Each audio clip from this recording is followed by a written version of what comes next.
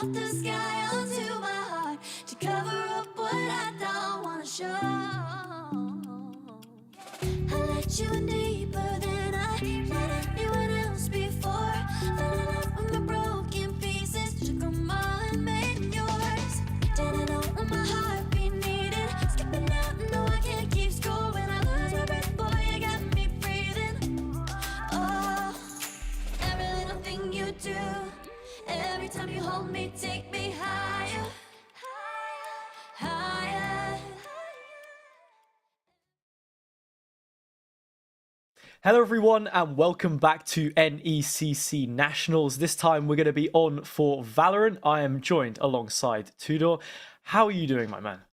I'm doing really great. It's great to be back. It's been a hot minute since I've actually casted Valorant myself, and there have been tons and tons of changes that haven't exactly been part of my loop for quite some time, but I'm nevertheless super excited to get back into it. First time on NECC as well, so a huge thank you to everyone behind the scenes for welcoming me on board. And on top of that, glad to be sharing the caster desk once again alongside yourself, Haza, because let's be fair, it's been too long, mate.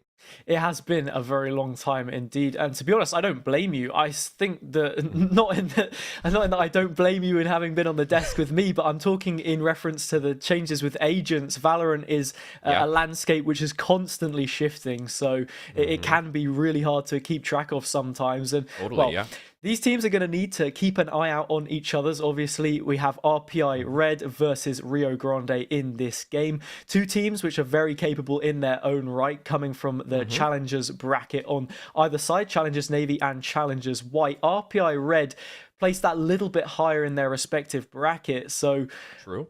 How are we feeling about them? I think we can get the lineups up on the screen and go in a little bit more detail as to some of the players that we have here.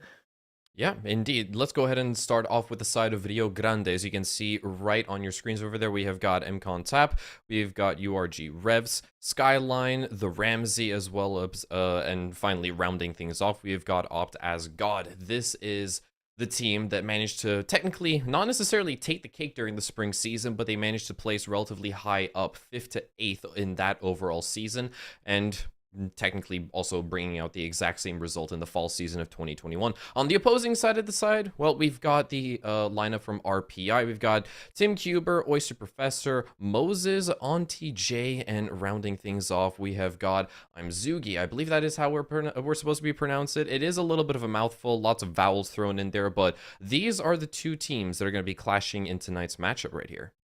Yeah, and I'm personally looking more towards this side of RPI Red, because the narrative that you pose, the one to do with Rio Grande, is that, yeah, they have placed the exact same way that they did in that full season of 2021, now moving into the spring, yet to register any kind of an improvement, landing themselves in that 5th to 8th spot. So on the one hand, you have to look, how are they going to perform up against RPI, who are the new kids on the block, the new team in that challenger bracket, because they placed 3rd to 4th, which is a very impressive number to be putting up for your first season. No previous recorded record of them in this competition up until that point. So from here on out, they're only looking to build upon what they've already secured. So between these two teams, it's a story of trying to break out of that stagnation, and another team trying to kick on. So we'll have to see who is really up to the challenge. Sorry, when it comes down to it between these two this evening.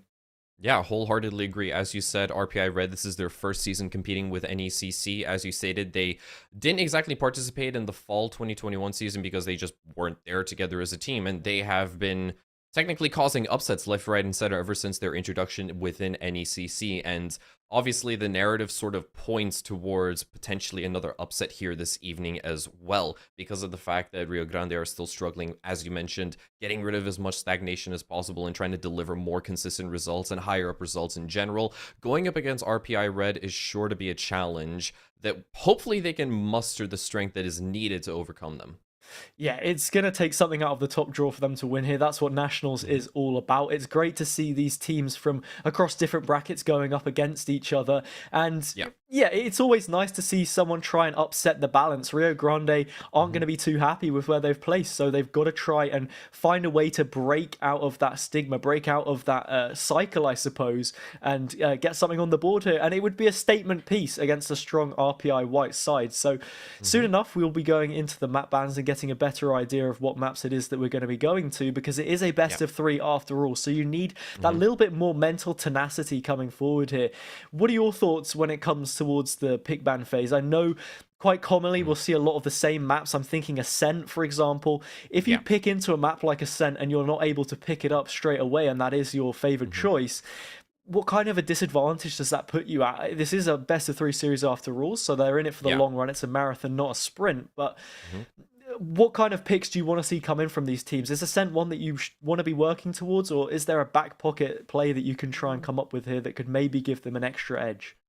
I mean, definitely, it is safe to say that Ascent is a fan favorite among a lot of the players within the community in Valorant as well. I can't necessarily speak over towards Fracture just because it is still technically in that early adoption period, being the newly introduced map as well. But if it's something that either RPI Red or Rio Grande would like to actually whip out as a pocket map and maybe try to get a cheeky dub on there to take the advantage, or heck, even tie up the scoreline, then it could potentially work and serve in their favor. We likely won't be seeing Haven, and I doubt we might also see an Icebox just because of the fact that Haven, it can be an extraordinarily long spread out map as well. Obviously the only one in the pool with 3 bomb sites as well, and despite the fact that it has technically been in the game ever since the beta way back when many moons ago, it isn't necessarily, through my perspective and the way that I perceive it, it still can be a map that is frowned upon by a lot of the community and a lot of the teams as well, especially within the competitive scene, just because it doesn't exactly have the same flow.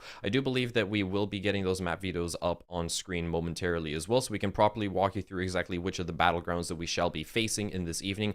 But we do have to quickly point out that there is a little bit of a caveat to this particular matchup because of the fact that one of the teams was unfortunately tardy to the start of today's matchup. That means that the opposing side, which is, if I'm not mistaken, supposed to be Rio Grande, they will be starting off with a map advantage. So that means that the best of 3 could technically end off with our quote-unquote second map, and we might not even be able to make it all the way to that decider, just so that you, the viewer at home, exactly know what has been going on and why things have been starting off a little bit after schedule. It is because we have a map advantage that we have to work with tonight. Yeah, and facing up against that one map advantage puts you in a really tough spot. Now looking at the veto that's coming all the way through, it's an early ban onto Split and Breeze, 2 maps which I don't think either of the team, or any of the teams really that we've seen in the competition thus far, like to play into whatsoever. And it is that familiar face of Ascent that Rio Grande decides to pick up here. Fracture being the second map is certainly an interesting one to be looking at, and I mean, maybe we won't even be treated so much as to reach that one if we do see a swift 2-0 with that advantage already pressed. And I don't think teams really like weighted series whatsoever. Usually it's the weighted best of 5, but this really is a deviation from the standard of what you would expect, because, you know, at the very bare minimum you should be showing up on time. I mean, I don't want to try and fire shots here early on, but going into this first map of Fracture, we've already conceded that map, so actually I don't think we're going to be going to Ascent at all. We're just straight in on Fracture. We're something brand new, off the beaten path for you at the very least, 2 doors. So looking at the comps that we have here, Chamber on both sides and a very aggressive Agent to be setting things out. No surprises with that one whatsoever. But a bit of a mix. Breach utility in there is always good to have. And then in terms of controllers, it's just going to be that pragmatic, orthodox Brimstone choice for the defenders. Yeah, you can also see that on the opposing side that Brimstone has been dropped in lieu of the Viper primarily. But either way, let's get right down to the action itself. This is, at the end of the day, a glorified best of 1. If Rio Grande are able to take this one, that is the series for them under their belts. If RPI are able to take this one, we'll have another glorified best of 1 directly afterwards. Oyster immediately does kick us off by taking out one of the primary fraggers in the form of that Reyna on the opposing side of the defense. It's already 1 leg up for the offensive side. First pick snatched away from the defenders as they go hunting to try and find something. You have to be a little bit more proactive on Fracture with the way you play defenders, and just looking at the way it's set out on paper, it's so different to anything else that we see in tactical FPS games, the way that you have to interact, but that is the fact of it. Auntie J will lead the charge towards Dish here as that spike looks to get planted. It still hasn't made its way across, but the poison cloud will eventually allow for safe passage, and we should be going into a 5 versus 4 retake where the play advantage still sits with RPI Red after they found that initial first blood towards the other side of the map. The rotation has come through, and so will the utility. Let's see exactly how the defense is going to be able to get this rabbit out of the hat right here. You can see as God is looking for an entry. He's got the heal with Ghost as well, but Auntie J smacks Ramsey down. The trade comes on in through, and Skyline can't exactly make that small pistol connect. Rev still finds another head, and there's, well, Oyster Professor finally smacking down the last remaining defender right there. Opening round goes in the favor of RPI Red. A great pistol from them to start off Fracture. Yeah, it certainly is. I love the readjustment from them as well to hit towards the A site. It meant that there weren't any players stationed there laying in wait, and it was just as simple as making their way on in, getting that spike down and seeing things out. Wasn't as straightforward as how I put it, of course, but they navigated it very nicely, and that was some good mid-round calling here from RPI Red to see out that round. Now they have the better weaponry, obviously, because they are the ones on the winning side. It's going to be easier for them on the attacking side, I suppose. If you were Rogron in this situation and you had lost out on your attacker side, there's always the opportunity for a force spike, but you don't get that in this situation, and well, we can see that advantage being pressed here, already down to a single player standing. And the spike, yet again, looks to be going down on A, except there is way less players to try and challenge it this time around. And with way less machinery, I suppose, as well. Yeah. Spike planted. It's a little bit unfortunate how it panned out. I do really appreciate the thought of a gamble stack over towards that A short side from Rio Grande, but it really just didn't pan out. The utility usage from RPI Red, it was just perfect to smack them down left, right, and center. Revs does connect with one and immediately pulls out the shorty for a next. He does double up though, but sadly he can't exactly, well, make Cadian eat his heart out in that scenario. The 1v5 would have definitely been nice, but never pans out, especially in those scenarios. Either way, bonus round is now up to both for the side of RPI Red. They will be carrying over those upgraded SMGs, but now Rio Grande, they've got themselves the ARs to work with. They have the weaponry, they have the arsenal. This is where we basically get down to the meat and potatoes.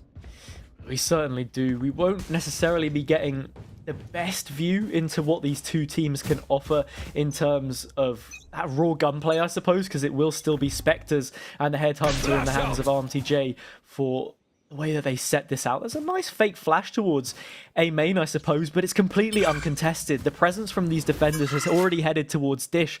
They've learned that there's no one towards this particular area. Reina's going to go one step further and look towards the entire north side of the map. As this execute comes in, it's incredibly one-dimensional, and they're going to have to try and deal with it. Revs finds that one on the Neptune shorty, sinks Tim Cuba like an anchor to the bottom of the sea, and they've got an upgrade here as well. 4 versus 2.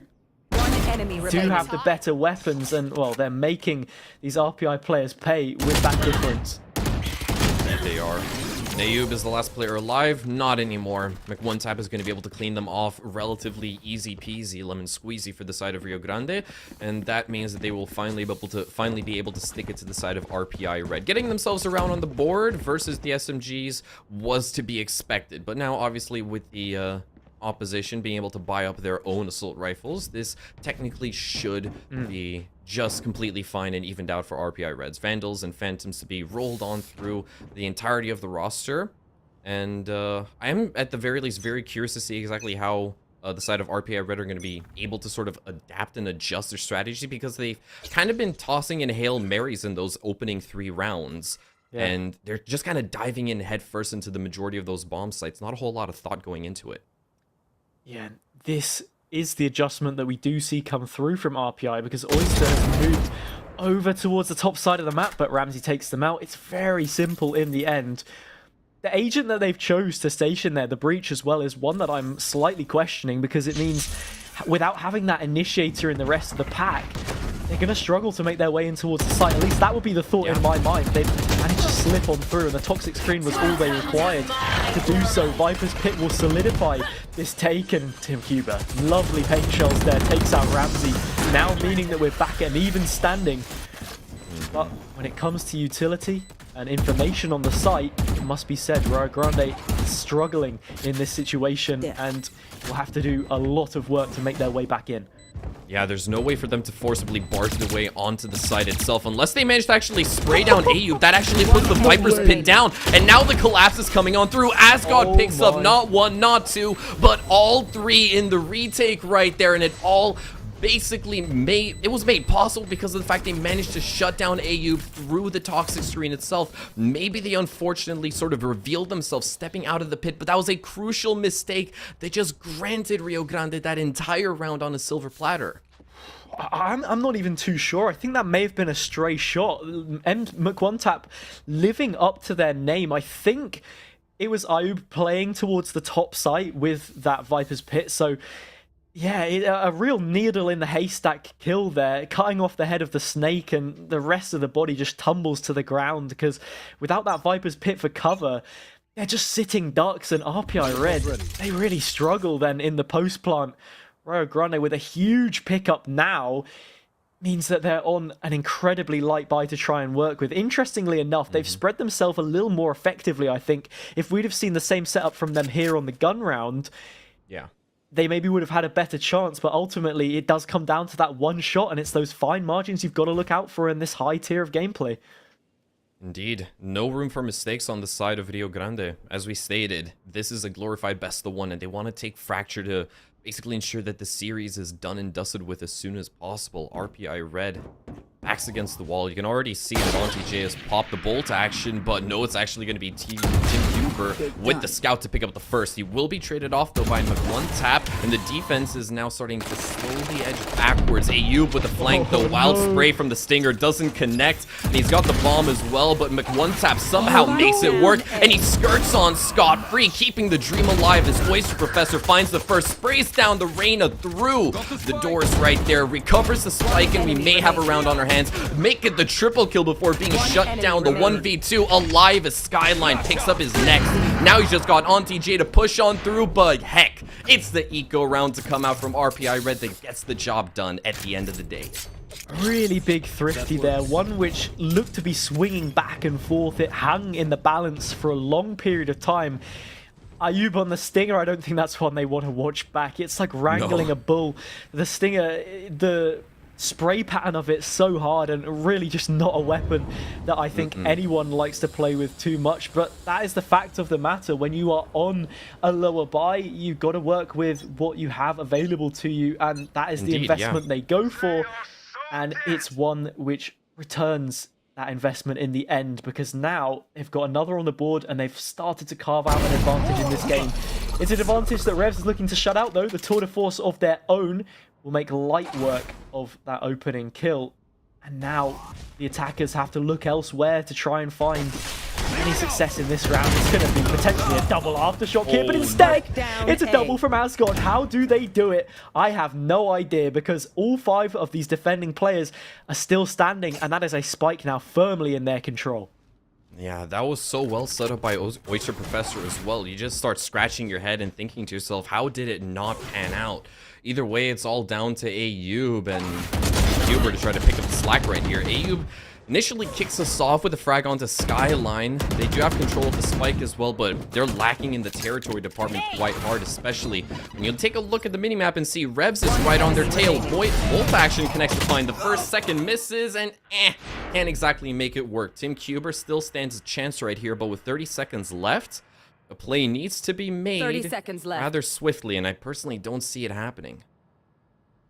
There's always the chance that they can get their running shoes on and sprint all the way to A and get a plant down, as we've seen RPI Red be able to do uncontested multiple times, but there are 2 players laying in wait here, and there's an angle that has to be crossed. They use the blast pack to try and do so, and actually gets away with it. The incendiary will come in, or at least it should have.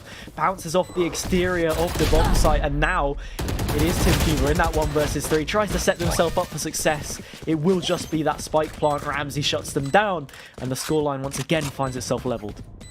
Indeed it does, but at the end of the day, still getting a spike plant in that scenario, obviously being in the disadvantageous situation, you still get a little bit of extra cash in your back pockets. Those credits, they will definitely go a lengthy way to help bolster up the buy for RPI in this next round, but on top of that, it still might look a little bit too shabby. We've got 2 SMGs being flashed out, we got 2 Phantoms as well in the hands of Auntie J and Tim Cuber, and I can't exactly say that it would be the most comfortable of attacks that they would have to put up, obviously. You know, they're rolling, they're swapping things out, but Rio Grande looking really, really hot on the defense thus far. Despite losing out on those 2 early rounds, the comeback, it's been thorough, it's been good. Yeah, that is something really important to note. Like you mentioned, the score may be level at this point in time, but in recent history, it has been Rio Grande that have found most of the success, and McOneTap will only add to that. Ramsey chimes in as well for a kill onto Oyster Professor. And just like that, all players still left standing while this offensive ultimate has been committed. How much space are they really going to find from it? Seekers will also come through, so this is a very ult-heavy round, a showstopper as well on the side of RPI Red.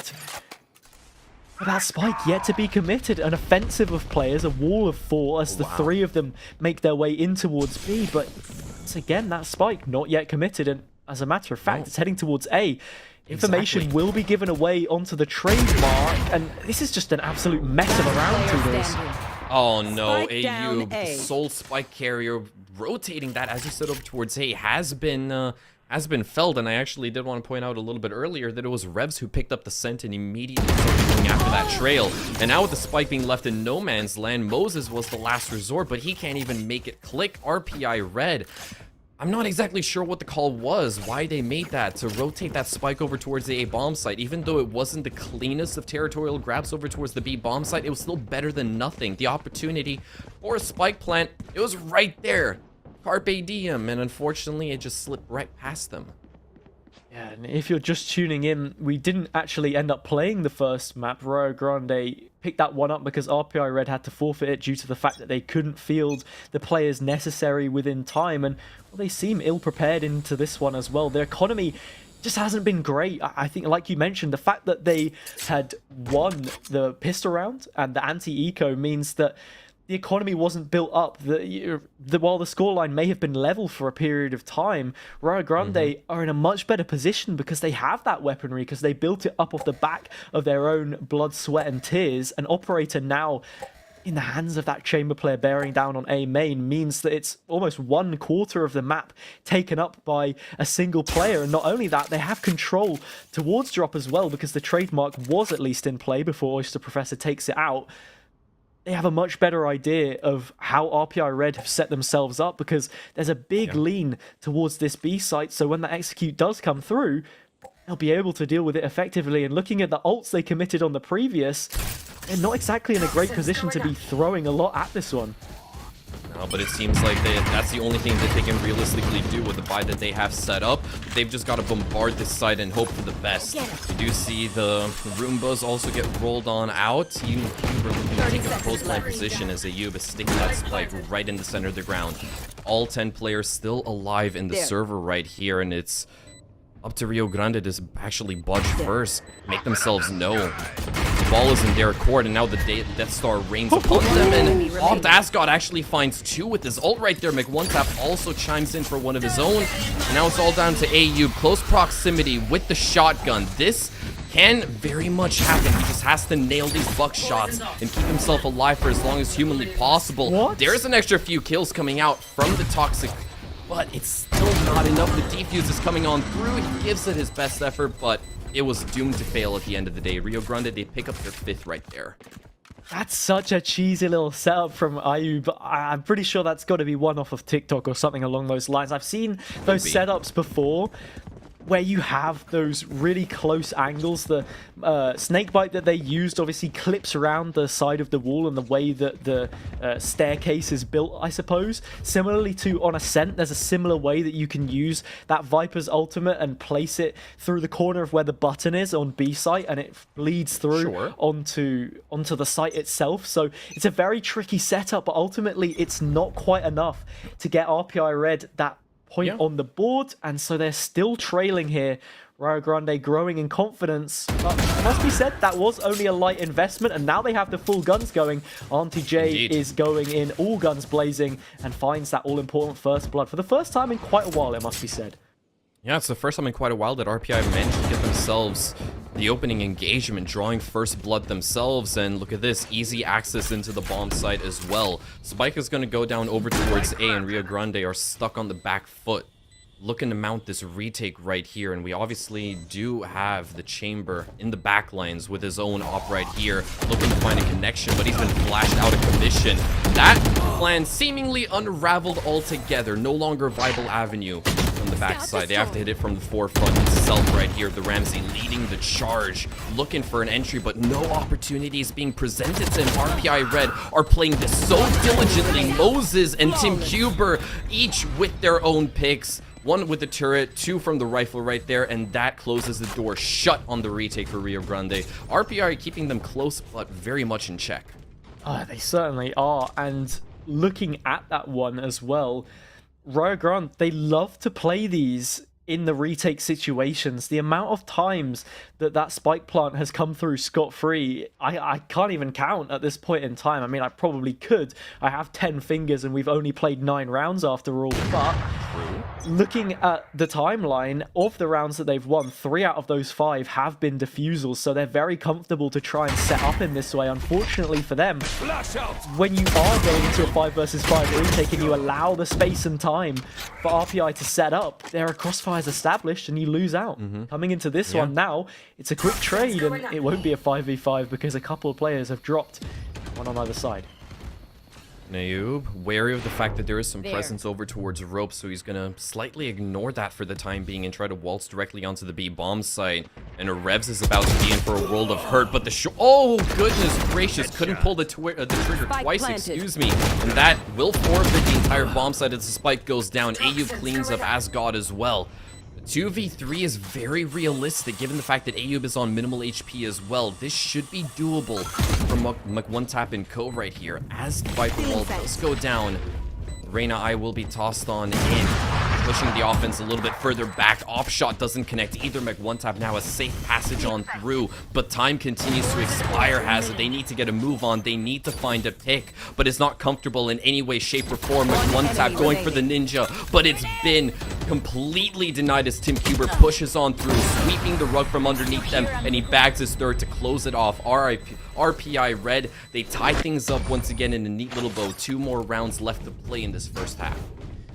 There are 2 more rounds left, and with the way that things are shaping up, those could be 2 more red rounds on the timeline and for RPI themselves, because looking at the way things are, Rio Grande can only really invest fully into 1 more of these rounds. This is going to be a bit of a mixed buy. The 2 players at the head of the scoreboard, Asgard and McOneTap, both buying into a Vandal with light armor, but on the opposite side, it's a full sheath of weaponry. The armory is stocked, and not only that, they've got a Rolling Thunder to work with as well, and I believe it will be committed towards this B execute, where RPI have been having most of their success, it must be said. You should run. Oh, and there's the Killjoy also activated. Oyster finds 1. Ramsey will trade it off, though. Quick and easy. Killjoy of Moses does stick around to catch the better of Ramsey before Revs gets the trade on TJ once again, ensuring that the kill feed is the majority of red right there. The 3v2 scenario now completely in action, and so is the spike. We've got a post plant to deal with. Can Rio Grande pull this one off? In their buy, not so much. The Hero Vandal is still left active. Non-TJ completely concussed. McOneTap pushing on through. Tim Cuber picks up the freest kill of his life on the skyline, and McOneTap, the last player alive, will be picked up easy as you like. RPI Red, 2 rounds off the bounce, take the advantage, looking for a 7th right here. Yeah, what a way to start out this first day of Nationals for Valorant. Looking at that round as well, Tim Cuber is really starting to come into their element here. They were mopping up the bottom of the scoreboard for a period of time, but now, in the last 3 or so, that's why they call them Tim Cube, I suppose, is because they've been finding a lot of success, and they have their ult already. Rolling Thunder is still in pocket to try and work with, so I'd love to see these combine to really take space away, but instead the only thing taken away is going to be that ultimate. The possibility now completely removed. Not only that, the other ultimate is gone. Professor also loses their life, loses the spike for a period of time before it is finally recollected by Ayub, but not a great start here for RPI Red. A little bit of the Caster's Curse coming into play. Yeah, unfortunately they are falling victim to Murphy's Law right here, and everything that could have gone bad has already went bad for RPI. As you mentioned, 2 ults lost, and soon to be a couple more lives as well. RPI Red aren't even playing to win, they're playing not to lose this round right here. They are so far back into their own spawn, but at the very least, a little bit of optimism to be found. We can see that the Viper has rotated off with the spike. Ayub already... well, basically heading for the hills towards that B bomb site. They may stand a chance right over here, however slim it may be. That is certainly true. Auntie J is posted up here and could soon run into a couple of players. Both of the flashing initiator agents on the side of Road Brand. And, well, it looks like Ayub is going to be going for that same cheap setup once again. But look, if it isn't broken, there's no point trying to fix it. And they will, in fact, get away with that plant. The alarm bot is shut out. But there is utility for them to try and work with. 2 versus 5.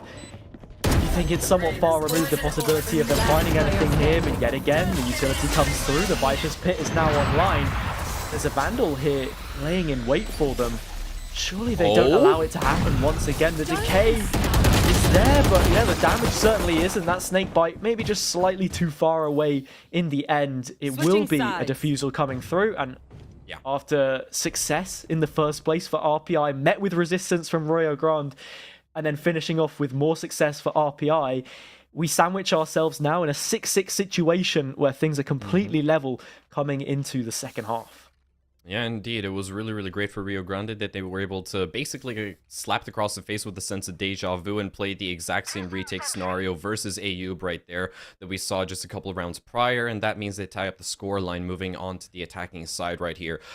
Overall, extraordinarily evenly set up thus far, and especially given the fact that, you know, the narrative that we've built up thus far is that RPI Red technically should be the more favored and the overall better side, given the fact that they are the most recent team to have joined in this finals and playoff spot right over here, and they have overall and historically been doing better than Rio Grande. They are quite literally giving them a run for their money right over here. It is as even as you would like to see it. It really is. We start to think about advantages that you can take from being on either side here. It really is 50-50, I feel like. It's more dictated by playstyle, and that's what we're going to want to see. How do these teams want to try and make things work? Ayub finds one there onto Skyline as they look to make their way to the Skyline up of the zip line, but it isn't to be. Auntie J gets flashed in the sight and has to fall back and reposition. Player advantage here for RPI for the time being, but Revs finds that one eventually onto Ayub. One tap comes in with a couple of kills, and now things are level once more. Positioning is great. There's a crossfire here that could be used, and HP, it really doesn't sit with these defenders as they try and clamber their way back into the site. Spike already ticking. Let's see what Auntie J can muster up. No entries given, no opportunities to be found just yet, as Revs does make himself known for a little bit with one tap at range. We'll find the first onto Auntie J, and in quick succession, Revs also decapitates Tim Cuber right there. One of the star players from the first half, sadly, couldn't find as much impact in that retake scenario as you would have liked. And truth be told, when you're up with a Frenzy, or at the very least when you're playing with a Frenzy, you have to get up close and personal to be able to extract as much value out of that upgraded pistol. And the side of Rio Grande, they just played it so well, building up as much distance versus those CQB weapons. It worked out like a charm. But either way, that is the 7th round. That is the arsenal upgraded for Rio Grande. RPI once again stuck on this eco round. Yeah, and that's why you look to buy in a Frenzy as well, if you look at the raise pick there of Tim Cube, because you have opportunities through those blast packs, those satchels, to close the distance onto your enemies. But it's a round that we can talk about as long as we like, but it is in the past now, quite frankly. And Rio Grande, they're living in the present. Asgod has found that one, and it is just Oyster Professor with a Frenzy of their own to try and slow things down. They do get just the one onto Oyster Professor, who found that initial incision into the defense. but the weapons really aren't there for them. And the longer this one takes, the more time they have to establish crossfires, as the spike will be reconsidered towards a main plant. But Revs is holding down nicely as Moses loses out there. It's just going to be a very clean round in the end. And now we look for them to carry forward those weapons into a bonus and see if they can't stretch an advantage any further. That would be the ideal scenario for Rio Grande. Not exactly sure if it's going to pan out, but heck, we've seen crazier things happen already in this particular series right over here. We've got a Bulldog on the side of Ayub, which is respectable at the very least. I do love a good Bulldog as well myself. Can be a little bit tricky, see how it pans out in this scenario, but versus those SMGs and the one Sheriff that Ascot is whipping out, shouldn't be too much of an issue. Either way, RPI Red, they need to bounce back. They don't want that gap to extend all the way up to 3 rounds on the defense. Nonetheless, that would be a very unideal scenario. The flashbang is good coming out from Oyster Professor, but he only takes 1 to the grave alongside himself. Revs gets the benefit of him in the trade instead. TJ in the site has that rendezvous to maybe try and find a quick kill, and that's exactly what they do. Look, one tap loses their life, and they look again towards this retake on the defender's side. Revs once more holding down towards main, and they're just aware of Ayub's position, but sound cue will obviously give away where Moses is playing from, so it's a quick double for them. It takes 2 to tango, and it's a panic at the disco right now because they are dancing their way around in main, taking down these players. Only a couple remain for RPI Red to make this work, but this could be a huge fault line. A stun onto, well, neither of the platoon players in the end, but a swift cleanup for Rio Grande, and they convert that bonus, upgrade those weapons, and look to be marching on now to securing this series, this map and this series.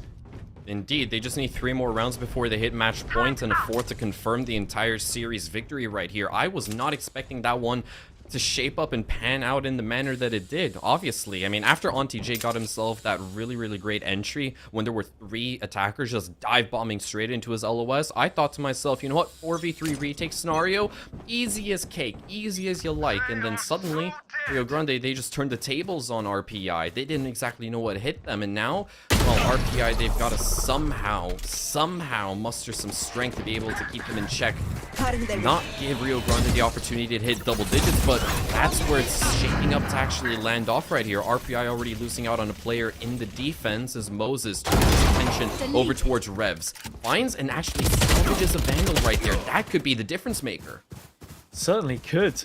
Tour de Force still in play for the defenders, and they look to be reconsidering their options here, moving back towards A, and so is the spike in the hands of those Rio Grande players. AuntyJ will be posted up for this one, and well, there is a Brimstone available. They only have 1 smoke, so they have to make it count, and I'm not sure it's even going to make its way out. Position now revealed, and neither shot connects. That could be the difference between these 2 teams, but instead Ayub finds a kill, which now shifts the advantage towards those defenders.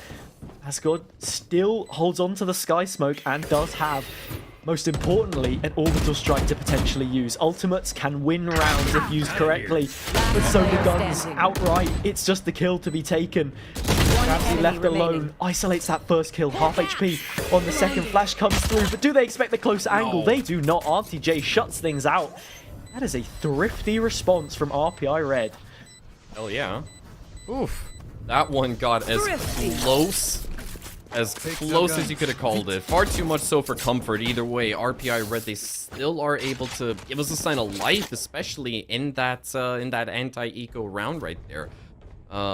Their odds really didn't look good whatsoever, but salvaging a couple of weapons, albeit SMGs, they were still able to put up a fight and really stick it to Rio Grande right there. Now the gap has been narrowed down over to 2, but they're not out of the woods just yet. It's going to be another even full buy coming out from both squads right here. Rio Grande looking to hit double digits, RPI Red looking to stay alive realistically. Yeah, and I mean, you say staying alive, but RPI Red could soon be thriving. If they win this one, Rio Grande's economy isn't looking the best, to be completely honest, and then they're only within touching distance of leveling up that scoreline. Tim Cuba's position right now could be so important as to how this round goes, but they overstep. That lack of information when you're playing so close to the box means they have to be alert, and they just stick out one shoulder too many.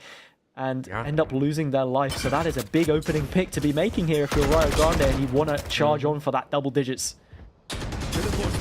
Also, just goes to show that, heck, maybe you shouldn't be playing on 4:3 aspect ratio. I don't know what happens in other FPS games as well, but sometimes you fall victim to the technology which is supposed to serve you well in video games. Either way, though, Rio Grande looking for an exec, but is going to be denied by Oyster Professor. Auntie J chimes in with an extra. Oyster bags his second right there before Ramsey retorts yet again. It's even Steven.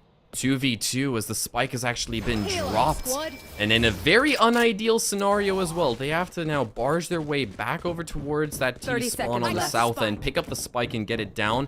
There's still plenty of time to work with, but once again, Util seems to be barren aside from that rolling thunder. How are they going to play this? That is the question after all. This round in many ways looks incredibly similar to what we saw on the previous. That Rolling Thunder allows for Ski to reposition towards main, and they have a plethora of utility at their disposal. The same could not be said for RPI Red. Just the alarm bot on turret, the first of which has already been committed in this situation. A crossfire established, looking to be shut down by that poison cloud, but instead it's Ayub with a one-way coming through with a swift double. Another 2 versus 2 turned in the favor of RPI Red. They are making their way back into this matchup and look to push us to that third map. Yeah, exactly. Just in that scenario right there, the fact that they exerted so much patience on the defensive side in that 2v2 scenario is ultimately what won them. You saw they didn't get too hesitant. They didn't get too overambitious with the gunfights that they were challenging. It was so well coordinated between Oyster as well as Ayub right there in that 2v2. And sadly enough for Skyline, yeah, that Rolling Thunder didn't really catch anyone with their pants around their ankles. It just simply prompted him to rotate off, maybe pick up a better position. But there was, as you said, that one-way toxic ball that was kind of, you know, rendering it as a useless position. Either way, though, gap has been now lowered down to 1 round. RPI want to tie things up right here, and it could not be any closer. Haza starting to build up a lot of tension. Flashpoint will look to send these players back a little bit. Viper's Pit is down on the B site, and for that reason, it seems as if the spike in the hands of Rio Grande will be making its way over towards A. Still, a site which is not exactly understaffed. Both of those Sentinel players posted up in this area with a nice combination of nano swarms and that alarm bot there, as well as the turret for contact. There's a trademark towards Dish. This is really not a round which I think Rio Grande have any right to win on paper. However, if there's an overstep here or there, like RTJ right now, who's shown their face maybe a tad too early, there's always a chance, and it's just going to come down to this first engagement. And it's Revs that wins it out. Tour de Force claims its first life. A weapon now into their hands. That spike readjusts towards B. It's the sole Viper player with Oyster playing just outside the smoke. What can they do to shut things down? Oh, the flash is good, but he's smoked off. Can't quite confirm the kill onto Rev, sadly enough. So that Tour de Force is still going to remain active as time continues to drain away. 15 seconds left to play, and it's going to start flashing red. Ayub up close and personal, looking to maybe snuff out Skyline right here, and they are so close. But he hears the plant actually go down and confirms it. He gets a second as well onto Mech. One tap, and Ascot won't be able to make it work. But there, as you said it, that's the round right there. The defense takes it out, simply letting that clock drain away, and Revs being able to, not Revs, excuse me, Oyster Professor and Ayub together. Ayub managing to shut down the spike plant at the very 11th hour right there. A small oversight, but a very costly one on the side of Rio Grande. Yeah, just as those final grains of sand were dropping into the bottom of the hourglass, they're able to get it over the line. These last 3 rounds, well, they've all gone the way of RPI. It's not exactly been a one-sided affair. Both of these teams pulling back and forth for territory, for, you know, bragging rights in this situation. That's a great flash from Oyster. Isolates the fight entirely and wins it out quite comfortably in the end. Revs is stunned. There's an aftershock on them. They've got to peek out. That's a second now collected. RPI, this round, more than any, is one where they look extremely comfortable. And while Asgard does find that one, as Ski chips in as well, still at a player deficit, it's a hill to climb for these remaining players. Very much so, and especially given the fact that they've lost out on Revs, top fragging in the server with 20 kills to his name thus far and left in the 2v3. not ideal for Rio Grande. Roomba's gonna shut down as it was making its way over towards Asgod. And Tim Cuber still firmly controls the exit. An avenue that Rio Grande could utilize if they would want to rotate. They do have a path down the middle. Should that be bomb site be considered an option? And it looks like that might be what's happening. Asgod's already made their way forward. Ski may just be hanging on that little bit longer to try and find a kill here or there 30 on a seconds rotate, left. but it seems as if they think better of it and decide to group up alongside their comrade. It all comes down to a 1 versus 1, Tudor. I think it's pretty much a similar situation as to what we saw on the previous round, where Ayub was able to get that double, and now it's going to be the 1v1 against Spike Asgod. They down win it out. B. That's going to be 10 the round seconds for left. RPI Red. Again, they make it to double figures. It's another player hanging on to a Vandal, but this time it won't be Asgod who lost their life in that situation. It's Skiline.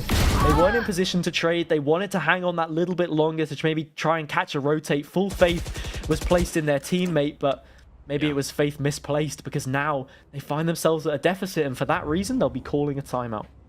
Yeah, indeed. You really got to take a step back and reevaluate the situation, see exactly what needs to be done to ensure that you hit the magic number of 10 as well. In that scenario right there, I really respect Rio Grande for thinking on their feet and working with the tools that they had in their kit in that instance right there. Did it exactly pan out the way that it did? Probably not, but dive bombing straight into the A bomb site, which was so heavily fortified by RPI Red, would have surely been a death sentence, to say the very least. Rotating over towards the B bomb site was a huge gamble. One that didn't pay off, but at the end of the day, they still kind of had the element of surprise and the factor of stealth working into their advantage. Should that gunfight have actually gone in the favor of Rio Grande onto Ayub, with him faltering on the Viper, completely different story. Probably a 2v2 retake for RPI Red that they would have had to put up as well, and risk losing out on the round. But either way, Ayub was in the right position at the right time, shutting them down as they were coming up the ropes. And as the timeout is about to expire, we can finally resume play right here in just a few moments. Rio Grande looking to tie things up.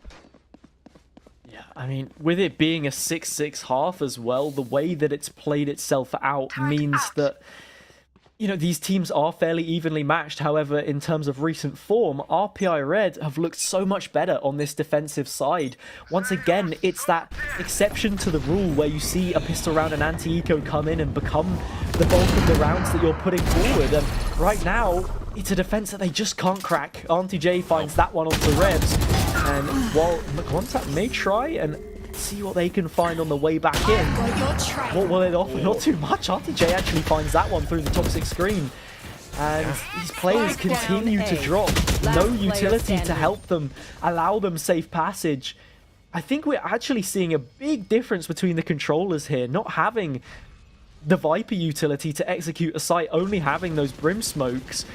Means that they're left so much more open. It's a lot more patchy, and with a player like Auntie J on a sniper, on a tour de force, on an operator, whatever it may be, they're gonna struggle. And now once again, it's that sole player left to hold on to a Vandal, maybe play for an exit if they're very lucky.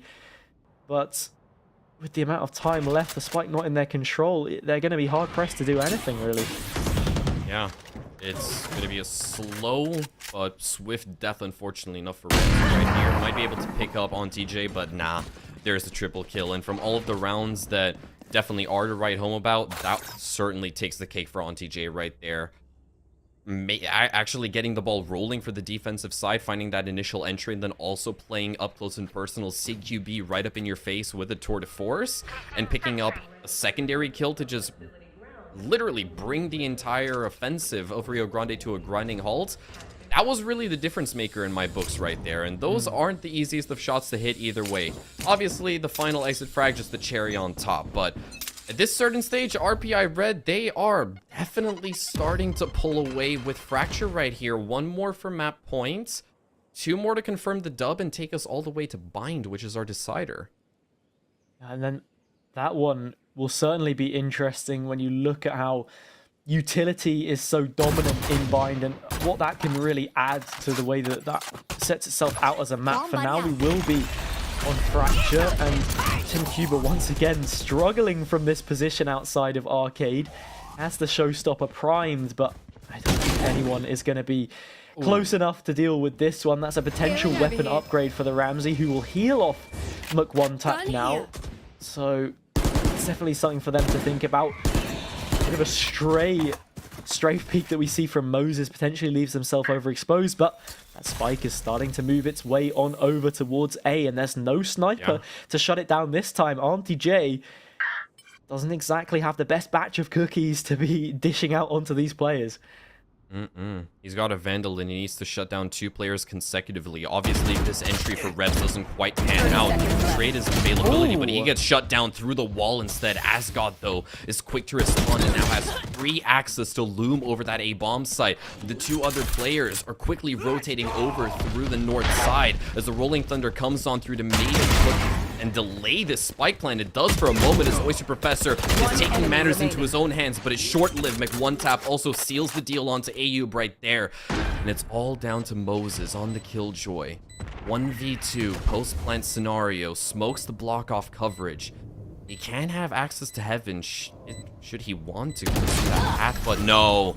Oh, he goes right through the smoke into the open and lying arms of Asgod right there. Unfortunate for RPI Red, but Rio Grande, they keep the dream alive on Fracture just for a little bit longer right there. They certainly do. It will be that operator now finally brought up into the hands of Auntie J, and I think that's maybe something the defense was slightly lacking on the previous round. It must be credited to them. They hit a very nice shot through the side of the wall, but when that trade came through, I love the comms coming through from Rio Grande, because Asgod doesn't have to linger with the thought that there may be a Viper there. That poison cloud activated remotely, knowing that they were stationed towards B, means that they're not getting that push delayed any further than is necessary, and they're able to make their way on towards the site. Trailblazer comes through. It's going to be a stun onto Auntie J. There's a kill onto Professor as well, so now it's going to be a really difficult one for RPI Red to try and make their way through. The Orbital Strike, it does get the site, but there's utility to slow them down. Well, actually, they've not made their way in yet. No. Flashbang does pour on through, concussions as well to Boots, but unfortunately enough, it doesn't blind out Ayub. He does toss out an extra Viper Molly right there to stave off the progression. Gets the reload, but can't stick the kill onto Skyline just yet. This push is still alive for the side of Rio Grande. Given the fact that they have activated Empress, their odds are looking better than ever. Skyline finds one. Asgod shut down in response by Auntie J. And now in the 2v2 scenario, Auntie J is looking to maybe get a cheeky wall bang to stave off the spike plan, but it's not going to happen. It's been confirmed. And now silence falls upon Fracture for but a moment. Rolling Thunder comes on through and Auntie J immediately skedaddles out of harm's way. Now with time ticking away, RPI Red reevaluating the situation, seeing where there may be an opening, but none granted to them just yet. Auntie J looking to use the Phantom on the retake. That surely should be a kill for Moses on such low HP. It falls onto the shoulders of McOneTap to clean things up. First headshot landed, a second as well. This misses in towards the site. Such low HP on Auntie J. They get it with the Sheriff. Clutches things up at 11-11.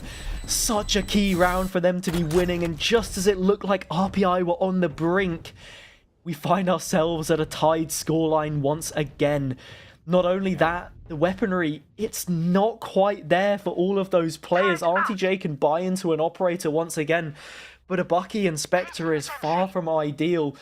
A potential opportunity here for Rio Grande to not only secure match point, but if they can drop this set of weapons, then they'll be going up against another half buy. Whatever it is that RPI can try and mix together, it's a real pots and pans situation, so that is a huge, huge win for them. Very much so for Rio Grande right there.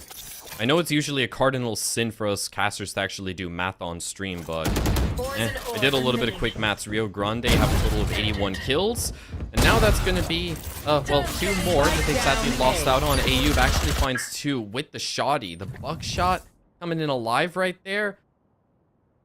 That's not what you want to see if you're a fan of Rio Grande. RPI Red immediately getting themselves the advantage as well as control of the spike in foreign territory. And now you can see they're stomping about, looking to gain access into this Viper pit right here. And Oyster Professor just perfectly set himself up for that one. Gets traded off by Skyline, though. And the 2v4 is left all down to Revs and Co to clutch up. May have gotten the freebie right there, and he does confirm onto Auntie J, but Moses immediately trades it back. Skyline barges on in, finds Ayub, and immediately gets out, left on 1 HP. But the dream is dead, sadly. Tim Huber picks him up. RPI Red sit, well, not so comfortably, but they sit on match point. That's so nicely played from Ayub. You have to question what Rio Grande were doing, challenging that Bucky one fight at a time through the poison cloud even. I mean, in these late rounds, you have to be making the correct decisions. You can't be leaving an opportunity for a player on the weak, not necessarily the weakest. In that situation, it's one of the strongest weapons you could ask for, but the cheapest weapon out of the flock to come up with a huge double brings the Viper's Pit online and secures that all-important match point. Now, they're on a weak buy of their own, and they've got to try and find a way back into a B site, which is looking to be heavily stacked. It is heavily fortified, to say the darn least right there.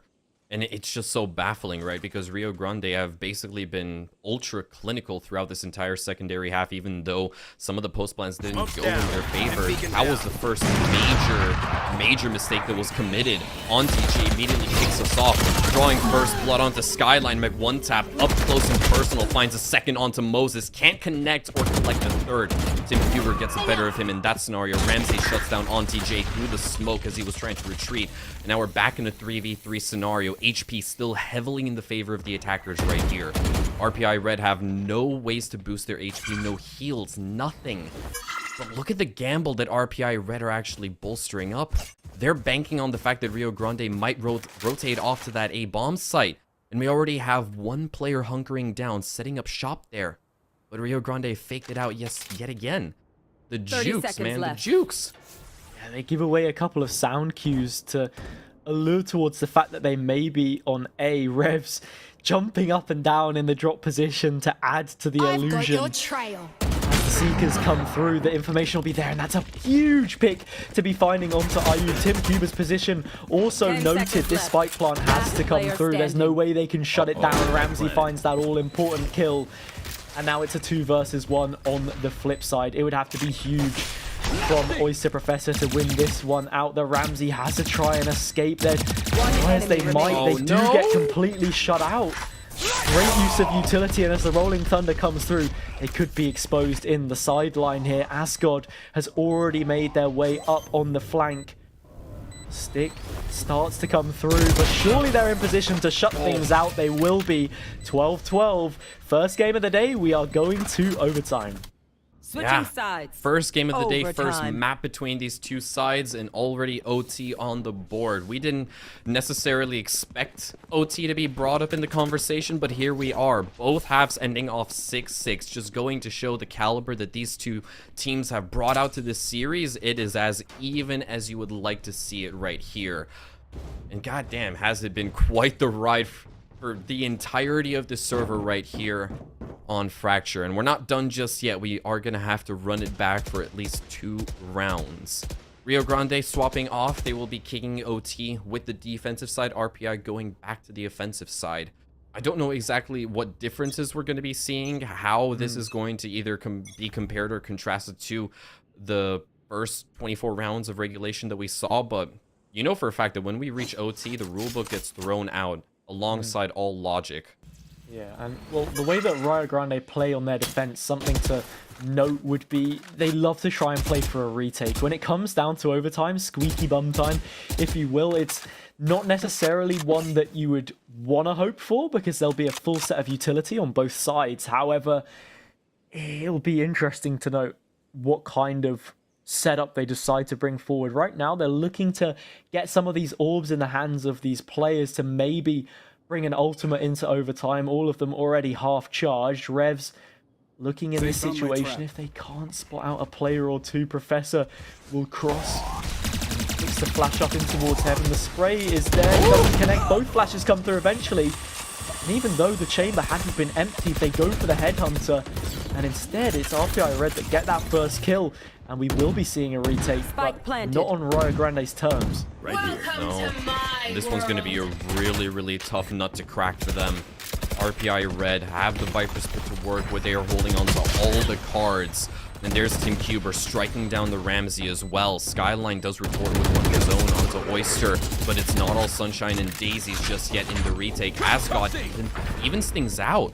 It's a 3v3 right now, but they have got to get a move on. That clock is slowly but rapidly at the exact same time winding down. It is utter panic city right here for Rio Grande as they are not able to find an opening, struggling to dismantle this hold up there as Moses finds one with the nades. Back one tap gets a secondary, but we've gone way past the point of no return. Rio Grande, well, their story ends here, sadly enough, in this round. RPI Red take the advantage.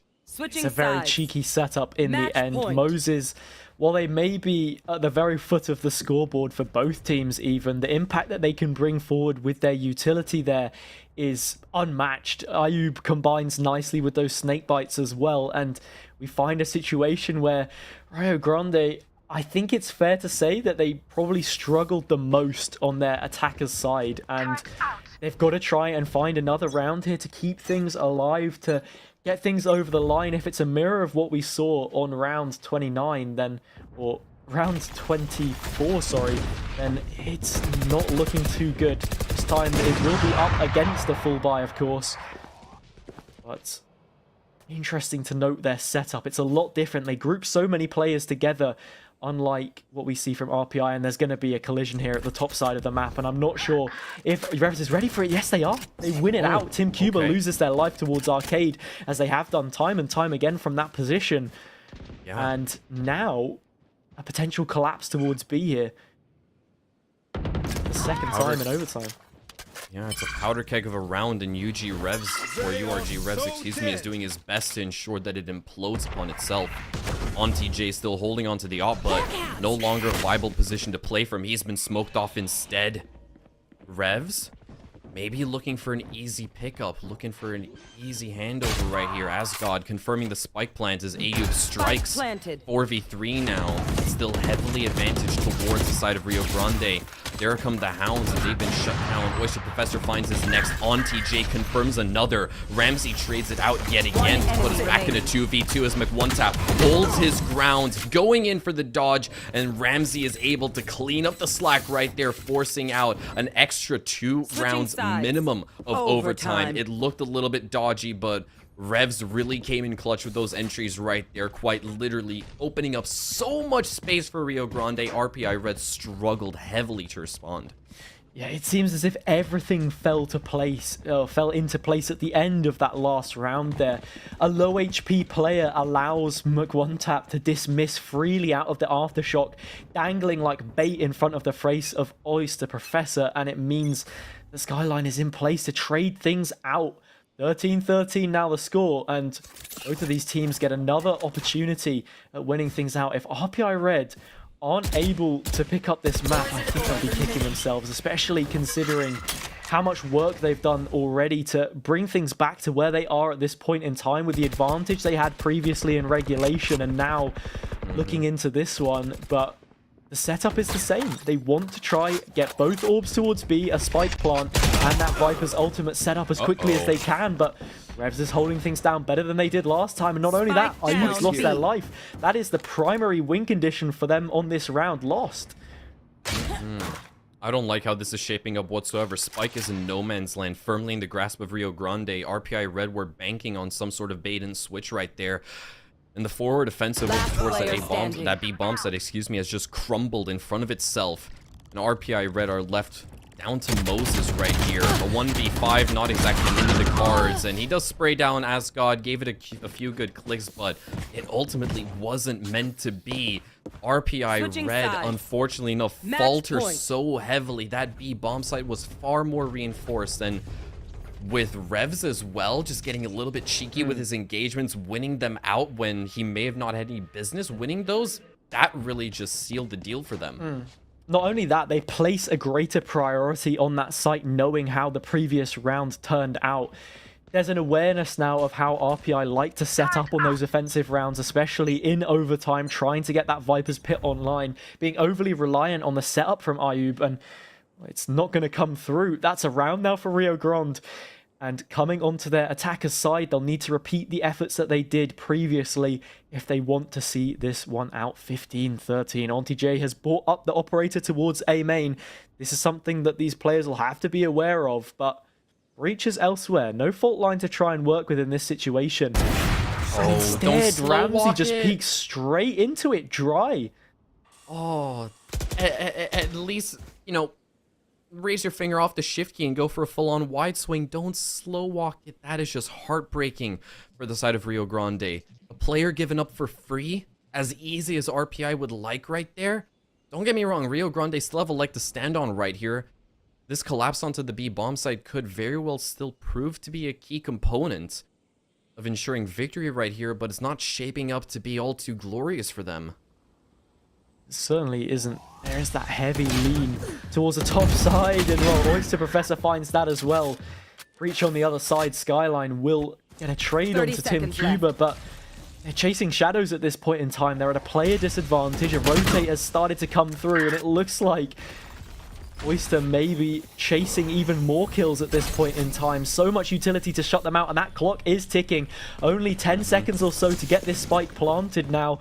Asgod makes their way in, but so will these RPI red players to shut things down. Ayub and Oyster combine, and just like that, the scoreline once again finds itself leveled.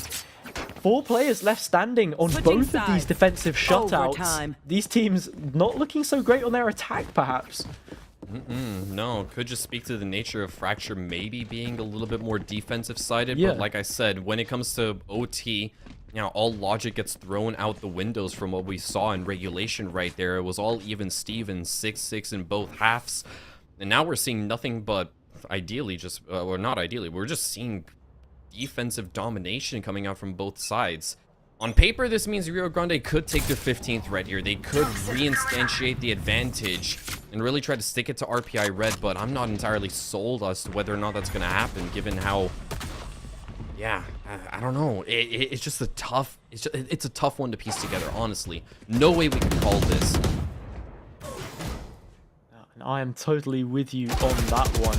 We'll have to see what happens here amongst this sky smoke. It's a very interesting duel that we see going on right now between the two sides.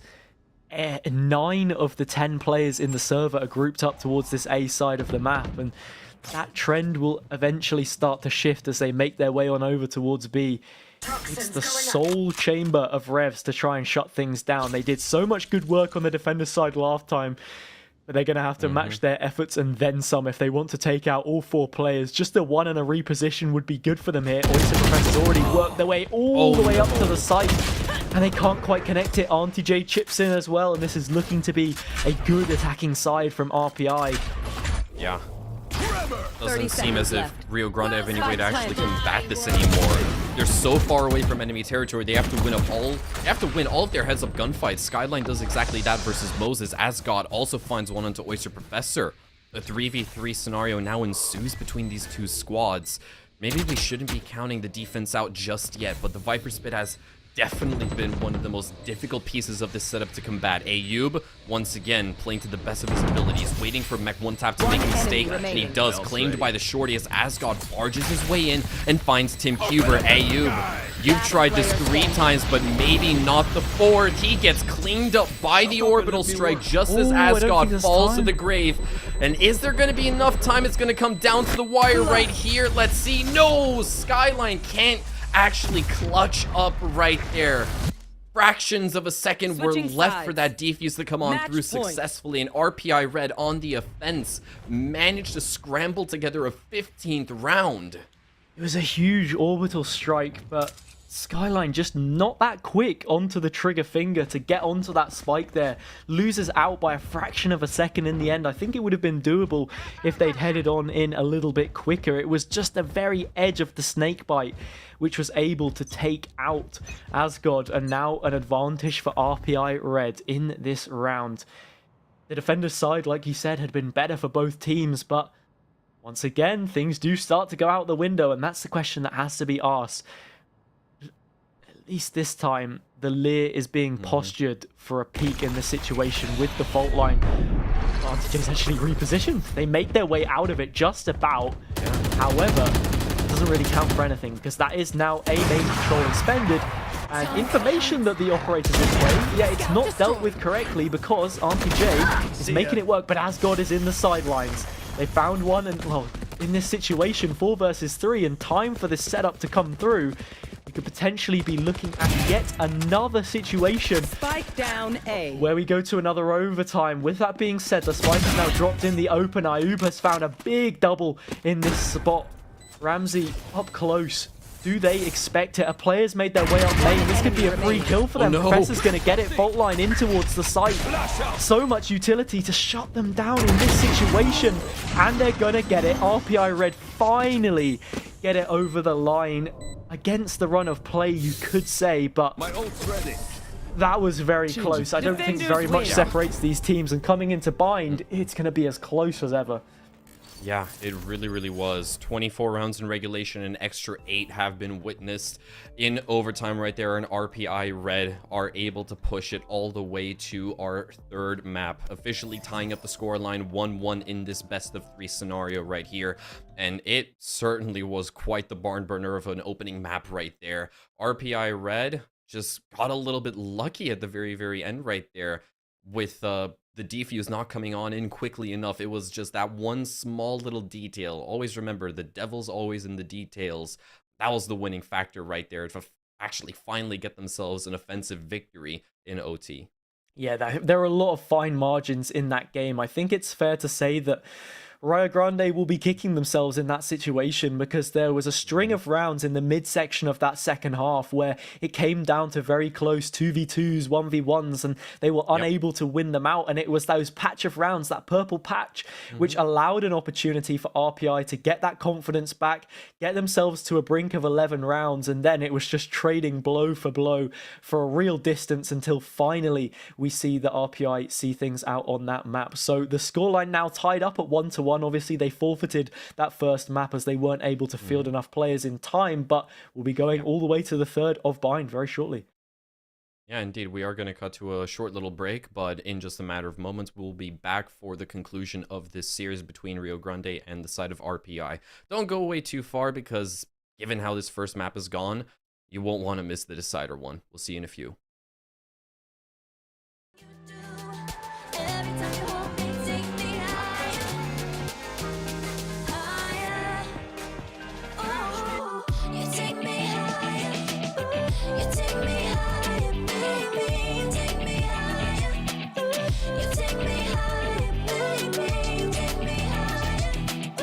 You take me higher, baby. You take me higher. Yeah, you take me higher, baby.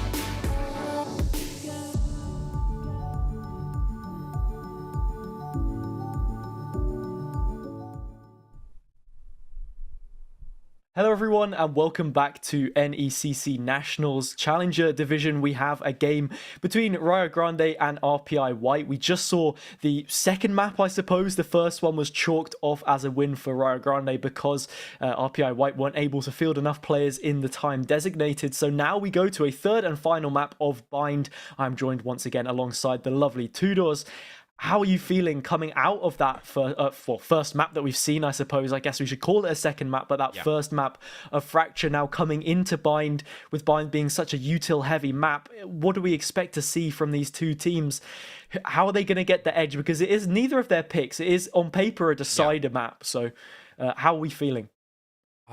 It's going to be, once again, a super duper tough one to call, especially after how Fracture has just transpired. Both halves, in case you missed it, ended off 6-6 even splits, forced out OT because regulation simply wasn't enough, and then it was the finest of margins, and unsuccessful defuse really determined how OT entirely unraveled in and of itself. But moving into Bind, yeah, that's going to be a little bit of an interesting question. At the end of the day, RPI Red, I don't necessarily feel as if they were leaps and bounds ahead of Rio Grande, but they don't necessarily seem like they are the team that will shy away from trying to extract as much value out of their agent's utility as much. We saw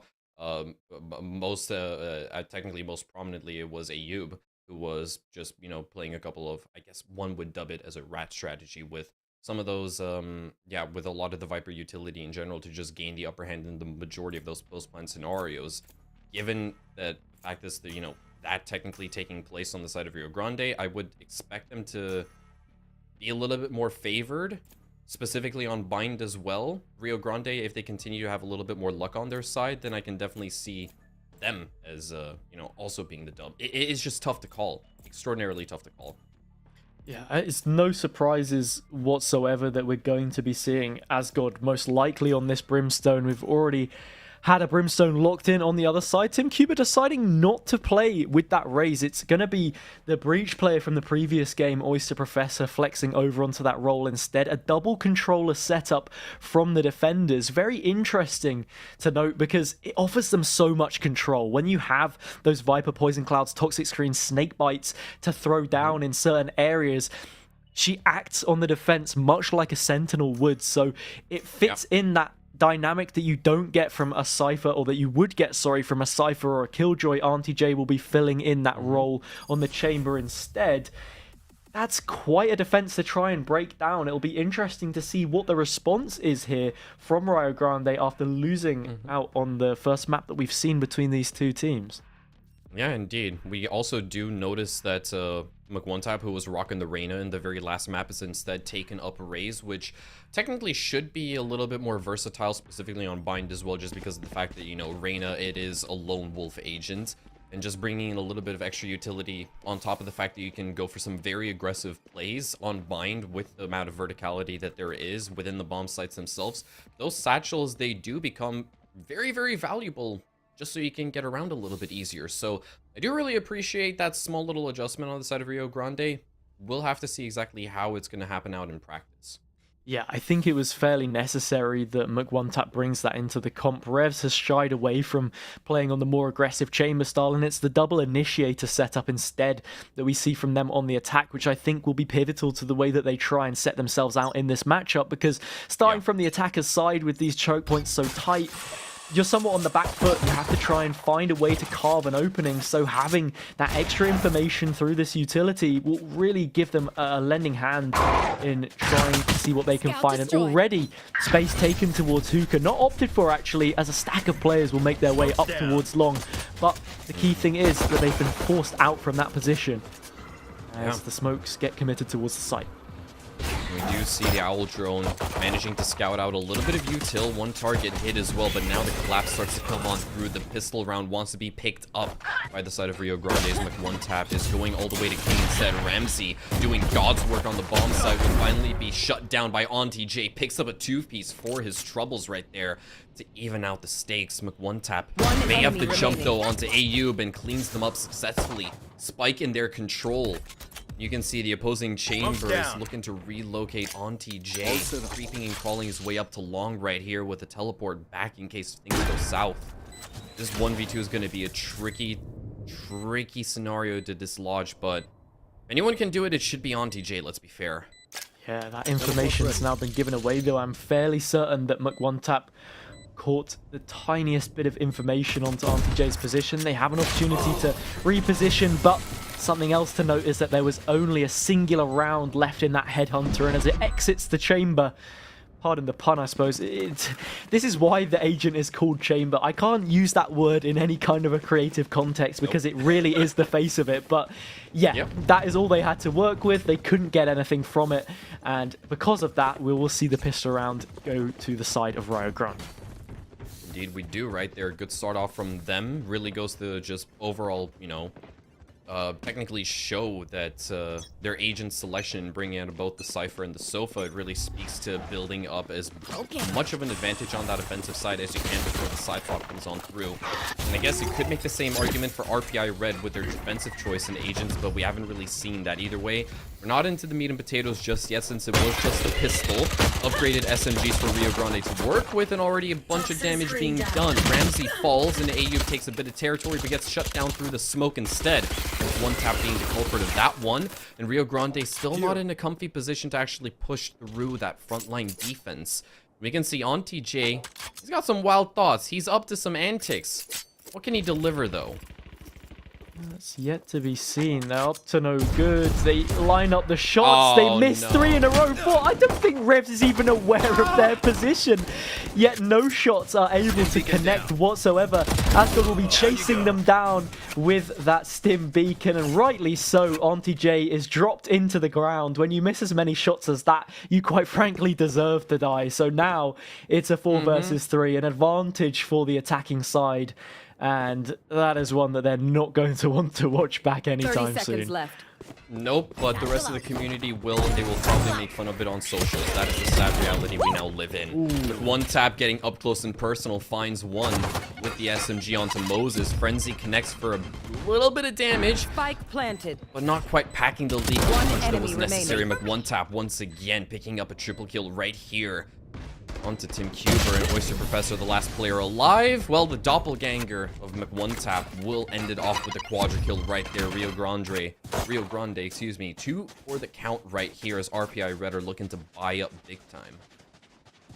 Yeah, and lots of those weapons kept will be a great service to these Rio Grande players because they have a Vandal in the mix, or 2 actually. McOneTap's decided to pick it up instead. Ramsey drops it to them as this is a 5-0 player that we're looking at, so they have a great opportunity at fragging out. And actually, the weaponry isn't ideal for RPI. They've got a Judge and a Spectre in the mix amongst things, but we know what Ayub is capable of on a shotgun. They're going to even swap over to the Classic potentially to get rid of that Boombot, but it won't even be troubling them with its position, so not something that they have to worry about. But Rio Grande, they should keep their heads up, their wits about them, that a player could be lurking in a position like this, and well, it's something that maybe McOneTap could clear out with the paint shells. That would be a perfect way of doing so, but instead this smoke will give them cover. Oh, it's a false sense of security though, because Ayub's found one and could soon be for another here as they were on previous maps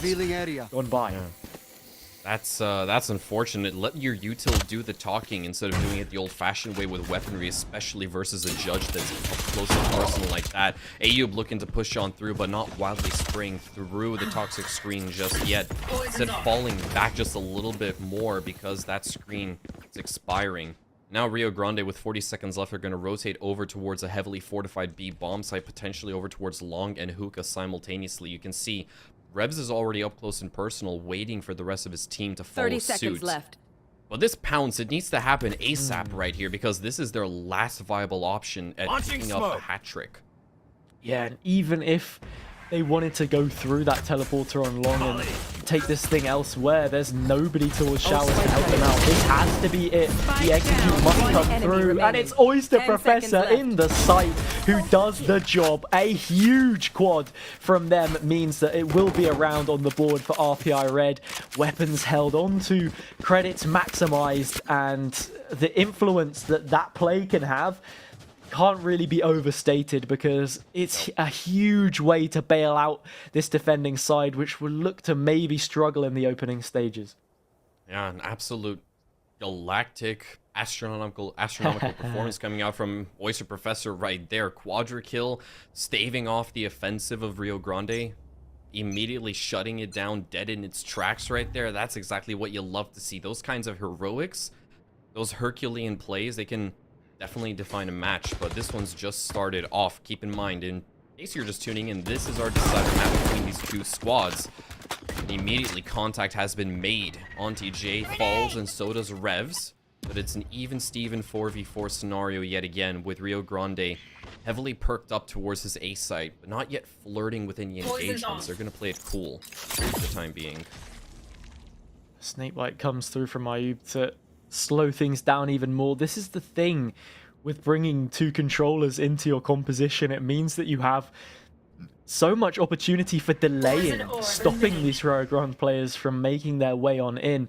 As the toxins are replenished, it means that that poison cloud gets even more time on screen to stop these players from pushing in. However, they are focusing their efforts elsewhere. It may just be in vain, because it looks like we're going to be seeing a B collapse. It'll be a 4 versus 2 on the site, whichever site they end up going to.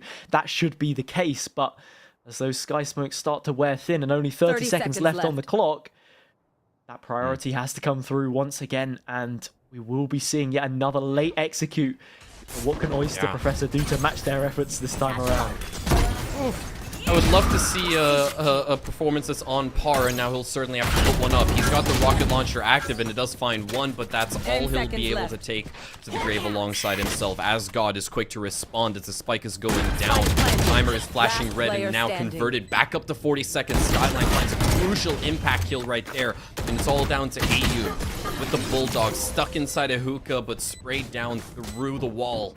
Look, one tap coming in clutch right there to ensure that Rio Grande get themselves across the finish line. They pick up a third round right there, and sadly enough for Oyster Professor, couldn't quite deliver the same performance as the round prior, but yeah, it's tough to expect Lightning to strike twice, let's be fair.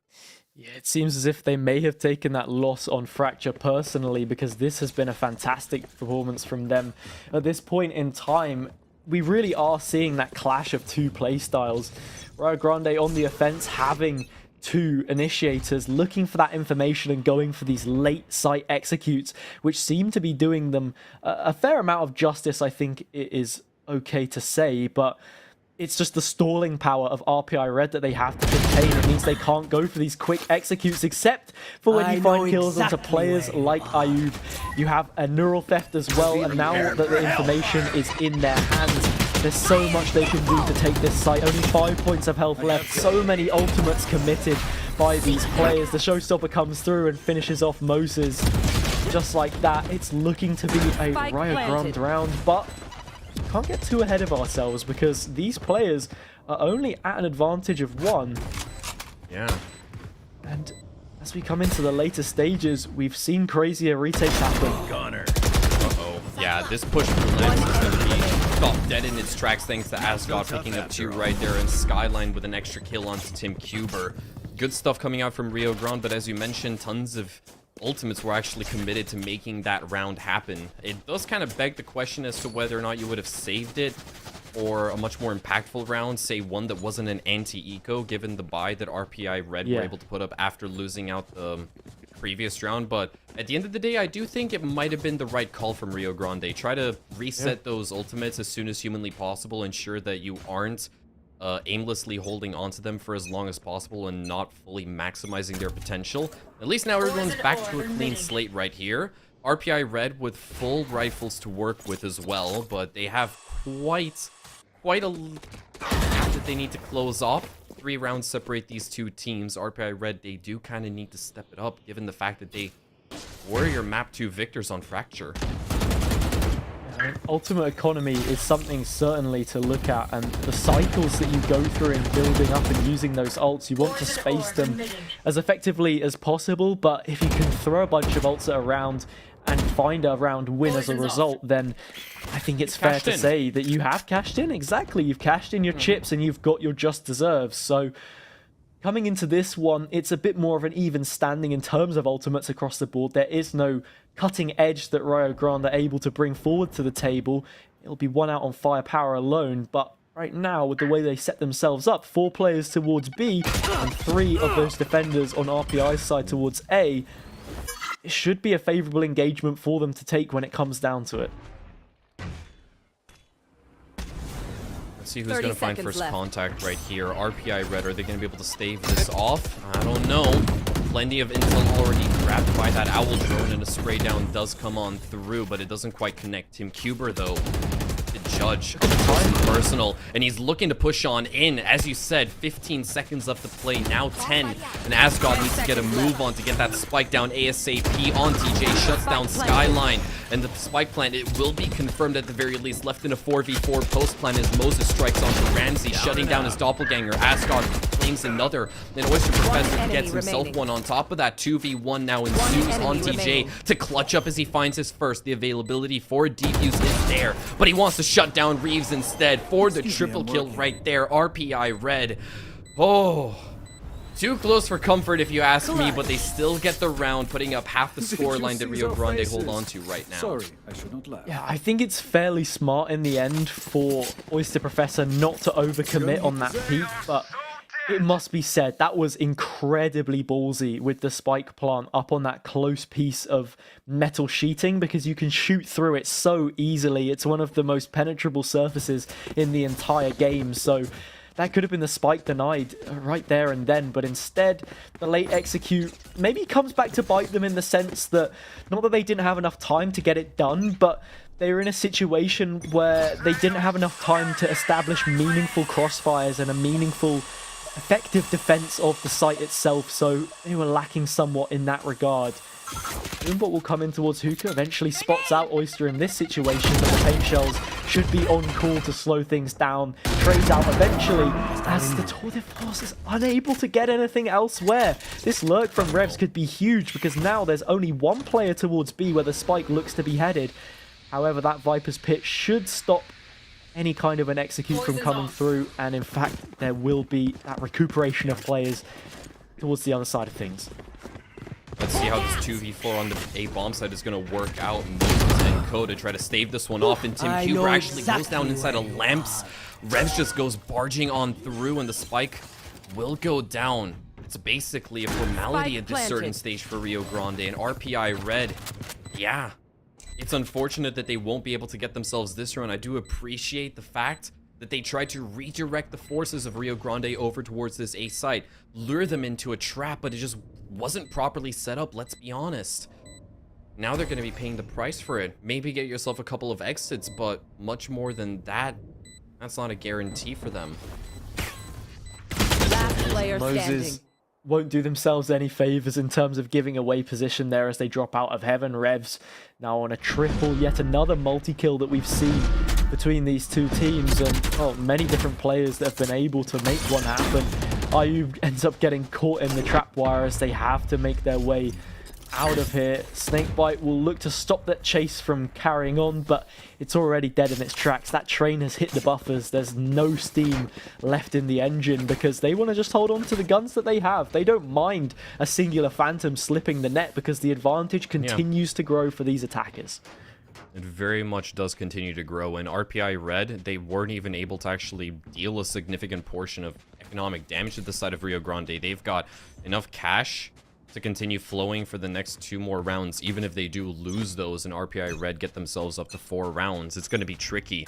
And at this certain stage with the Hero Phantom in place, surrounded by classics, excuse me, it's not shaping up to be a very, very promising defense for them. Orbital Strike comes on through as well, and here's McOne-Tap, just getting right up in your face. Finds one before the Hero Phantom shuts it down instead, but the retort is quick to come out from Asgard as well. Spike plan is confirmed.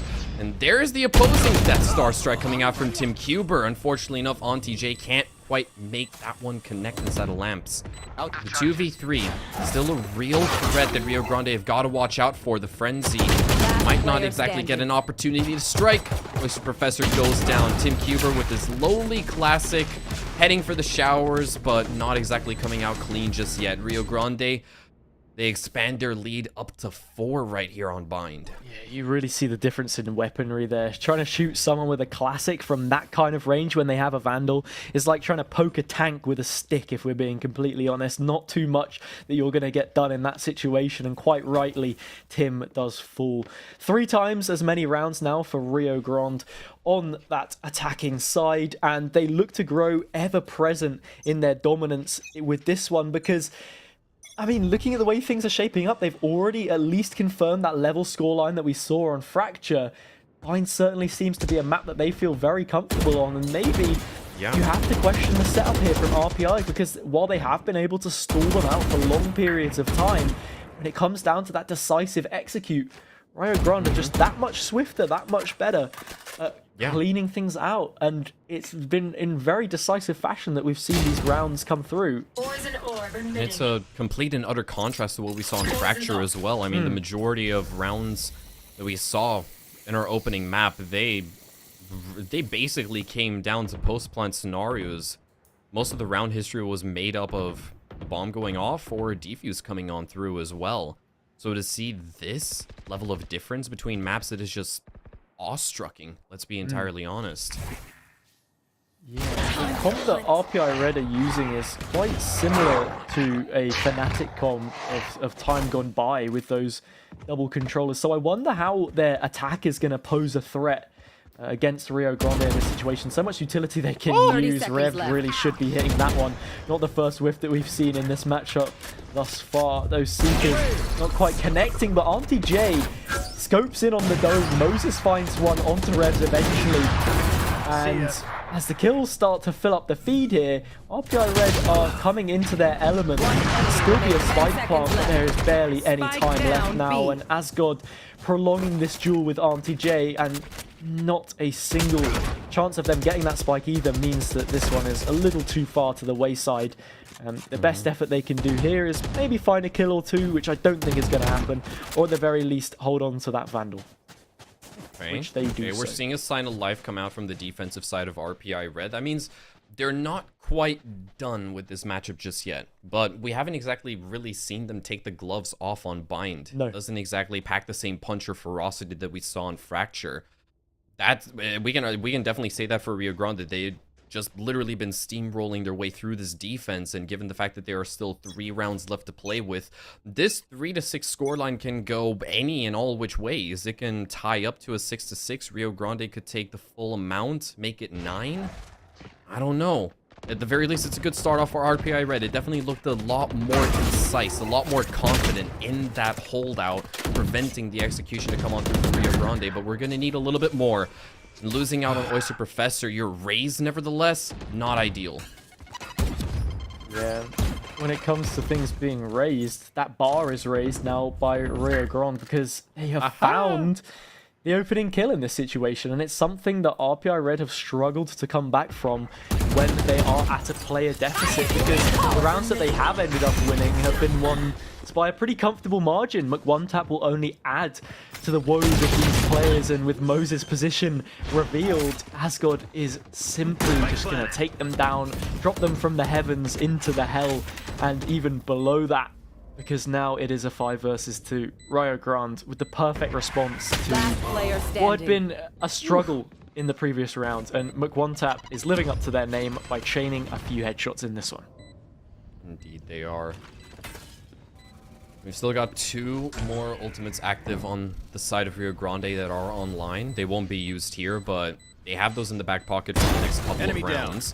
At the very least, Tim Cuber does manage to skirt on through. Keep in mind, there is an op at his feet as well, but he's got 2 players coming down from ramp that he has got to worry about. Asgod as well has now caught his scent, and, well, this is about as uncomfy as a position can get for exits. Tim Cuber does fall. In Rio Grande, they find themselves another round to boot right over here, a 7th, as 2 more are left in this opening half. That just seemed so much better from them as an offense compared to the previous round that was just nothing but RPI Red entirely. Yeah. And at this certain stage, I feel like we're sort of going back to our old laurels that I thought we put away for RPI Red. It's just not working out for them, this defense. No, it certainly isn't. I mean, there's 1 round after every 2 that Rio Grande are able to pick up, so this one should be, if the trend carries on, a round that they're able to find on the attacker side, which would bring them up to 8. 7th now secured means that they will at least have an advantage of 2 coming out of the half, which is one that could be swiftly closed with a pistol round and an anti-eco to follow up. However, we know how fragile those rounds can be, and what they really offer in terms of the Grunter scheme of things is nothing much but a kickstart for momentum that you can look to action from. It's something which Riot Grant have taken in their stride because they've looked so good after those initial wins, and they seem to be carrying it on here as they stride into the site. Oyster Professor will bring out the showstopper and is good for a couple of kills in this situation, yet to be rooted out from within the tube, but eventually the syringe pulls them out. And just like that, it's another round for the attackers, and that 8th is surely secured. Last round before the very switch. much so. Unfortunate for Oyster Professor that he couldn't quite make the paint shell stick right over there, but he was under a lot of heavy pressure. The kitchen got just a little bit too hot, and he had to, unfortunately, be forcibly removed out of it. Rio Grande looking to get themselves their 9th right over here. And RIP... or RPI, not necessarily RIP just yet, but this half is about as done and dusted. That was just me being a little dyslexic for a second, not actually trying to pull off a pun, but it did work out. Yay for me. Let's see exactly how this is going to pan out. No ults on the side of the defense, but we've still got that of the Sova as well as the Aussie girl active for Rio Grande. Yeah, the Seekers in the hands of that Sky player could be very useful in opening up a round here, and once again it looks like Rio Grande are looking towards this B site as a source of success, one which they've been able to deal with fairly well recently, but instead the call is a little bit different. They leave that Soul player to hang off from the rest of the pack. Revs on the lurk to see if they can find a rotate, as another one is going to come through. The judge from Ayub means that it's a player that you've got to be wary of on these close angles, and they've already used up a deal of this utility to try and shut them out. The trade is clean though, which means now they have a great opportunity at moving on through. Auntie J finds that one towards A, and with so much space taken on B, I think these players may be inclined to just hit that teleporter. And as Tim Cuba loses their life, the neural theft will confirm their 30 suspicions. seconds left. This round is looking a lot better than it was for Rio Grande, who are in a bit of a ropey situation. 3 versus 3, no player advantage, but plenty of time to set up a post plant. Indeed, it's about as surgical as you could ask from Rio Grande right over here. Satchel Oyster out. Professor inside a King Satchel looking out. to make a play.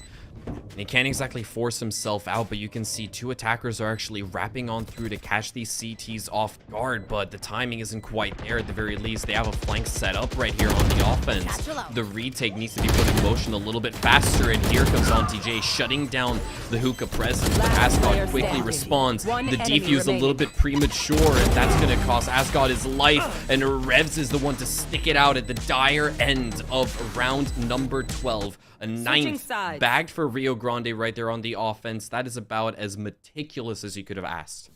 It's a huge shift that we see between these two teams. It's only the matter of 3 rounds in the end, I suppose, if you look at the difference between it being 6-6 and 9-3, because those are shared instances. It doesn't work in the way where there's a gap that's built up and those are 6 rounds that could have gone one way or another. It is just those 3, and it's because Rio Grande were able to pick up twice as many rounds as RPI Red in a rate of rounds, because if you look, it's 2 for Rio Grande, and then RPI get a word in edgeways, another 2 met by another 1, and yet another 2 before they finally secure that 3rd round they were able to get. So Rio Grande looking a lot better now, and if they find the pistol round, that may just be curtains for RPI after a great performance from them on Fracture.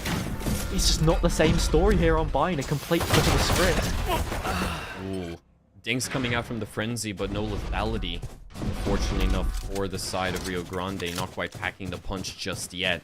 And you can see how scuttled the forces are. They've already picked up on the fact that the entirety of the attacking RPI has moved over towards that A side. And Auntie J is lingering about, maybe looking to stop this flank through Market. Skyline as well. Oh, here comes Auntie J. Don't goof it up. Don't Not Oh, he goofed it again. up again for the 2nd time. That is a little bit rough, but either way, RPI Red still firmly in the driver's seat as they have got that spike down. One tap shuts down on TJ, and the frenzy of Asgard doesn't connect for another one. Moses will get the better of him instead. It's all down to Mug one tap, low HP. He's got to make every single shot count. Finds one onto Moses. Paint shells to boot as well. Maybe over towards Heaven, but that's not an engagement you can win. Grenade! There's still plenty of time for him to work with as well, so it is very much a possibility, but still looking to be improbable. Toxic screen also up. It's going to decay away, and there it is. Ayub confirms it. It's not curtains for RPI just yet. They get themselves the pistol. Now we got to hope that they take the anti-eco as well. Yeah, they just want to try and close that gap. It's going to be pretty standard stuff on this round. I expect they will be going into those standard investments, 4 Spectres across the board, and potentially 5 if that Bulldog doesn't end up coming through, which it doesn't look like it will be into the hands of RMTJ. It could always be a great opportunity to give you that little bit more of a premium in terms of weaponry when we do eventually go into that first gun round between the two teams, or at least a round where Rio Grande will have a slight advantage. Opted for a big stack towards B on this one, but it's not something that's going to pay off for them, at least in the early round, because this should be a free spike plant indebted to those RPI Red players, and just have to continue before we find any success for Rio Grande on this defensive side. Could be a bloodbath right over here. Oyster Professor finds the first onto Asgard, and he's been lit up a whole bunch. Tries to scurry on out. Revs also evens out the count, but Ayub ensures that the kill feed remains a sea of red for the side of RPI. Skyline on minimal HP. Hopes and dreams crumbled by Ayub right there, who gets himself a triple kill to dust off the 5th round that RPI are able to confirm right there. Good start off to the second half on the attacking side for them, but this is where the tough gets going for them. Rifles to be bought out, a full buy for Rio Grande versus what they're carrying over from the bonus round. It's not going to shape up very pleasantly for them. No, it certainly shouldn't, and the Bulldog does eventually get picked up by RMTJ. I wasn't sure whether they had chosen it or not in the end, but they do grab it moments before that anti-eco came into effect. So now they do have that slight premium into this round. Instead of those Spectres, they'll be able to challenge longer angles with a bit more prowess than what we would expect. This aggression here is one which is met in the face of resistance by Ayub. Takes out Revs. That was such a nice boom bot. Not too sure how it was able to close that much distance, and the defenders try and get things done, but things are shifting in the balance towards RPI. They could do with investing a Viper's Pit towards B here as well, because it would mean that it's a round far removed from the possibility that Rio Grande find it. And just that investment of a singular ult to see out a round surely has to be one that's worth taking on. Yeah, 100%. Cash in that Viper's Pit because you know your weaponry isn't going to hold up in this scenario. Given the fact that it is a 4v3, you could argue maybe the upgraded SMGs come alive, but still, why take the risk? Just ensure that you get this one over the finish line. Ensure that you can close off that gap and deal massive economic damage to the side of Rio Grande. Perched up inside of we got a couple of players, and Asgard was actually flirting with the defuse right there, but not quite comfortable enough to stick it with one tap. Pushes on through into Garden. Finds out his doppelganger. Picks up another for his troubles. Skyline also shuts down the opposing Viper, but with 3 HP, yeah, you can't exactly hope for all too much in this scenario. Not even a few exits. Nothing to be found for Rio Grande. A miserable full buy round coming out from them, but RPI really making it work with the resources that they had, which, let's be fair, wasn't a whole lot. Yeah, this has now prompted a timeout from Rio Grande because they need to change things up a little bit. They used a timeout before to great effect to help steady the ship just a little bit, and that's what we want to see from them in this situation. The Viper's Pit didn't even get invested, which I think is absolutely huge, because now RPI have a great opportunity for a win condition in this round as well, shutting out any remnants of a buy that may be lingering in the hands of those Rio Grande players. And then when you face up against it, that gap continues to narrow between the two sides, and before you know it, the scoreline is leveled up and you're going blow for blow once again. I don't know which team I favor in that situation. It's been so attackers heavy for Bind, which is a little bit, which isn't exactly commonplace. So right now, I think this round could lend a lot in terms of the direction this game ends up shaping in on the final map between these two sides in the first game of Nationals. Yeah, it definitely could. Let's see exactly what this timeout is going to deliver for the side of Rio Grande. We've got one hero rifle to work with. Make that a second that One Tap is invested into by the looks of things. But either way, it is it's a buy that seems to almost be destined for failure on their side. But at the exact same time, if RPI Red were able to get away with upgraded SMGs, why shouldn't Rio Grande be able to get away with one of theirs? Okay. Speculative stuff aside, let's dive into the action right here. Presence over towards A-Long already being met and dealt with, but Ramsey's actually going on the offensive. He gets shut down instead. A blunder for the defensive side as RPI capitalize. Out of I target. love the idea there as well. There was 2 or 3 players that got blinded. The extent to which they were impaired in terms of vision is yet to be seen, but it's a situation that you think could have been capitalized on greater and Revs. Spike With the planted. burst fire, maybe go at a longer range, but when you get up close and personal, Auntie J will be winning that one out. Moses heals up those remaining team members, and RPI, they continue to grow in confidence and in number of rounds. Yeah. The numeration between the two teams is also starting to shrink, so things have to change quickly if you're Rio Grande, and it looks like they may just be playing for exits in this situation. 100%, but they probably won't be granted any for the time being. If at the very least they wouldn't even be able to keep these Ooh. RPI Red, players confined over towards the A-bomb site long enough for them to be blown up by the spike, because obviously teleporter exists either way. Skyline did pick up one beforehand, but he'll be shut down by Moses.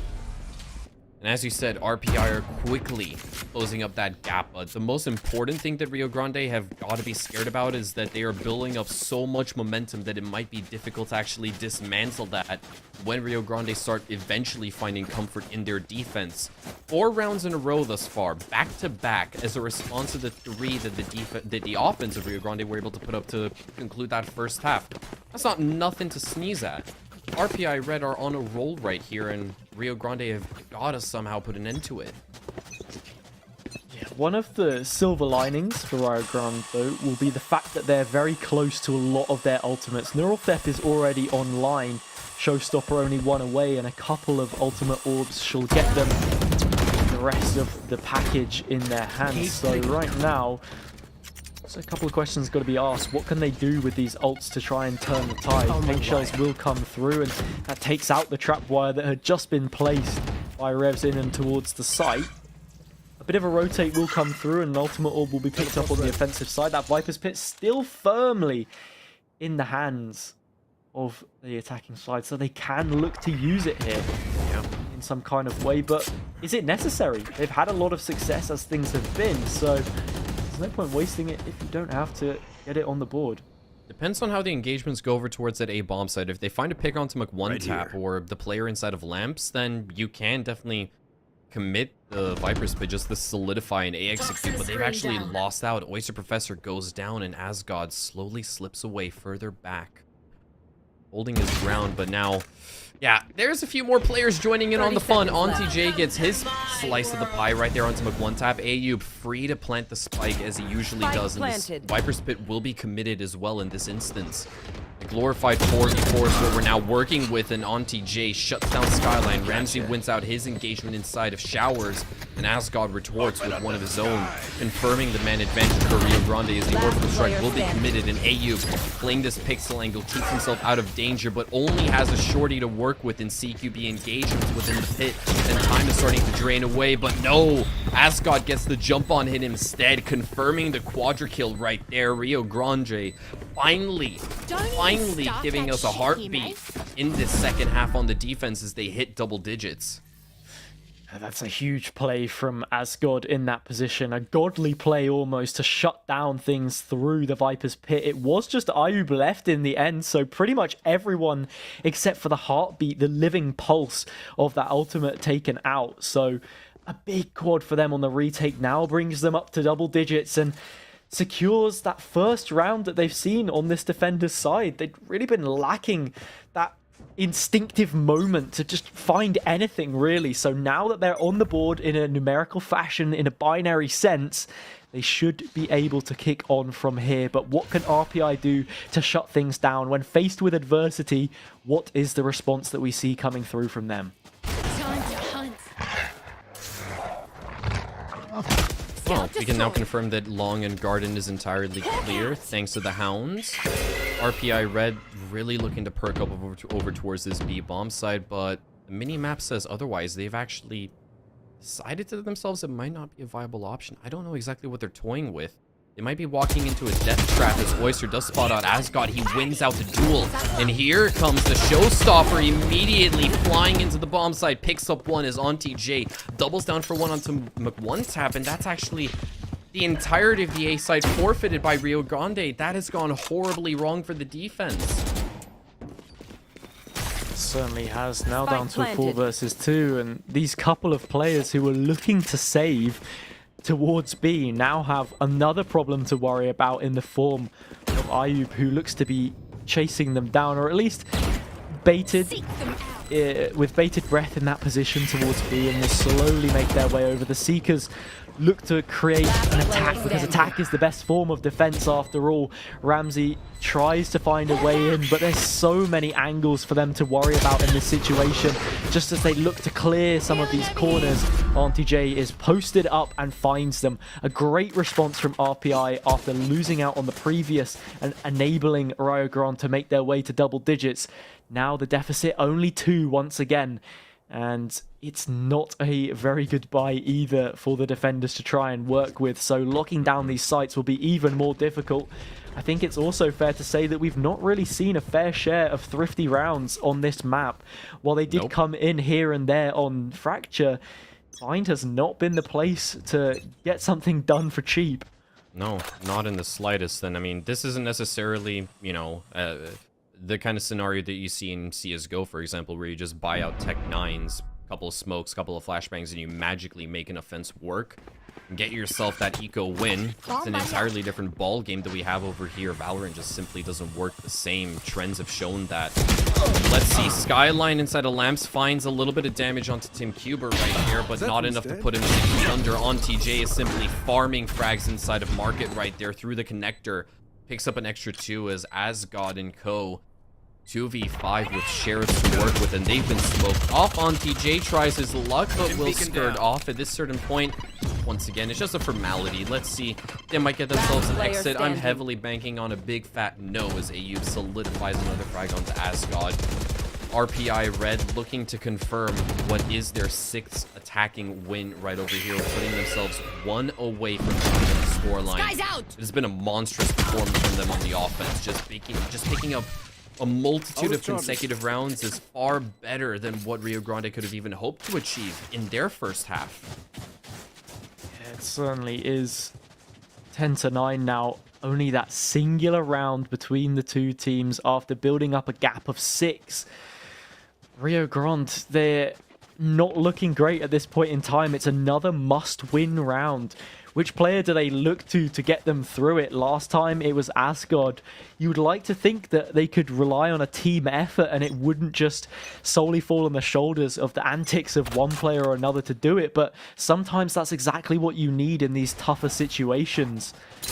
Right now, the Cypher setup is mainly towards A, so there's a fairly heavy stack on this B site where the Execute potentially will be coming through with that spike in hand. The player outside of Showers gets traded. Oyster Professor loses out their life, and Ramsey gets a couple closer to building that Seeker's ultimate. And as the double TP comes through, the focus, it now changes once again, and they're going to have to come up big with a 4K of their own to secure this round. Ramsey already has so much info to work with as well. He's already called in for support, and this might not go the way of RPI, but Moses gets the better of Ramsey instead in that entry right there, so that opens things up a whole lot. Viper Wall actually won't keep Asgod out of the site and shuts down the spike plant before it's actually planted. That's unfortunate, and now RPI find themselves in a very uncomfortable rabbit hole that they have to dig themselves out of. The spike, it's on the other side of that Viper Wall. Not active for the time being, but the Poison Orb will allow Ayub to maybe, maybe get that spike, but he's been shut down. Skyline had a great angle to work with from Heaven. 2v4 now for RPI, and it stopped dead in its tracks. Things Last come out player from standing. Auntie J, but it's not panning out. This just wasn't the play, unfortunately enough for them. Asgard going down with the spike was the death sentence for them. Such low HP on those players to try and work with as well. Auntie J nearly gets a seconds freebie towards heaven, but even that one isn't going. That ping from the Aldrone should be coming through soon enough, but before it even gets a chance, One-Tap will finish things off with a headshot. Once again, when we ask of Rio Grande to find those pivotal rounds, they come up with the goods, keeping this one so close as it looks to be reaching that conclusion eventually. At the rate of rounds we've seen, though, RPI Red should be able to push this to a match point or an overtime. Looking at the guns that we're seeing as well, Rio Grande's not in a fantastic position with a couple of Spectres in their hands as well. This one is far from over, Tudor. Yeah, it very much is still far from over. RPI Red and February, as you said, are definitely in a position to get themselves up to double digits right here. At the very least, we are confirmed to see a minimum of 2 more rounds of play, because that is what Rio Grande would need to confirm victory right here and take this best of 3 all to themselves. I don't know if that was a misplaced satchel or if that was intended from Oyster Professor, but doesn't exactly give him the better hand in that wide swing over towards Hookah. I think they were just trying to go for that fast satchel peek. Sometimes you can get the drop on your opponent by using it, and they're very close to being in a favorable situation in that gunfight. But I mean, like you said, it doesn't really count for much in the end, and now they've got to charge on towards A. The only thing is, they didn't check this setup last time because the Cypher player went down early, so there are lots of trap wires to worry about here. Luckily for them, they'll both be taken out, and so will the players as well. 5 versus 3, both of those initial player advantages go towards RPI. Okay, things open up. Bomb side is open for business, but Spike's all the way over towards B instead. And Rio Grande are completely clueless to what is about to hit them. One-Tap at least causes a little bit of chaos, but the rotate's already been called on through, and now here comes the Rude Awakening. At the very least, you've got the Sova all to work with, but it doesn't find any impact whatsoever. It doesn't even soften up any of the RPI players. Info darts to boot as well. Molly's being tossed in to riddle the bomb site with a vast amount of util, but Oyster Professor just sprays them down through the smoke. One-Tap takes matters into their own hands as well to shut down their doppelganger. And Moses, now the 2v2 scenarios, but One-Tap confirms the triple kill. An ace, potentially, and Moses actually loses out on the gunfight. Doesn't even pull the trigger, and now it's gotten nasty. Now it's gotten rancid. We've gone past the point of no return. Rio Grande can't confirm a defuse. And RPI Red, they stick it out for a 10th round here, Haza. Well, Rio Grande may have won the battle, they have not won the war, not yet even, because in terms of the context of that round and now this one, once again the deficit starts to close just a little bit. RPI have been chasing the game for the majority of this map, however, they've still got a lot left in the tank, and Rio Grande are going to have to scrape together whatever they can get. 2 rifles will be on the board for them in this situation, but they don't have the liberty of a Jet Blade Storm or a Tour de Force to bring forward and offer them that little extra dynamic in this situation. There are ults in pocket, but the same could be said for RPI, and they've spaced them out pretty well from what we've seen up until this point in time. A tough situation to be in, as it seems like we may be going into a level scoreline for the first time in this matchup. Yeah. The first time on Bind. Prepare for hell! It's an inevitability at this certain stage. Skyline caught with his hands around his ankles, quite frankly. He was forced off thanks to that orbital strike, and the Viper Wall is up, creating so much space over towards this A-bomb site at the spike plant will be confirmed. Revs with nothing but a shorty to work with. And he's hoping that somebody maybe makes a mistake on the side of RPI, but they know better than that. They know better than to commit versus this eco round coming out from Rio Grande. The orbital strike confirms yet another one, and Revs confirms his suspicions that nobody's there, but look at the defuse, it's being stuck. But no, Auntie J shuts it down instead, and now it's all down to Revs, all on his lonesome, burning away at the hands of that Molly, and caught between a rock and a hard place. A freebie to be picked up for Tim Kuber, as RPI Red have tied things up 11 rounds apiece. And at this certain stage, Rio Grande's defense, it is looking extraordinarily rough to the point they might not even remain competitive in these last couple of rounds. It all comes down to this round for me, Tudor. Looking at the way that things are set up, this is yet another round where Rio Grande, they need to pick this up, because if they don't, they've conceded match point from a 9-3 scoreline. The 9-3 curse, almost, as many like to put it. So a real tough spot for them to be in right now. And like you said, the weaponry, it just won't be there if they end up losing this round. Let's see. Ooh, a little bit messy coming out from Ramsey. Yeah. Not what you like to see. Something else I want to mention as well is going into the post plant. We saw it last round. It was almost a sick pile of utility on that spike. They have so much to try and deal with. Something that the double controller setup, at least with the Viper and Brimstone, bring into this composition when you go to the attack is you have those snake bites, poison clouds, incendiaries, orbital strikes, pretty much everything you could possibly desire to stop them from seeing things out. And not only that, they've made their way into the site here fairly cost-free, and as a result, Rio Grande have to tuck their tail between their legs and look for a save here, because there's too much for them to contend with making their way back in. Yeah, and this was it's tough for me to word this, because this was one of the easiest rounds, and is the easiest round that RPI Red have been able to get themselves throughout the entirety of this offensive half. It was just a quick 1-2 sucker punch that Oyster was able to deliver, courtesy of his well, Vandal into Garden, enabled by that showstopper kill as well. Over towards the long side. Quick double kill. Boom. Access to the bomb site now. That Odin, it does pick up 3 kills at the very least. Doesn't exactly deal massive damage to RPI because they have money to reinvest into the weapons that they lost. It was just a little bit of stat padding from Revs, but it does keep their buy alive from the previous round that they are able to carry in.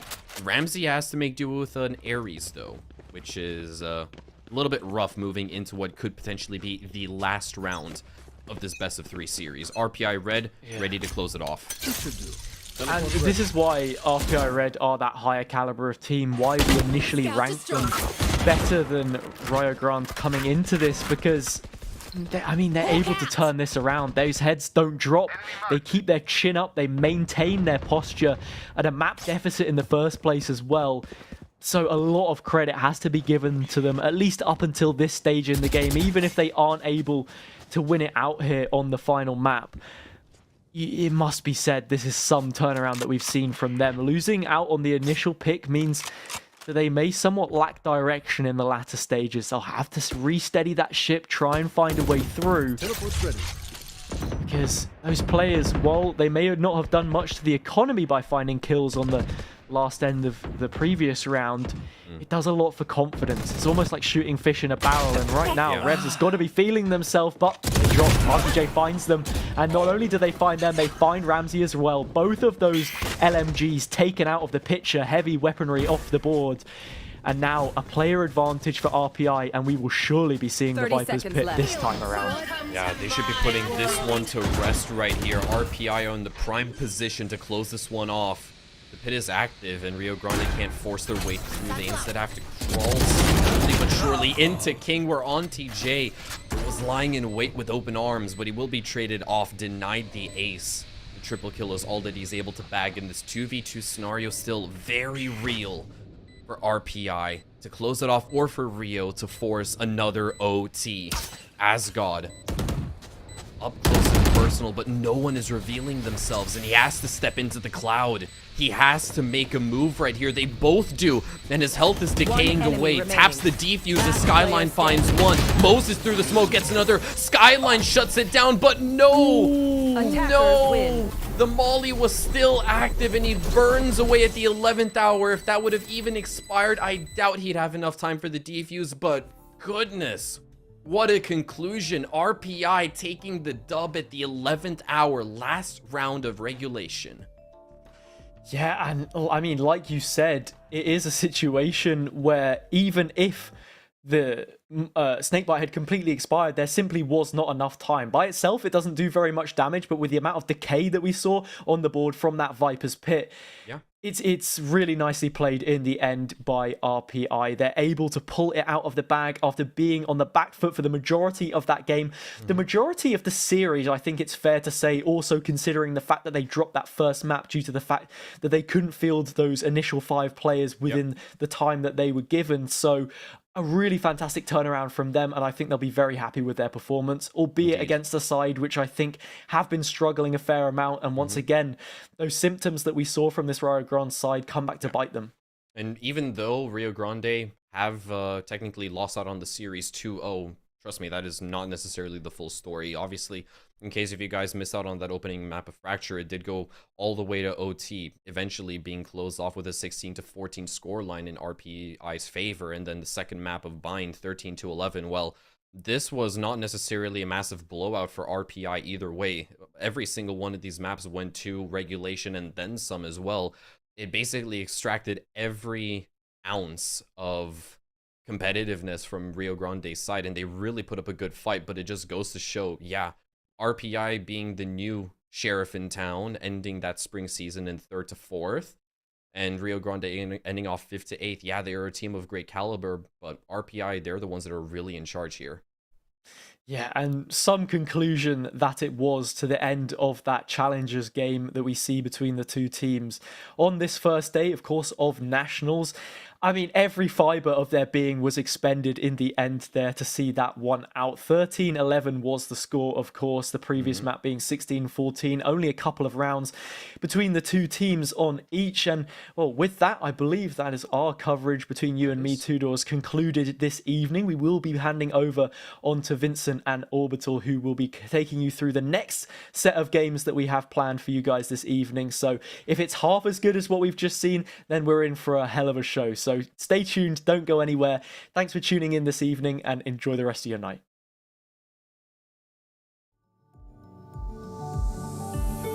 I found the rain dripping down your eyes when I'm not around. I found myself, but I fall into your lies all again. Where'd you go? Where'd you go? Where'd you go? Let me feel it. Let me feel it.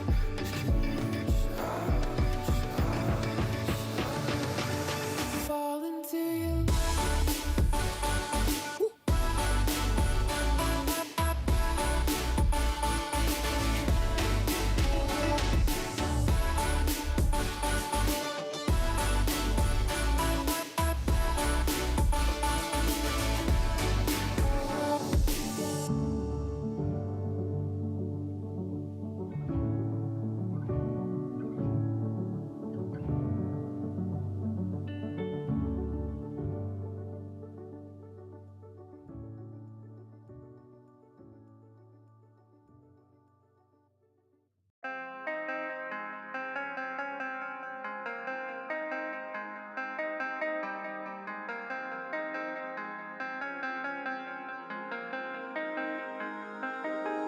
When I'm with you, I am able to keep pushing my limits, and all the drive that I have, well, I'm going the distance with you.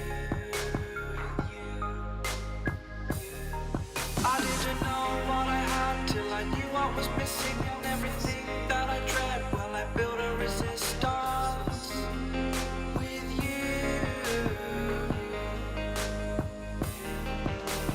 Catch me when I fall, and I'll keep you on the ground.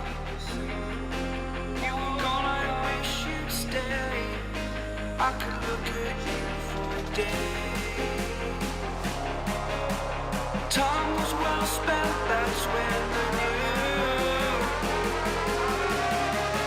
that I need to spend my life here with you.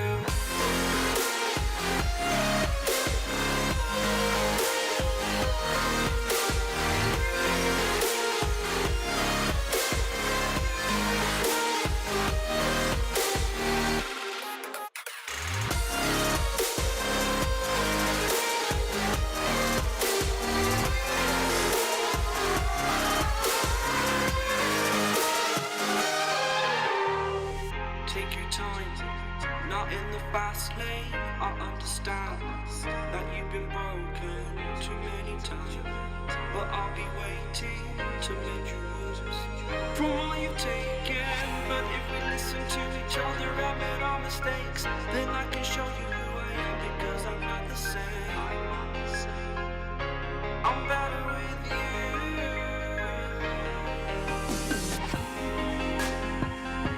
I'm better with you.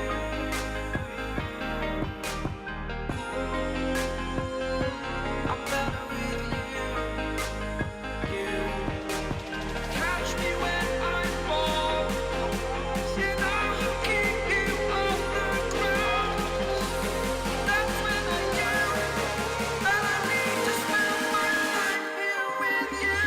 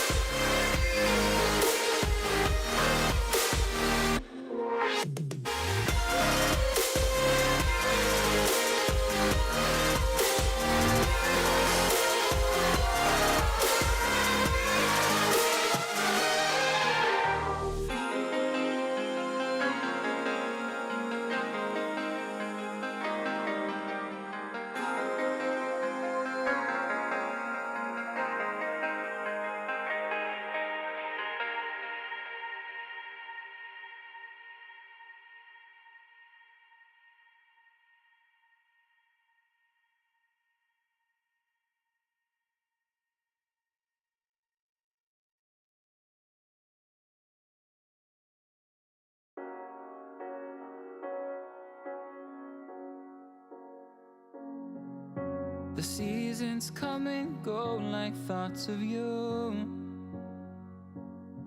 Like a wave returns to the sea, into the blue.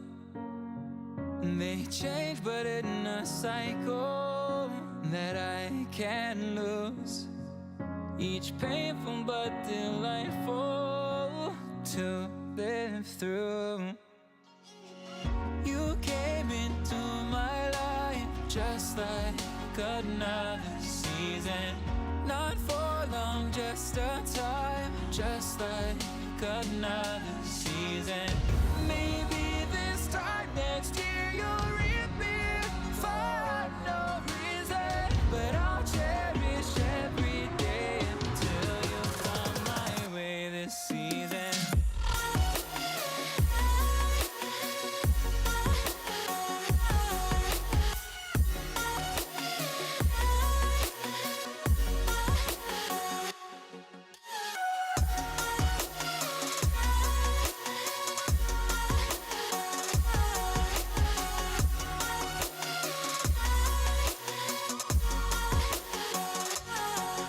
The seasons turn and change just like your mind. Like the sun gives into the moon, into the night. Time continues marching, it slowly crawls. With each new one starting, I recall. You came into my life just like another season. Not for long, just a time, just like another season. Maybe this time next year you'll reappear for no reason, but I'll cherish every day until you come my way this season.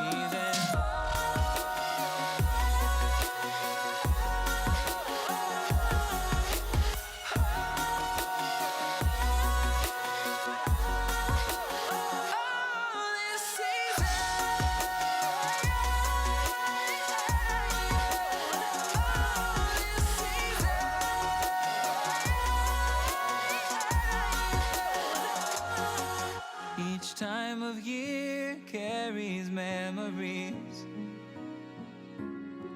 like a never fading whisper in the breeze. Oh, we will keep on changing all over again. Yeah, we will keep on changing.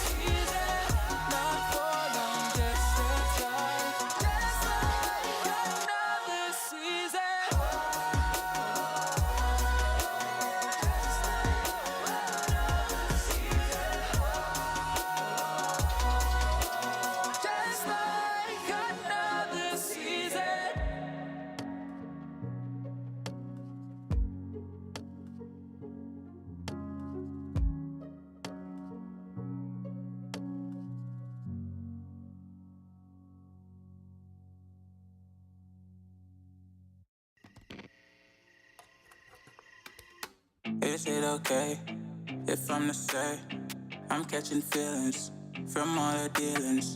Am I astray? What do you say? How are you feeling? Is it the same? I hope you're not planning to waste my time. To my surprise, that was her reply. Now we vibe. It's been a while and such a ride, the stars align. I love the fact I didn't let her go. She loves the fact that I just let her know. Now we're together, it's a different mode. We getting crazy in a different role. I love the fact I didn't let her go. She loves the fact that I just let her know. Now we're together, it's a different mode. We getting crazy in a different role. We getting crazy in a different role. And welcome back to the NECC mainstream here. I'm very excited to be here now for this next matchup here as we are getting underway with the Nationals of the NECC. Very, very excited to be here. Again, my name is Orbital. With me is, of course, the one, the only Vincent, and we'll be bringing you the Champions broadcast here. We'll be taking a look at Northwood versus UHM Green. Vincent, this one should be a banger.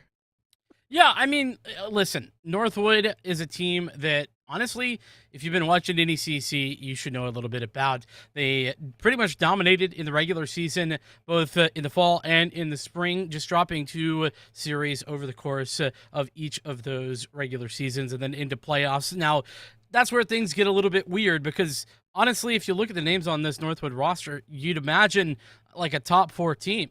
But they finished 5th to 8th both times. And while I don't recall for the fall, the spring, they dropped out. They weren't there. They didn't actually compete in the spring playoffs for NECC. So I don't know where they're at as a team. But going up against this UHM Green roster, I do think it's going to be a good time. UHM have a lot to prove.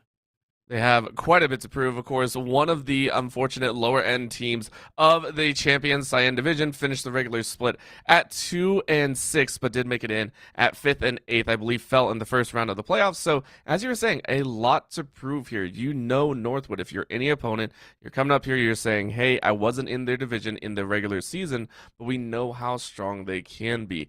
And as you were saying, a lot to prove here, a lot to think about. And because of that, we do have the maps coming in here. It will be Ascent, Split, and Haven. We can go ahead and get that up here on the screen. You can see what was banned out and what was not because, yeah, that was the proper way to do it. As we were saying, though, it will be on the defending side, UHM Green. For the Ascent map on Split, it will actually be Northwood on the defensive. And then for the final decider on Haven, it will be the side of Northwood on the defensive. Yeah, and, you know, I think a fair question that one might ask, Orbital, how do you know that Northwood is a top contender if they haven't shown it in the playoffs before? Well, let me tell you, they won the NECC Winter Invitational. They also won the Philly Esports Collegiate Showdown, and many of these players have been playing and are playing in Tier 3 and Tier 2 right now. So, you know, Northwood, like we said, coming up as the ones to beat for sure. So we head into the champion side of things. This is going to be the starting lineup for Northwood: Drakius, Rip Benji, Ali, Furbsa, and Dip. And it's the 4 here, Drakius, Rip Benji, Furbsa, and Dip, that I think my eyes are most on as they have the most experience on this roster. But let's flip things over to the University of Hawaii Manoa. Yeah, this is going to be Frog, Zebas, Ink, Ripto, On the Peak, and Geo. All 5 of these players will be bringing their A game here, hopefully, because again, this is a group stage. You need to win 2 matches to be able to move on into the bracket stage, and this will be their first matchup of the evening. So even if they do lose here, they still are able to play it out in the second and third matches, respectively. But for the University of Hawaii, they're going to try their best here to start off on the right foot. Very, very excited to see here a lot of fresh faces and a lot of hopefully powerful players to come out here.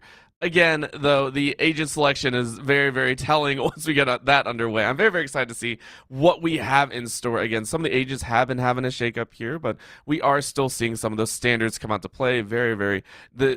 I want to say the usual, right? Jet still being up there as one of the picks, even with some of the nerfs. And then Chamber, of course. If you're not running Chamber, I mean, what you doing? I mean, that's definitely true. We have seen a lot about that. The real question mark, at least for me, Fade Orbital. I assume Fade's available to be picked up, and we've been seeing a lot of. I feel like there's a lot of split opinions on the new agent. A lot of people are feeling like, wow, this is really powerful. Others feeling as if the longer that the agent is out, the more counterable she will become. I don't know where I stand. I don't know where you stand, but we'll see where these players stand as we get into the agent selection. Well, you know what? You know what? What we have here is a lovely, lovely show. It is Frog that automatically says, you know what? I will prove it is strong. That's a hard grab right there, and and that'll be very, very fun to see. Of course, I do believe we do have the logo swapped here, so I think we'll get that fixed here very shortly for you. Yeah, just a little bit. So all good. It'll be fixed. But again, we do see our first fade of at least the champion side here. It will be on Frog, and it will be piloted there to kick things off. Very, very excited. You asked me what my opinion on fade is. My opinion is it takes a lot of coordination. As much as people like to talk about it, as much as a lot of people like to hype it up, it's one of the few kits that is interlinked quite a bit. A lot of extra stacking if you play it properly, right? I believe with the ultimate, you can get some extra value out of some of those basics. So it's a lot of, can you lay this all down at the right time? It's a lot at one specific point in the game, and that's why I feel like it's so powerful. As we do get underway, though, as you can see, UHM Green on that defending side, and for Northwood, they will attack first. Yeah. Definitely going to be a good time. My eyes on Burbsa right now. The Jet here for Northwood, just off a second place in the Knights May Gauntlet against BBG Academy. So, like I said, some tier 2 players on the server, and we've already seen the first haunt go out. And the haunt is a nice one. I think that one's the mix of the Trailblazer, almost, if you will, or, you know, all the Seekers and all that fun stuff. Gives you a little bit of value there, and hopefully taking away some information. Northwood so far creeping up here in the mid, though. Very aggressive, straight through mid, trying to look towards that defender spawn, and Frog, unfortunately, might be the recipient of a 2v1. Immediately responds in kind as a Benji is able to find one in the backside of B. Man advantage firmly now in the hands of Northwood. See some aggression being thought about over towards the catwalk, but that's too little too late. The B push is forthcoming. Northwood manufacturing away onto the site with no one actually holding the push. Ali even getting one on the backside. Geo no longer part of this round. Is 5 versus 3 as Northwood have that advantage and the spike planted. That's a quick one as well. As we were saying, Northwood known as a very strong team, so a quick start here onto the B side should give quite a bit to their aggression. Of course, Crypto says, one for me, none for you. Zbass goes, I need some help here. And Crypto takes a second life and is going to try and follow through with a third. Tries to spray through. Frog is going to look for one, but Crypto gets a 3K for falling. That'll be Northwood taken round number 1. Fairly commanding style and very, very solid start to play.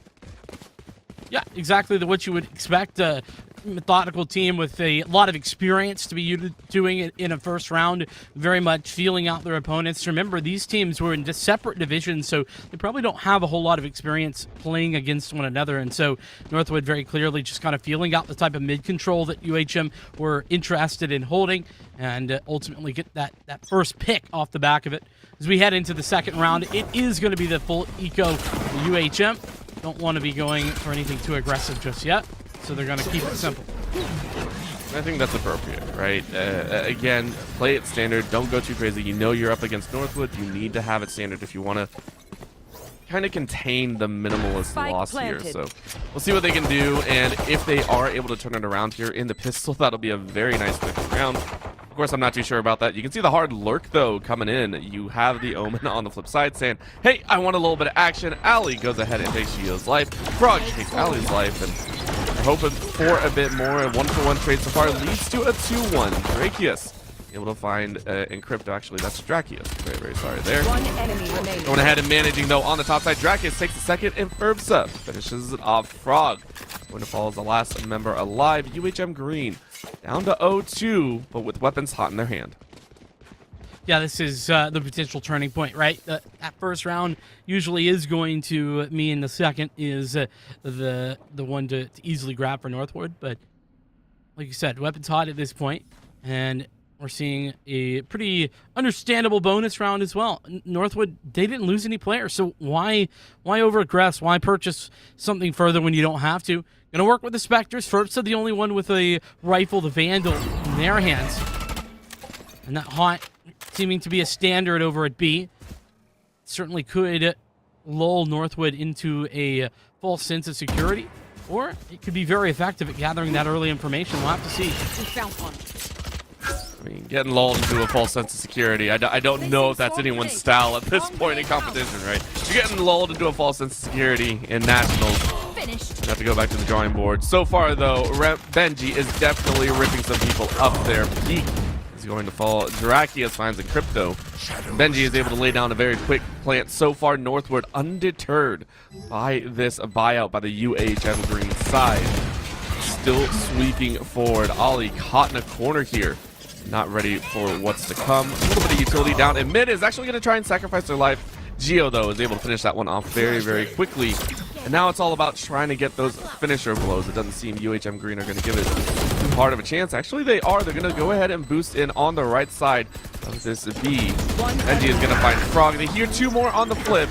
That'll be the finisher. 4 left alive for Northwood as they go ahead and collect their rightfully won loot. That's right. They are going to collect a whole bunch of rifles, going to bring those into the next round. Free upgrades, as I like to say. And talking about Alley there just in the corner, that haunt, that's the power of it, right? It finds the information. It actually pings you through the wall like a recon bolt. And so that's how UHM were aware of their position. And Alley, stuck between a rock and a hard place, just tried to make a play. Unfortunately, didn't work out. But the rest of Northwood's defense of the site certainly did. An early Prowler for Frog is going to mean maybe the change up to that early haunt that we've been seeing thrown over at B. It's going to be aggression off the back of that Prowler. That being said, nothing comes of it, and Alley's actually the one to find that opening pick. Yeah, that's going to be very, very quick here. And again, the catch-all for the squad is where they are moving. You can see them, they filed into this mid, gave almost no quarter. UHM Green, of course, on that eco, it's understandable, so just kind of get the round over and move forward. So Northwood, drop no one, keep the weapons hot. Now ready to push forward. Peak, though, going a little bit big here. Goes ahead, picks up the operator with a little bit of light armor. Is going to try and find something. Currently 0-4 and 0 on this chamber, and is really hoping to make a splash. So far, Northwood ruling the early part of the first half. That they are, and I think that's sort of the scary part of playing against this Northwood roster. They have the skill to just outdo you in some of these areas. Right now, they're outdoing UHM Green a pretty significant margin, but of course, this is only the second gun round, so plenty of time for UHM to get back in here. This round might not be it, as the lockdown has been committed. All of the players actually in position, but flank comes in from Crypto, and actually he's going to give quite a bit of info over to UHM. If they can stick around here, maybe there's a chance for them to come back into this. They might, and so far already grabbing the shoes. Zebas is able to find Drakius, and Zebas finds the second. So far lighting up the kill feed, but Benji might have a response. Takes 3. If you're able to clutch this out, you put yourself with an ace and immediately shut down any hope UHM Green have of a follow through. That makes it for Benji. Don't do it. I know you got RIP in your name, but you don't have to do it to him like that. Swing to the left and peek. Finds a peek. That will be the end of Benji, but not before making it super expensive for UHM. Yeah, and I really think that Benji's performance right there really goes to the individual prowess of these Northwood players and how good they are on an individual basis, not just about the duelists, but on any agent in particular. And Benji really doing a good job of showing that. Now, on to Peak, doing a very solid job of using that off angle making sure that it's going to be hard to anticipate and betting on themselves with that op shot. Yes, it's expensive, but a round nonetheless. And we've not yet to see many of those for UHM. Pace change, though. Northwood have used the null command, and they pushed their way into A. Drakius, the first pick. I think no matter what, you're going to be real happy about that shot. So now let's see if you can do a bit more. So far, not much. Benji, the one that almost got an ace, is going to go ahead and get the plant. It was a very fast push into A. Now with the attacker lockdown going into play, it'll be Peek and the rest of the squad to try and do something. Geo able to find one, a little bit of that sting. Dip gonna go ahead and take the slide. And Ferbsa gonna find Geo, but a quick flurry of blows means UHM Green are down to only one. A nice shot through the flooring. Frog finds one from heaven. Says thank you very much, but not much more is found. Ollie able to take Frog's life, and just like that, it'll be Northwood at 5. I just want to say how impressive the ult economy usage there was for Northwood. Benji just ulted in 2 consecutive rounds. That's insane. They had a lockdown for this round and the previous round, and that's because of that 4K, but also making sure that Benji did the plant, got that first orb that we saw them pick up as well. Really, really strong and really good usage of the orbs and making sure to use those and put them on the right players. It was so well timed and so appropriately done as well. So very, very nicely done here. Checking in though, Northwood sitting with 2 ultimates to their name, 3 on the side of UHM Green. That'll be the KO special, the showstopper, and then the fade ultimate as well. So 3 great ultimates to try and utilize to stall out Northwood. However, the knives did come out, it would have been another problem. Huge nades though, straight to the upside of guard. Connector, I'm sorry, Drakius and Dip find one apiece, and that leaves UHM with 3. Peek on 2 HP, might as well be dead. Spike planted. Can always shoot back. But yeah, it's going to be difficult with the lack of health. Ult-wise, don't want to invest anything if you're UHM, I would imagine, so... Okay, alright. Nice timing there from Benji. On to Peek, gonna take the way out. Last player standing. And it's looking to me like things are over. Not even a kill. And Crypto might find one, but... Here. Okay, maybe not. Oh, tough luck there. It's a flawless one. And it's 6 already for Northwood. Yes, this is their map pick, but man, it's really felt like there's not been a whole lot of resistance. No, and I mean Northwood, this is a time to prove stuff, right? We were talking about UHM Green, and I give a lot of credit over to Northwood as well. For them, this is also a proving grounds, right? For any team that is well touted as one of the top, no matter what, if it comes up, you know, you have to cancel, you have to unfortunately FF your match, it doesn't feel good, right? It never feels good. So to come back here and not just have a good match, but to have a dominating match is something that they really do need. Reason being is they want to move into the next rounds as a heavy favorite, right? They want to show that they are a team to be feared, and this is definitely one way to do it. So just as much as UHM Green has something to prove, it's Northwood to do the same. Knives are out here. Benji and Ferbsa find one apiece. First blood did go UHM's way, and the rebuttal is there to prove it to a 3v3 in Crypto. On the top side of A here is a little bit worried about where that spike could go. However, there's only 2 inside of the site. They can easily get collapsed on. Here they go. It is a 3v2. Underneath they go. Benji able to find one. Peek is down. So is Geo, and Crypto finds Dip. And then Crypto finds another. It's down to a 1v1. So is there. Where do you see that spot? Ollie is going to dance the Devil's Tango. 1v1. Halfway mark is reaching, and Crypto backs off. You get the swing, but you don't get the kill. Ollie with the headshot will go ahead and save that round for Northwood. And I mean, listen, don't mean to be a broken record, but Benji just had a 3rd lockdown in that round. I mean, 8 rounds into the game, and within 5 rounds, I mean, that's crazy. It's insane. Incredible. And the fragging performance that Benji's putting on is allowing that. Big clutch, though, from Ollie has Northwood still forcing UHM to consistently have to go for these half investment / poor investment rounds. Yes, there's 3 guns in the hands of UHM, but there's also some SMGs, and it's not perfect. And look at how perfect this read is. They've been smacking A around, really hammering home that A side is a threat, and then as soon as UHM adjusts, Northwood hits him where it hurts, and that's the B site, wide open to the plant. Is Alley. Spike planted. Feels a little bit bad. They get their chance. That'll be a little bit of a clip though, and Crypto able to find one. Benji says, hey, I gotta learn to clip the viewers. Good luck. So, that'll be a kill. Zebas able to find a headshot on Ollie. Geo finds Drakius, and Zebas able to find another. If there is a member for UHM that has had some stellar moments, it has been Zebas. Really powerful here. But Benji says, RIP through the wall. Peak says, you ain't gonna shoot through the wall any longer. That'll be the finisher. UHM take a second here.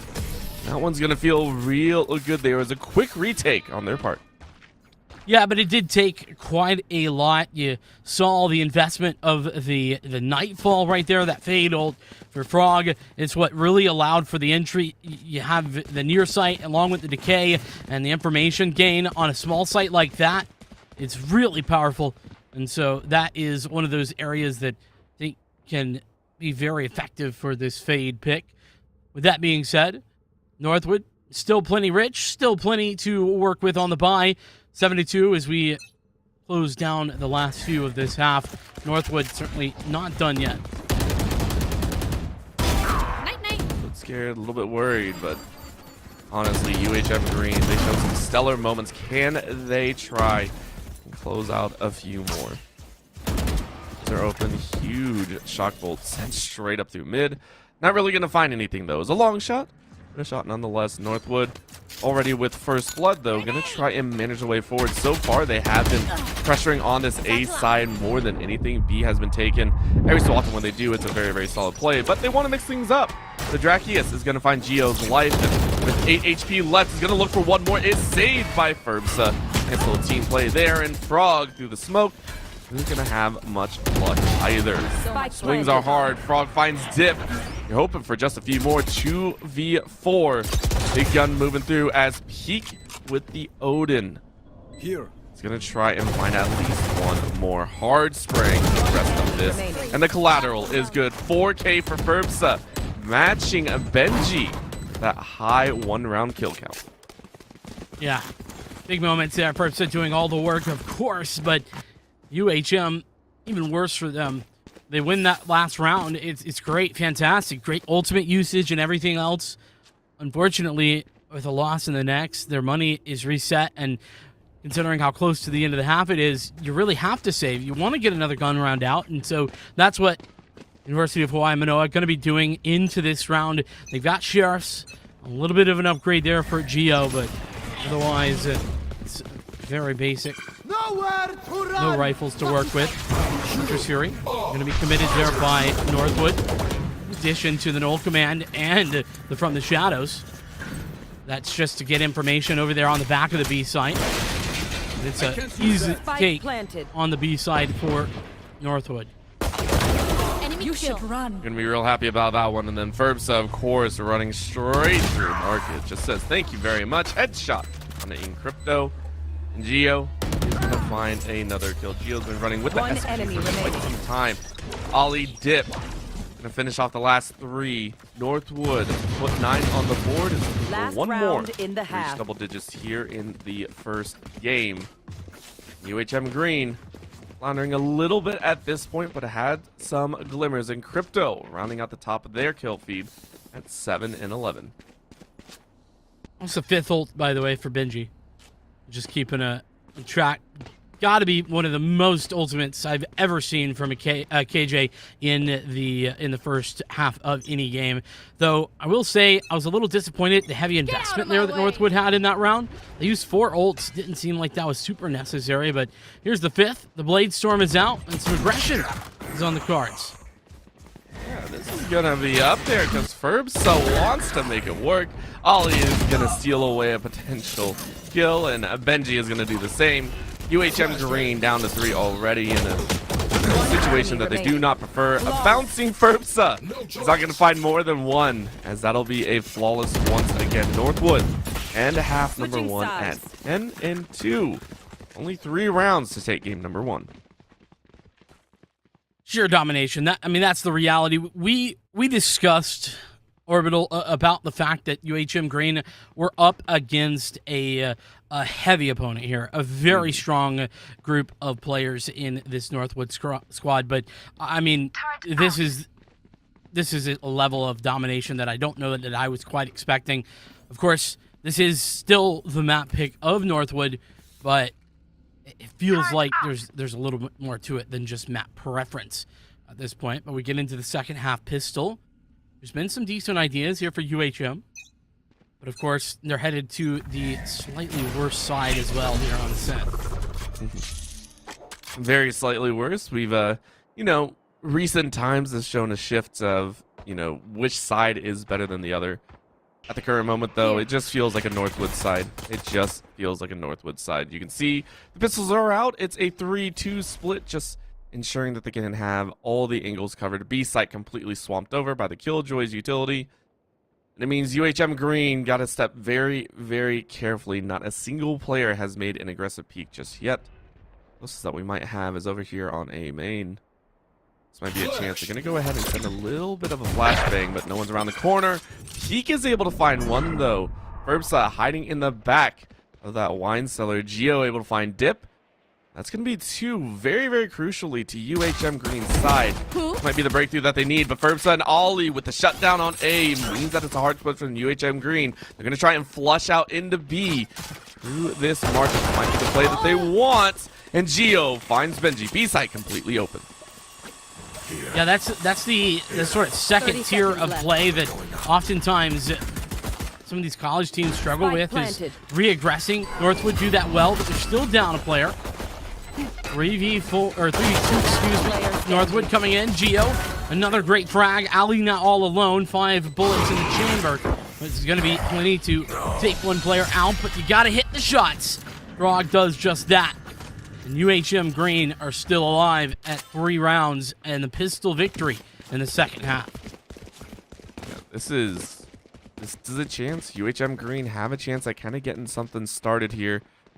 And it's a fair full save for the rifle. All right, Ollie might be just going for a little bit of a long shot here.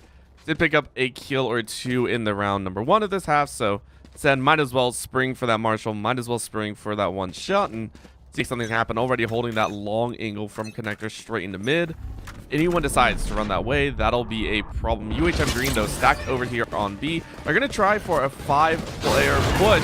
They're going to be met by a little bit of a rough scenario. Ferbsa able to find Z-Best's life. Peek is able to find Benji. Dip is going to bring one back, and Geo finds one with Paint Shell. What a collateral set of kills as UHM Green come out on top. 3v2 here with the plant. Spike planted. Yeah, a little deja vu for the retake at the very least. UHM on this B site. Set up pretty well. Wouldn't be disappointed to see Northwood just go for saves or exits, but we'll see what they do. Right now, Ali just getting a little bit of a entry in there. And oh my goodness! Ali on the frog through the wall. That's ridiculous. Fragment gonna force them wide. The flash is good, but Geo still hits the shots, and Geo with back-to-back triples is putting the team on their shoulders. UHM Green survived for another round, but again, very, very close, all things considered. I would agree. This is going to be a very close setup here, and I'm a little bit worried now, as of course, this is going to be UHM Green's full test. Last time, you can see on your screen right there, it was a 4-round run by Northwood before we saw an interruption. UHM Green going to try and do the same here. 3rd round in a row if they can clutch this one out. A lot of weapons in the opponent's hands, though. UHM Green prepped and ready to go. For this A side, they're going to flush 2 over to the catwalk. See if they can find something there. 1 all the way on B just to ensure no one goes crazy. But Northwood sending all the util down that hallway means that they're able to stave off a hard push. Geo sitting against that one-way. You really don't want to walk that way. You want to wait it out. Ollie says, I ain't letting you wait. I'm going to go ahead and swing one, gets one in the head. Geo takes the dome of Ollie. Immediately backs out Drakius, though. Now going to push with information. Nice little flashbang. Isn't really going to catch anyone, though. And Crypto is going to find one before falling. It's 3v2 in favor of Northwood, but they lose one more. Geo finds Dip's life. And in the 2v2 with a spike down over on A side, is going to be a bit of a danger. 1v2 for the time being, as the defensive Killjoy is going to take a little bit of a long walk to help out their teammate. Finding that spike was incredible for Northwood. We're going to hear Indopeak and Geo coming this direction. Burbsa going to make a proactive play, and that's going to do it. Burbsa denying the showstopper and finding the continuation spray. No need for Benji to be rotating, and Burbsa not only equalizing that, but finding both kills and the same amount of frags there. 18 and 7 for both of these top fraggers for Northwood. And that feels so bad for Geo as well, right? No one wants to be caught with their pants down, and no one wants to be caught with their ultimate in hand. Felt so bad to lose that one off the rip there. So now moving into this 4th round, UHM Green finally do have the weapons in their hand as well. This will be a full gun fight. Who is able to bring a little bit more to the table here? UHM Green knocking out that Fade utility. Well, as a bit of a paranoia, but look at that. Northwood, with weapons in hand, immediately rip 4 kills as quick as can be. I think that was 4 within a span of about 1.5 seconds. That's how quickly it went. And Crypto able to find one back. Drakius is going to be caught running straight down the hallway, but Ollie with the quick snipe to the head means Encrypto is dead. 3k to Ollie and a round win. It's Northwood on match point. Yeah, and it's just endless aggression for Northwood. That's what they're doing right now. They know that they are the better team when it comes to the gun duels, at least on this map they've been. And so for that reason, they're confident taking the duels and taking the wins. Got to buy out here if you're QHM Green. There's no more rounds, and I'm a little concerned at why Z-Bass still has money. But nonetheless, got what they've got. No more decisions. It's definitely going to be a tough one, working with very little, going up against a full buy, and a full buy that has been dominating you even when you have guns. Certainly doesn't help. Don't know what was happening there between Dip and Benji, but either way, it's over now, and, well, UHM, it's yet to be seen, but it certainly feels like it might be. Dip called Benji a bad aim. That's what happened there. Said, your aim sucks. What the heck, bro? Benji's like, I'm at the top of the kill board. What are you talking about there? Just some anger between teammates right there. Of course, UHM Green do have the call to make the move, right? They're on the aggressive here. They're the ones that are going to try and make a move here. And they're going for the long haul. They're going for the long con here. 5 stacked on this A side. It's going to be a little bit of a surprise. But Drakius still jumping up and down, should have a decent amount of information. A little bit of a nade. 30 seconds left. Need to go in hand, and it is going to spot people out. There goes the null command, and there goes a few kills. Burbsa able to blow down 2 before falling. Ollie is going to fall, and that leads it in a 3v1. The rush was unsuccessful, and Pete finds a Drakius. However, because they're in the null command, they still have a chance to get back up. It's a 2v1 essentially at this point. You have to get the plant down, and unfortunately, you don't enjoy where this is going to go. A jumping shot with the Odin spray means that it's 13 rounds to Northwood. Yeah, this is a dominant showing from Northwood, and it seemed inevitable when we were looking at that. I think it was 6 or 7 to 1 was the scoreline. Truly impressive, to be honest with you. I'm very happy with what I was seeing from the Northwood side. Obviously, a whole lot to think about if you're the University of Hawaii Manoa Green. It's just not good enough, not thus far at the very least. And let's talk briefly about what went wrong. Do you think for UHM? Honestly, it just felt that Northwood, the aggression from the early start of the first half, rolled over into the rest, right? There is a moment where FPS games get into, I almost want to say that MOBA style gameplay, where it just feels things are snowballing out of control, right? It feels like everything from rounds 1, 2, 3, 4 got the better of them, and Northwood kind of read that, right? They did understand that they are the better doubt. team, and to give full respect to UHM, they pulled no punches. I think that is the greatest respect that you can command from a team that comes out, no fancy lollygagging, no crazy picks, right? Just hardcore play. You got the best out of Northwood right there. And that's what they can do at their best, right? Very, very stalwart plays, very aggressive when they need to be, but played safe when they had to, right?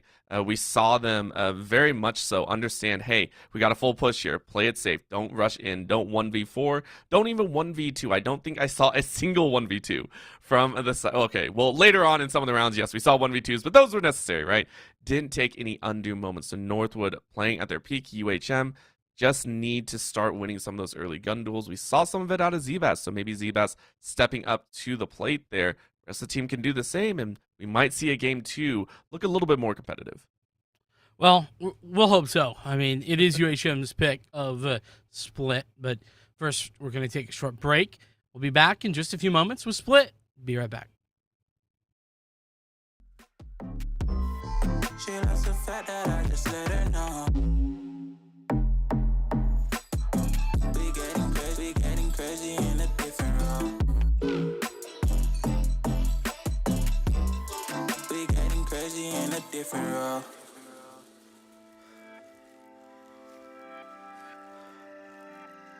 She my do or die, my bona fide. My up when I'm down, she's always beside me. She makes me feel alive, I won't deny. Her love for me is real and kinda suicide-y. She's not the same, she's such a rare type. She's far from plain, at least in my eyes. She said if I cross her, I'll be in the grave or under attack, but yeah, that's still my bae. I love the fact I didn't let her go. She loves the fact that I just let her know. Now we're together, it's a different mode. We getting crazy in a different role. I love the fact I didn't let her go. She loves the fact that I just let her know. Now we're together, it's a different mode. We getting crazy in a different role. We getting crazy in a different role. She loves the fact that I just let her know. We getting crazy in a different role. We getting crazy in a different role. Getting crazy in a different role. We getting crazy in a different role.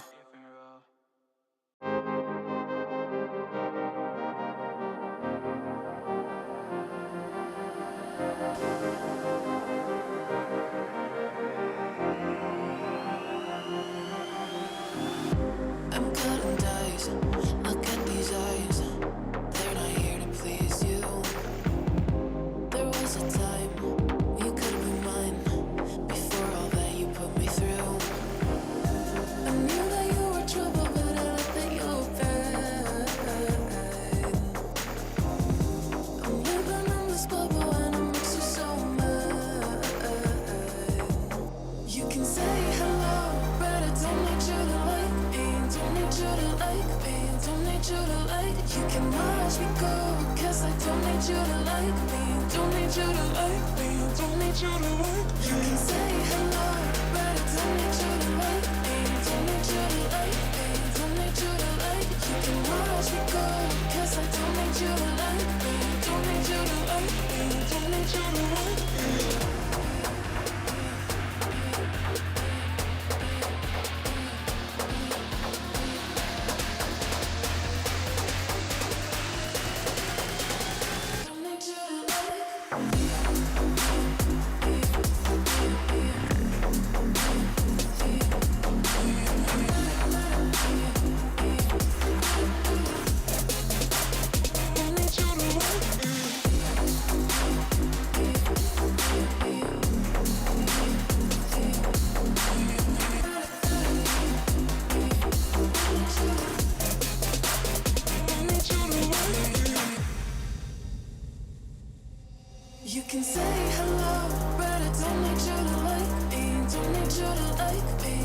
need you to like. You can watch me go, 'cause I don't need you to like me.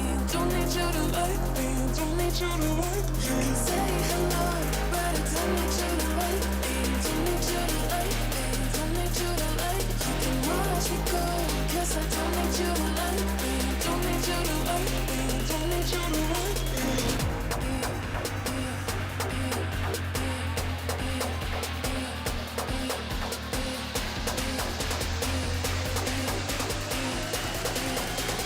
Don't need you to like. Don't need you to like.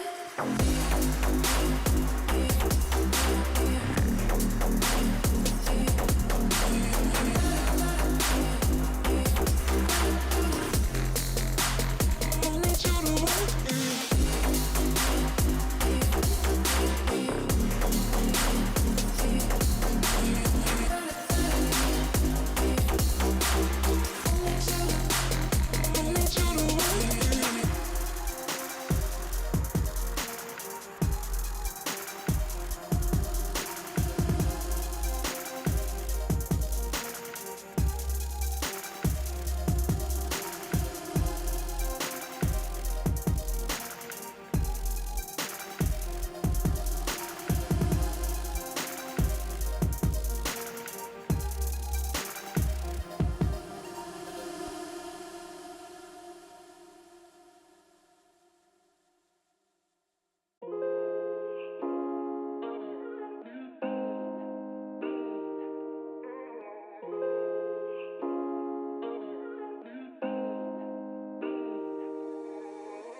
When you dream, do you see beautiful rays of light shimmering, guiding you through the night?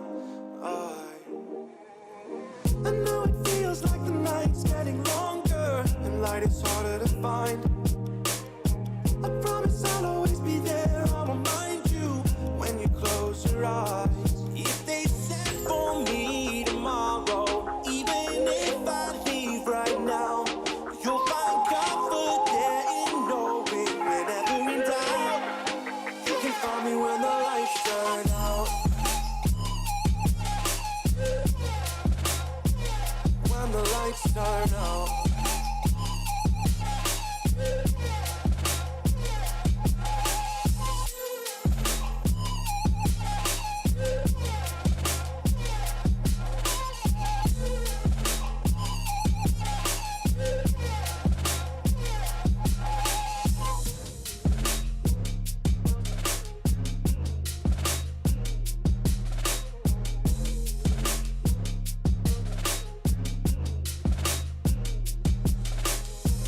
Even now, laying down hundreds of miles away, I can see you and me like it was yesterday.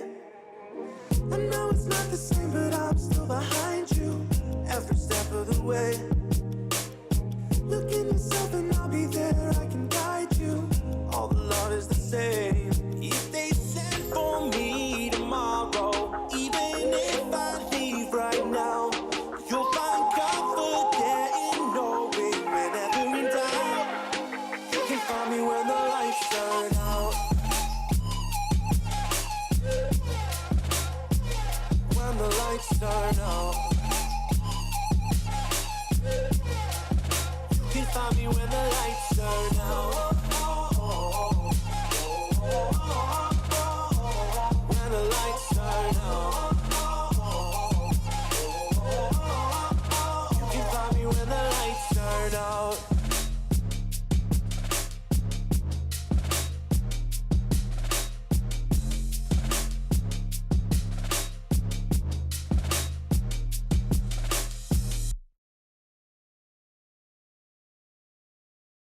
I need a second to take a breath, to keep me guessing with what you said. You're in my head. We're under pressure, we're sinking deep like stormy weather. Can't seem to breathe when you're with me. If you're gonna break me, I know I won't stay. I don't wanna wait here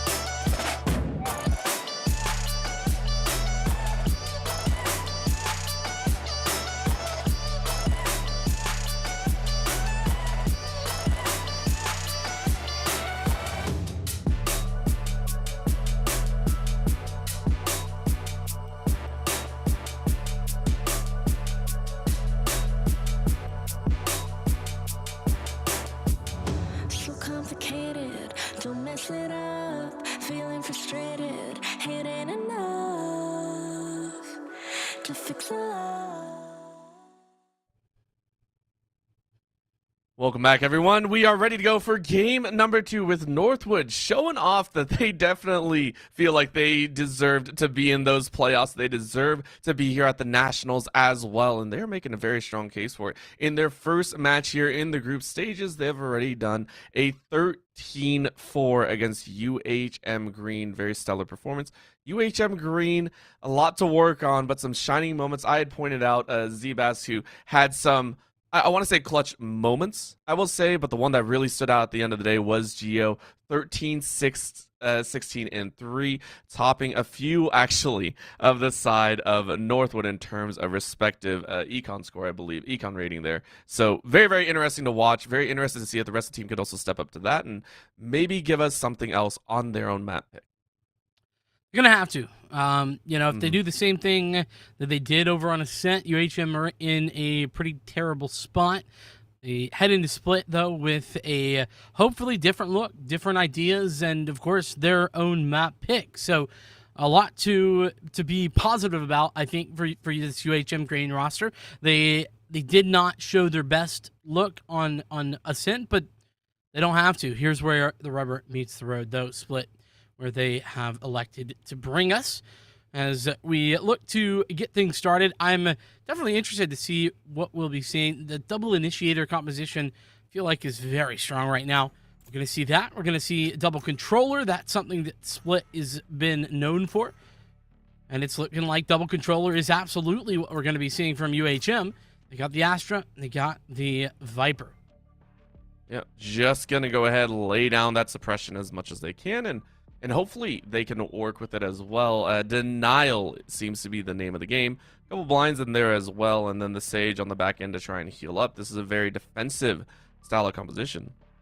Of course, Geo, with that raise, is once again going to try their best to apply some power. On the other, though, this is the hover of some very interesting agents here. If Zip actually takes a Yoru, that'll be fun. Ooh, I mean, okay. actually, this comp We got a Neon? Yeah, oh my gosh. This comp, okay, well, it was legit. I have, okay, so I was just about, why y'all got to do this to me, Northwood? I was just about to defend you, and then you just pull out the Phoenix. Come on, man. Come on. I was going to defend the Yoru and the Neon and the Breach, because I think those all together are somewhat defendable. We've been seeing some interesting ideas with the Yoru, and I do think that there is some cool stuff to be done. I've thought that since the rework, and I just haven't seen too many teams have too much success with that. But yeah, clearly this is just a bit of a meme pick. Yeah, this is... All right, so Northwood playing things out here, and oh man, this is gonna be quite fun. This is gonna be interesting to watch. Of course, on the defensive side, this is still a very aggressive composition as well, right? It's kind of funny to see this. UHM Green, I feel, would have a much better time on the start of the defensive, and Northwood on the start of on the attack. So kind of flip flop there, right? We'll see how it plays out, though. This will be a kickoff, of course, with the default setup. It's going to be bottom mid and a lobby going to check out here along with the side, but Ollie is going to find one before Peak takes their life. Dip is going to hard swing and teleport right back with a little bit of a fake. That'll get disorienting after a while. So far, only 1 for 1.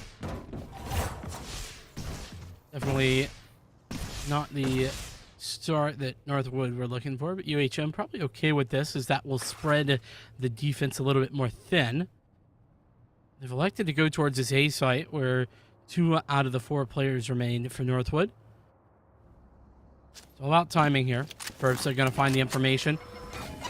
There's no more utility to speak of. Just has to hit the shots, and we'll do just Spike that. down A.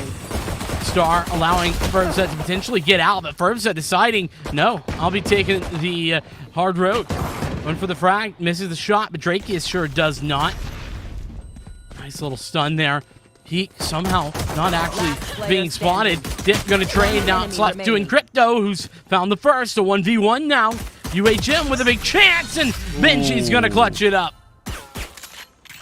Clutch Master himself. It's a team ace there. You can go ahead and take a look right down the board. One apiece for everyone. They are happy about that money coming back into their pocket. It was a close one, though. UHM Green, when they are the ones being proactive, it feels like they can have a little bit of an edge. Remember how many flawless rounds we had back in game number 1? This time around, might not be so. But Northwood, we know what they can do with guns in their hand. So they'll go ahead and hang on to those handles. The Spectres for 4. Then Drakius, of course, with that share, saving up for one of the bigger tier guns. He's playing it hard. First, though, rushing in, saying, hey, let's play it out. Let's have some fun. Slide on in through my alley of death as Ollie takes Zvass's life. UHM Green lose 4 within 15 seconds of the round starting. This should, unfortunately, be a rough time. The bouncing shots means Benji picks it up. It'll be a 3-1-1 or 2-1-1-1 there with Ferbsa leading with 3-1-0. Things starting out well for Northwood, considering. Same start we saw back over on Ascent.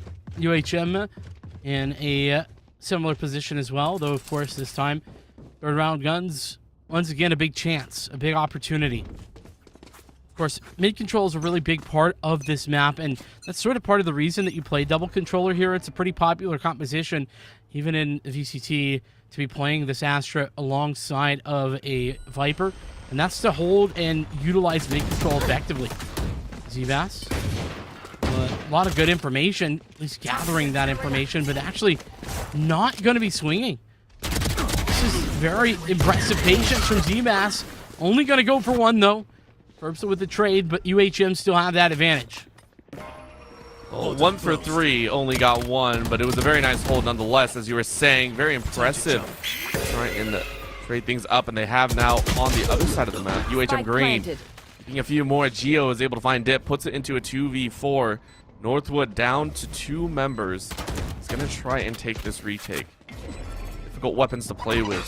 Crypto laying down those stars is going to cause even more problems, so Northwood deciding if they want to fully commit to this. If they don't, they are going to utilize this neon wall to try and get better positioning. They put 1 up and 1 down. Footsteps are heard, and Drakius is almost going to get spotted. Tries to use the util. That's going to be a swing. Drakius is able to take 2 more. That'll be UHM Green taking the round. A standard start to this game number 2.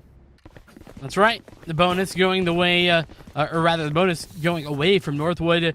They can't find it with the limited weaponry and, you know, the space that is needed on this map, especially if you lose out on map control. It's very difficult to retake with just those Spectres. But we see Ferbsa, classic over here on Split, working with the shotgun. Everybody else has the rifles in hand, so I'm curious to see where Ferbsa is going to get aggressive. It looks like it's going to be relatively passive. They're setting up to deny anyone who goes up towards the A-Heaven. Meanwhile, mid-control back in the guards here. As Dip tries to go for the move to get out of the way, Peak is going to deny them. Feels a bit bad. Ollie, of course, going to swing it back. Holding off in this garage, saying, look, you ain't gonna get any closer here. You might. That's going to be a Peak headshot to 1 frog. Stuck at the bottom of the well once again. Peak is going to hear the reload and get the swing. Peak takes a kill on Ollie. Down to a 3v3. This is a situation that is doable for UHM. Northwood with a little bit of extra over there on B, and then defender spawn are going to leave A completely wide open. UHM Green realize this and say, hey, we got a chance here. Let's go ahead and sprint our way over. 40 You are divided. clock. Still plenty to use. Cosmic Divide, cutting the map diagonal. Half. Wow. I mean, Ferbsa gets a nice swing onto Encrypto. That's one of the downsides to the Cosmic Divide. That also means Peak finds one of their own. Ferbsa down to a 2v1. There. What can they get? Can they get more? UHM Green with 1. Ferbsa tries to see Peak, and around the corner they go. Shots are finished. It's a 3K for the Neon. There. Very strong work there by Ferbsa. That frag on towards Encrypto was absolutely incredible. I mean, poor Encrypto just didn't know what was going to hit him. Coming around the corner, so prepared. I thought for sure Ferbsa was dead, but Northwood take it anyway. And once again, weaponry advantage, at least when there is weapons that are at least even or superior. Northwood have the advantage. And this time, they're certainly going to keep that advantage. UHM, with very little to work with in the coffers, I'm going to have to go for the half-inch vest here. So fast, so loose. Ferbsa playing with all-out aggression. The aftershock as well, coming in on the right-hand side. As the swing is in, Geo does pick up a frag, but a nice blind doesn't matter. On to Pete, has the frag there. Ribinji, meanwhile, has made that a little bit less impressive. Pete's left in the 1-on-3. 1-on-3 down to a 1v2, and I mean, Peak's got the Trailblazer to try and get some more, but you were standing on a molly. That would have been a rough way to trade it out. Ali gonna go with that flashbang as well, and that'll be the finisher. 4 rounds going into Northwood's side as they start the climb once again. Northwood on a roll right now. The UHM. Okay, so what have they been doing right? Let's talk a little bit about that. I think UHM pretty darn good when it comes to the map control. That's what this double controller is really good at. They utilized it perfectly in Crypto, finding a good position into that round, just a little bit ago. In addition, their mid control has been relatively solid. The problem is, of course, consistency. UHM not consistently able to take those spaces. Maybe that'll change as the A side is actually wide open for business, and basically the entirety of the Sky kit going in to clear that out. Gotta clear it out as best you can, and this time it's UHM Green on the rush. Dip, though, ready to go. Geo finding Benji, hiding out on the alley. Drakius is able to find one. The kill collaterals go back and forth across the kill feed. 3v2 to leave it open. 2v2 now as UHM Green find one more. Dip is down to Euro, cannot fight anymore, and Frog finally able to get a plant here in the 2v2, though. Ferbsa with a hard rush around with this ultimate is going to try and charge their way in. Laser not out, instead going with that Vandal and saying this should give me a little bit more appropriate firepower. It's a nice little peek on the one. Geo able to find it, and then the zap does not come through, but it gives time for Ollie to finish it off. Frog with the 3K is not able to save it. Northwood will put 5 on the board. You were talking about UHM Green, some of the good things they've done. They got a very quick plan, and they honestly are keeping these rounds close. It's just Northwood able to clutch it out at the end. Yeah, Ferbs are doing a good job there as well on that clutch out. Too bad that the Neon ult there is just the worst in the game. I mean, it's unfortunate, but hey, you gotta try to use it, and that's what they did. Doesn't come to anything, but oh well. Still get the round. UHM Green back down to the pistols, the half armors, the SMGs, and all the such that comes with it. It's looking like it's going to be a mid-pinch for both sides, actually. Suppression of the highest order. Ali with that first kill is able to be followed up. Geo don't want to trade. Oh my goodness, so much utility. Everyone's stunned. No one can see. It's an absolute buffoonery in the mid area. No one had a chance at all to see anything, but Northwood, when all of the clouds settle and the dust is on the ground, they come out with a 3-1 situation. With the spike down as well, it gives them such ample time to know where Zbass is. That'll be a little bit of a trade back, but, I mean, Zbass is not going to be deterred by that decoy. You give it your best shot, but Northwood down to a 1v2. In the mid is going to look left, immediately swing out Ferbsa. One enemy remaining. I see you, but Zbass says I get better shots. 1v1 now. Zbass clutch it out. Said the clutch factor could be there, 85 HP, but now they know where one is, so immediately sprints back over to A. Oh, the plays could be good. Shadows traveling. And Drakius has just used that from the shadows, so not going to be effective for them. Doesn't have the paranoia. Spike planted. Is aware. Oh, 11 bullets, oh no. Could be anywhere. No more chances to spam down. Zbass playing the long con around the side, and Drakius has no clue. 5-2. UHM back in the game. 2 rounds now, as they're able to at least stabilize for a moment. Not gonna lie, I was a bit worried about that follow-up as well, because it was, 11 bullets in the chamber. Oh man, that always is a feels bad moment whenever you look down at your bullet counter and you're like, I've shot everything. This is not good. I need to stop shooting blindly. I need to stop just defensively spraying all across the board, but it was very well played once again by Zbass, the player that unfortunately did not have the highest kill count in game number 1, but has had some stellar moments, this time able to clutch one round right back out. Zbass is now going to find the first one as well on Ollie, and now a swing dip is able to find a judge kill on Geo, who was just kind of walking through that Dark Star. Frog is able to find Benji's life, and UHM Green taking advantage of Northwood's aggression here and finding 2 kills off of the bat. So Northwood down to a 3v4, spread extremely thin, as a lobby to A main might be the call. Drakius a little bit of a darkness spray, but the judge brings even more back. You had 1 HP to work with, but it was enough. That was a destructive swing if I've ever seen one. It's the reason why I call the judge the best gun in the game. The price, it has crazy usage, and that is 5 out of 5 kills from Northwood this round being judge kills. Every single one of them. There was only 2 judges purchased and 5 judge kills. That should tell you all you need to know. UHM gotta be feeling the frustration of that one. Northwood, they're busted. Their money, it's pretty much broken.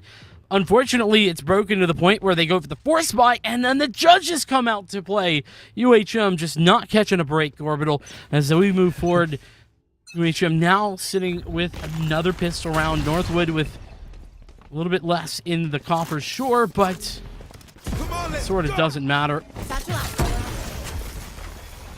Now they call for the running back, going to be utilized to try and break their way in to this aggressive side. Ollie is able to find Frog's life. Ollie able to grab 2 before having to go back. Dip is going to find another headshot onto Peak. Just like that, Lab comes into play. Dip with the run and gun is able to find Geo's life, and Zbass is going to find Ollie. Able to take 1. It's not a flawless round, but Zbass now getting spun on by 3 and immediately shakes in an alleyway. That's a painful way to go right there. 7 rounds to Northwood. Yeah, don't get caught in the late night in a corner with any of these Northwood players. Apparently they are absolutely cold-blooded. What was it? 3 flashes and then I know it was out? It was a fault line.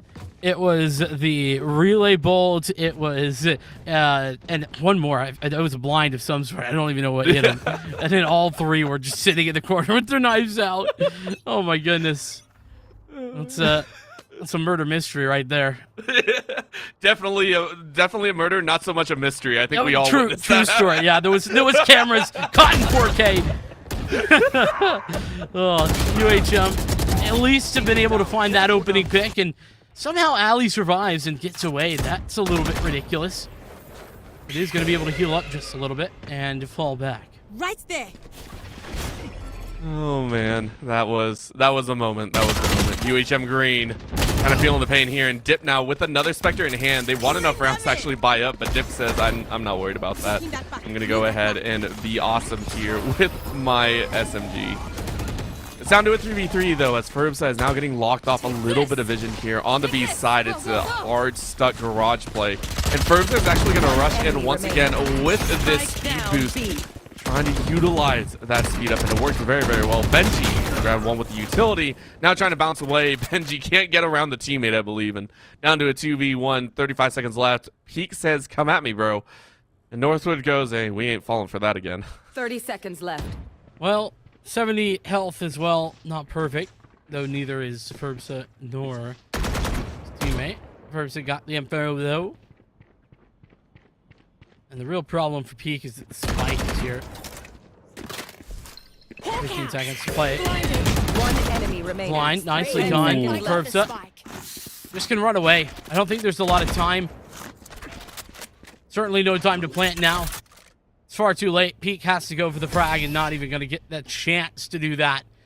And Ferbsa played the ring around the rosy effectively enough. 8-2. Honestly, that was Northwood playing a little bit too close to the fire right there. Almost lost the round, and Ferbsa goes, oh wait, yeah, we're supposed to win the round. Sorry about that. go ahead and move back in. 8-2 is the current score. Remember, in the first game, first half went 10-2, I believe, for Northwood, so they have a chance to do the same once again. If they do, that'll lend itself to a very solid second half start as well. For the side of UHM Green, though, working with the budget buy once again. Saw 3 Spectres in the pocket with 2 rifles outside. They're going to try their best. 4 currently stacked over to A, but take a look at who's coming around the back end. This is going to be a flank from Drakius. That is a recognition from UHM. They realize they had to push. That's going to be the shorty kill for Dip, but Drakius is taking out Peak. Says, you will no longer contain us here. We decide to be contained ourselves. 1 for 2 as Northwood flounder a bit here.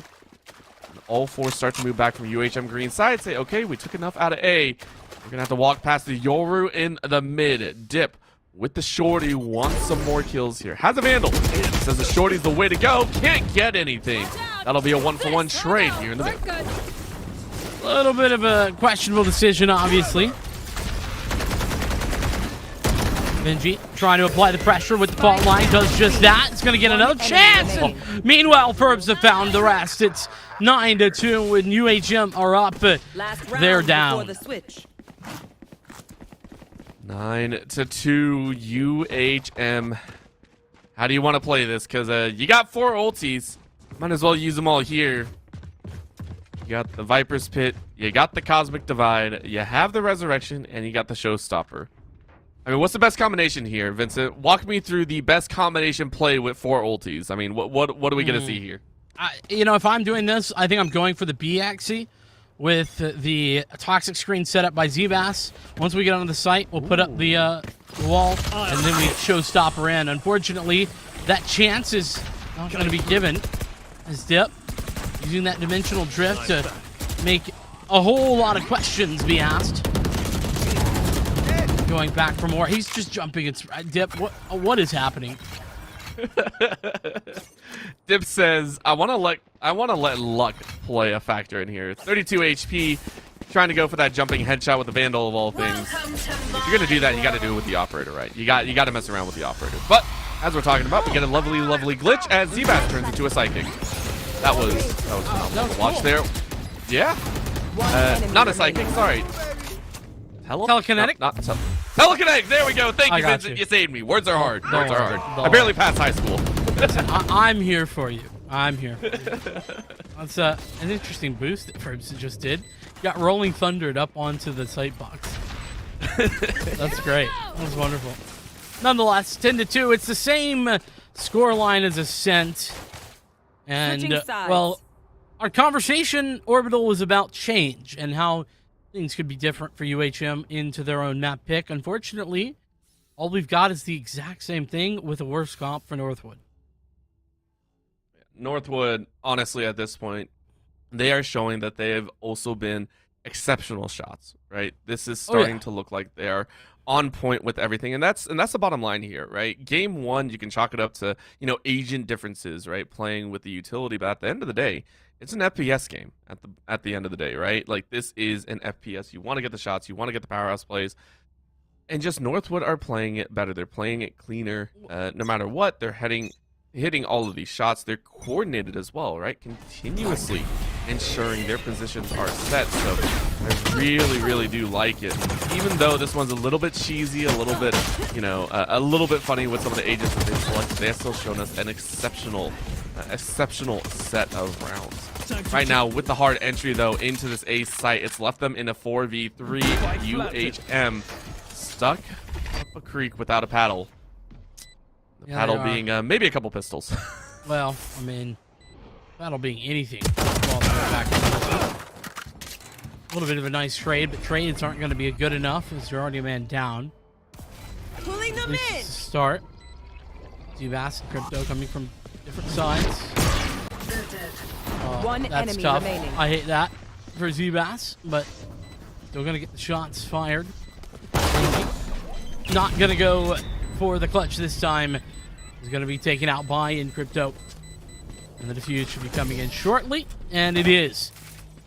The reality for Northwood is pretty much this simple. I mean, UHM, great job winning that pistol round, but comparatively, at least 4 out of the 5 players here for Northwood, they've won money in tournaments, in tier 3, tier 2.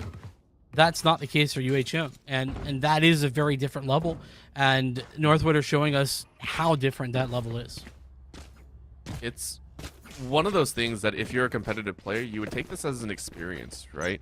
For the UHM green side, right? You're playing up against a squad that normally you wouldn't really have the chance to do until much later in, say, a professional level career. So that's something that is very, very fun to kind of think about here. And get better unless you play against better players.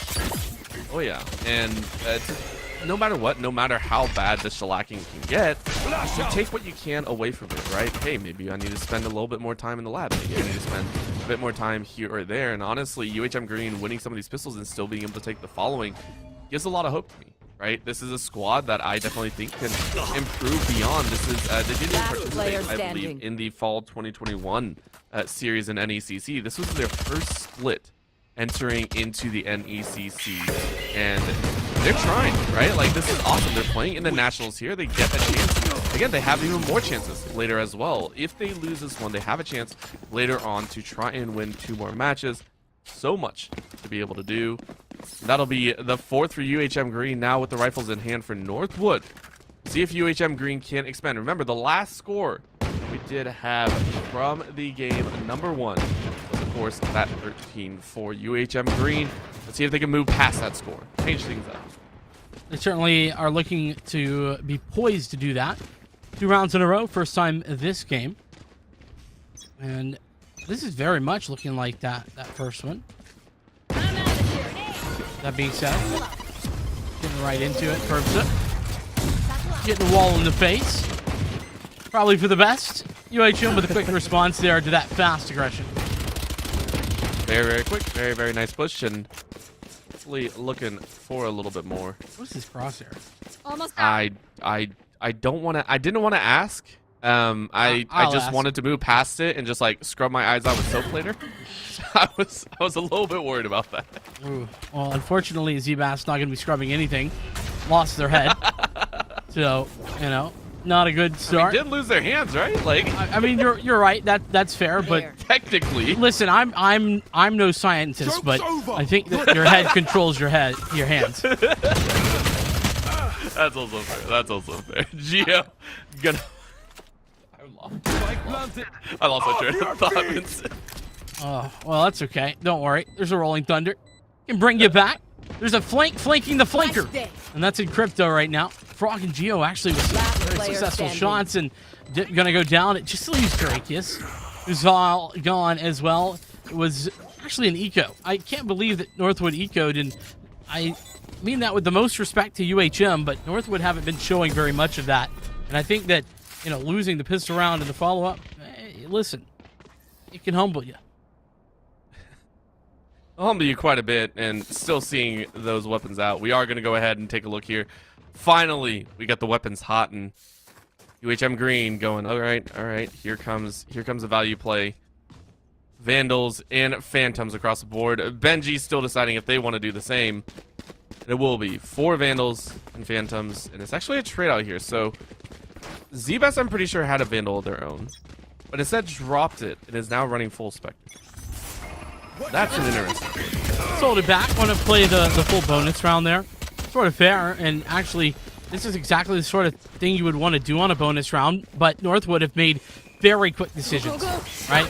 They realized that, okay, if everybody's over in mid, we're going to be hitting B fast, and that there's going to be no one there. Indeed, there is no one home. And the spike will be initiated on towards the site with Curbsa in a very aggressive position, and Frog meeting their mark for that. Boom goes the dynamite. And Dip takes 1 apiece. Nice blind around the corner means Dip takes another. That'll be 3 very quick succession. Zbass goes, I don't want to be here. Drakia says, yeah, you really, really didn't. Curbsa able to finish it off. That'll be the round for Northwood as they put an 11th on the board. Taking a look here, 2 more to finish it off. UHM 1 above their score in the previous game. Still a long ways off from those double digits and a potential chance at trying to tie things up. certainly are not very close yet, but there is that yet, right?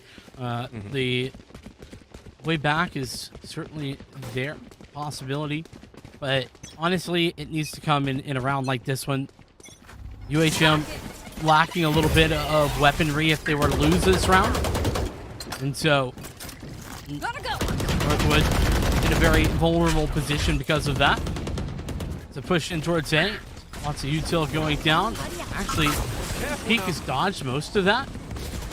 Geo can come around that corner at any time. Peak's going to find a double, and Geo comes around at the right time. Fermsa is on the site still. He's down 2 quick frags. A third even for Fermsa as he comes out for more. But Frogs to shut that down. Dip versus 2. Dip is versus 2, but Zebas found someone sleeping in the bottom of the cellar there. That one hurt quite a bit. And UHM Green, go ahead and put a 6 on the board there. Northwood letting the slot go a little bit. And UHM Green have found some phenomenal picks. 16-14 on Peak right now, who has been playing a phenomenal game so far. A little bit of a round up here as they are going to go full weapons hot. Drakius, of course, not really having a weapon in their hand. Trying to toss things back and forth and deciding how the heck are we going to do this. It's going to be a challenge as Drakius, with the Sheriff only, he's going to try and find a kill. Garage seems to be the play. The hard chase in. That'll be a little bit of a bolt, and the decoy actually finds Dip and Drakius, so the decoy got the actual people killed. Zebas is able to find Ali's life, and Northwood making some uncharacteristic plays here, kind of letting themselves fall to the wayside. Watch out, gotta go. Fermsa doing some clearing of the angles. Here we go. And there is going to be the overdrive pulled. Compton ready. Lots of damage done to Encrypto. Encrypto going to fall down. Long range. Fermsa making this. That's going to be the death at the back end. Zebas able to finish it off. 7 rounds now to the side of UHM Green. What a play to be had. Northwood sitting at 11, just 2 away, but so far UHM Green trying to claw their way back into this game. Northwood on an eco. And that one's going to be the heavy, unfortunate scenario. Full pistols, only for them. 3 members with light armor. You can see the judge, Geo, about ready to send some respect back Northwood's way after that first half. This will be very, very interesting. Showstopper also in the hand of Geo, and Encrypto provide. His ultimate's very, very powerful, and Dip able to get around the opponent's Geo, able to launch Showstopper into someone's face, but Peak is able to find Dip. Frog is able to find Ollie and Rip. Benji finds Frog 2v3 here in round number 19.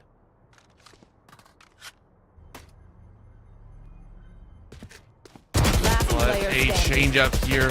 Peak ready to find another, and it seems that UHM Green have found the momentum.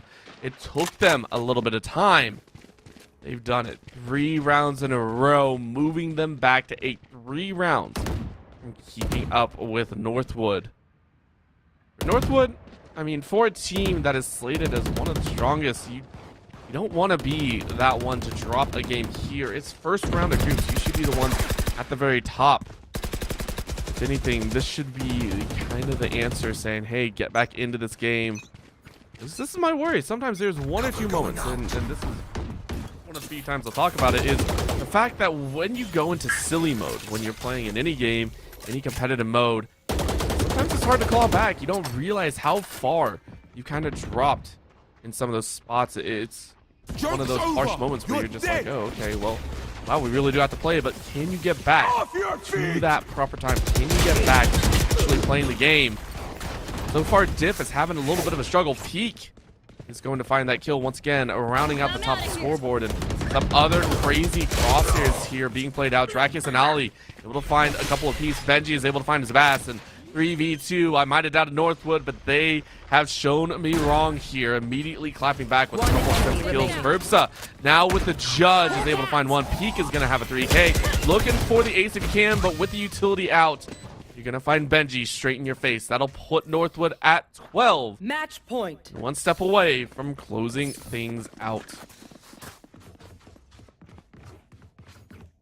And UHM Green, having doubled their score from game number 1, have to feel good about themselves here. Again, it's no small task to take a couple rounds off of Northwood, a team that is well established as a cut above the rest. And decidedly, they have been playing as so. 23 to Ferbsa's name, 23 to Peak as well, 18 for Ollie, Benji as their team. All these players currently in the double-digit score lines. Northwood just need one more. Crosshairs don't care about anything, just want to rush in, and Peak once again finds the opening frag. Ollie is down, a paint shell goes out, and Dio is kind of worried about where everyone else is. Draki is able to find Peak's life. Around the corner to go. Draki is able to get that one. 5 HP left on that Omen. You find a cheeky kill, you bring it to a 3v3, and you get the plant as well. Frog is going to bring out a little bit of a resurrection, so you have the Seekers available in Cosmic Divide. Seekers go out. First start to ensure the opponents don't get freebies. Drakius is now down. 2v4 is left. Frog is going to find one, and then Crypto finds the other. 9 rounds now to Green's favor as Northwood are punished for their early aggression. One step away from UHM Green to reach double digits. Northwood not too worried just yet. Have an extra eco if they need to. I don't know if they want to take that chance. About 2200 on the lower end of things, so it is going to be that call. Couple shorties, sheriffs, and frenzies if they so decide. It will be the eco. Northwood deciding to slow things down a little bit. Go ahead and get right back into the rhythm. If they lose this one, they will go ahead and move to 12 and 10. They will have another fight back. Worst case scenario, UHM Green are going to be sitting at that tied score. They'll go into OT. Northwood really not too worried. They're going to go take things slow here as we get underway. Well, quick and fast looks like is the answer for Northwood. Pushing in towards the B side alley. Not actually going to win that duel. Frog will, but Drakius actually does win theirs. Information gained about Ferbsa and the position that they're in. 44 on the retake. The Cosmic Divide's available. Nice flash there. Ferbsa coming back, just saving pace. And Drakius continuing to be a threat with the Sheriff. Benji checked and fragged. That's a nasty shot. Last player standing. It's very nasty, and then Crypto literally burial stuffs a dip. That was a bit mean. Drakius is going to find a 3K. The UHM Green go ahead and finish things off. They move to 10 rounds here. Northwood. Yes, that was an eco, but it still feels kind of bad.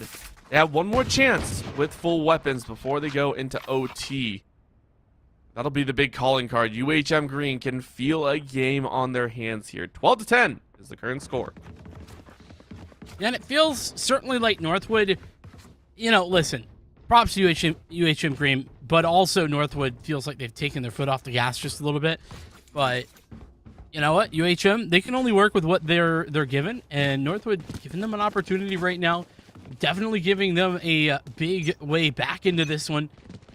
And this gun round is hyper important. You lose this gun round if you're Northwood, and suddenly you're looking at the potential for an overtime in a game that might have been closed at, you know, 13 to 4 or 5.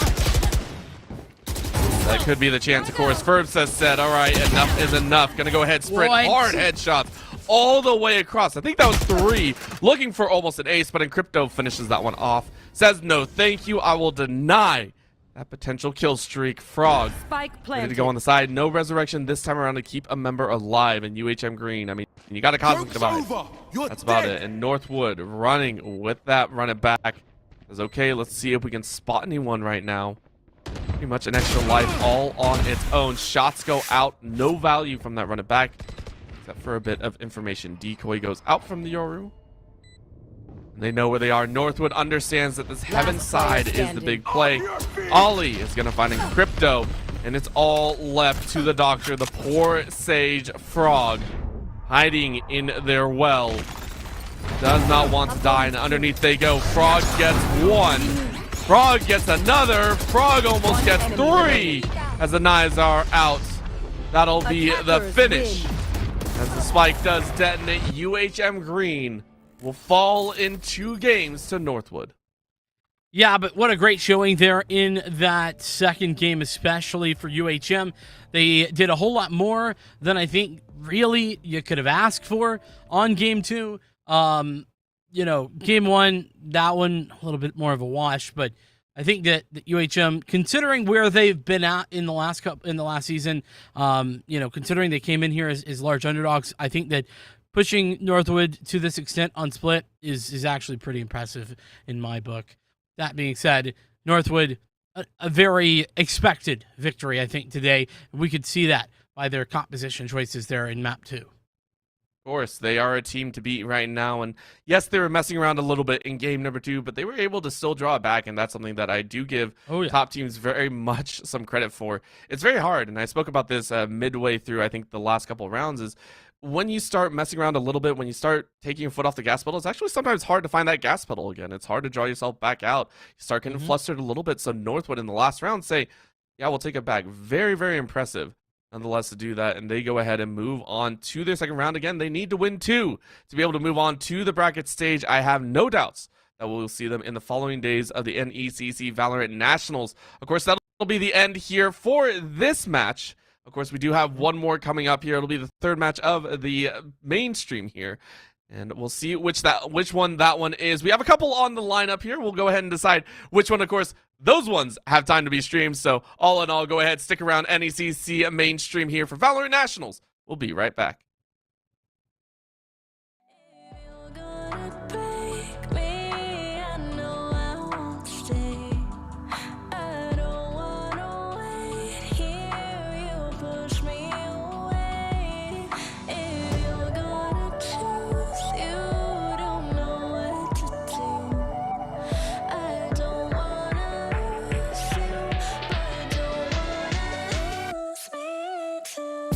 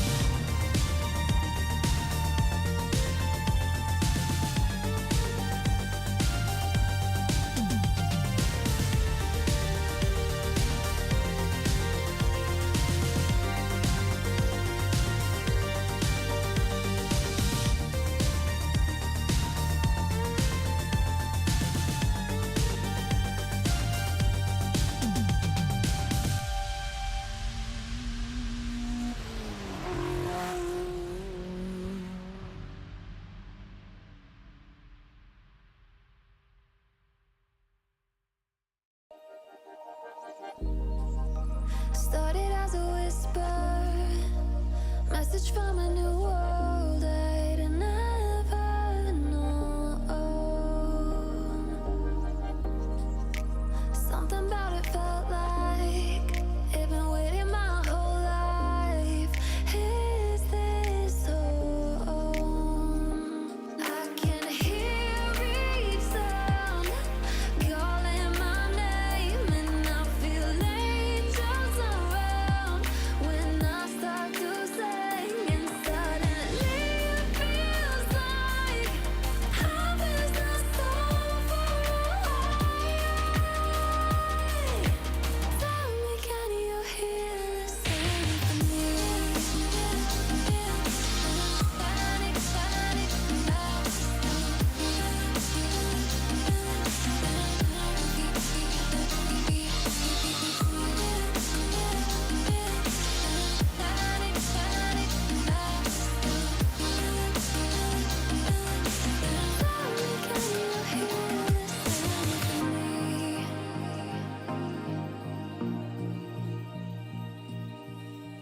I can't help but think that it's meant to be, that I'm finally right where I'm supposed to.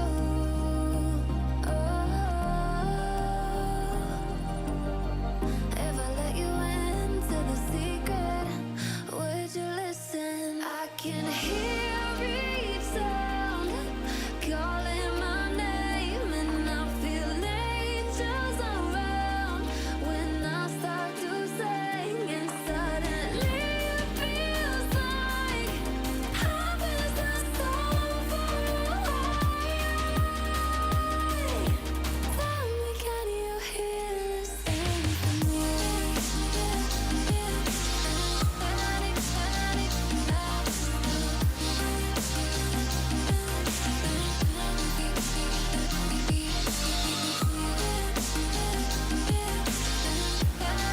panic,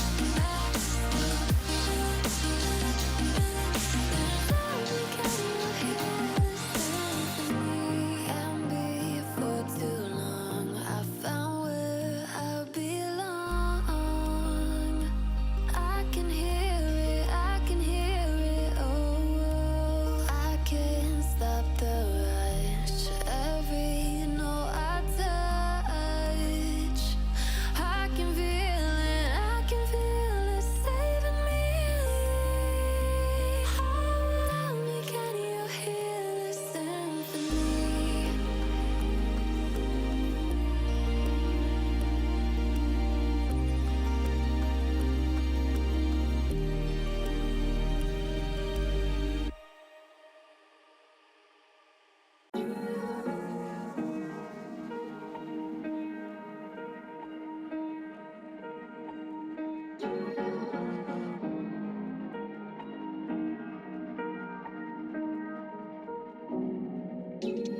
Where you look, where you touch, where you feel, yeah.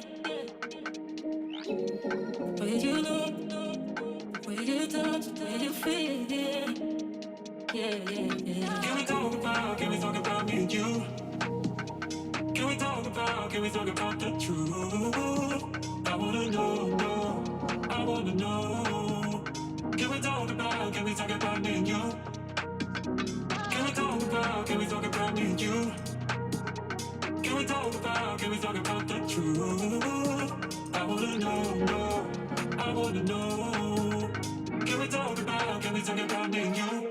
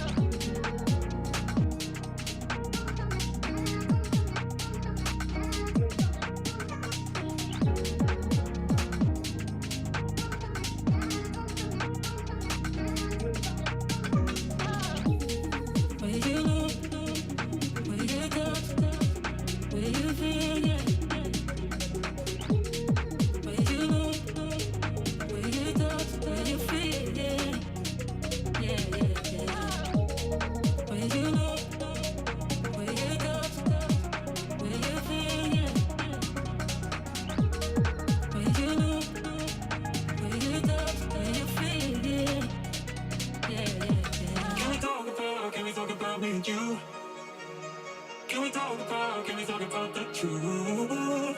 I wanna know, no, I wanna know. Can we talk about me and you? Can we talk about me and you? Can we talk about the truth? I wanna know, no, I wanna know. Can we talk about me and you? Will you know? Will you touch? Will you feel? Yeah. Will you know? Will you touch? Will you feel? Yeah. Yeah, yeah, yeah. Will you know? Will you touch? Will you feel? Yeah. Will you know? Will you touch? Will you feel? Yeah. Yeah, yeah, yeah.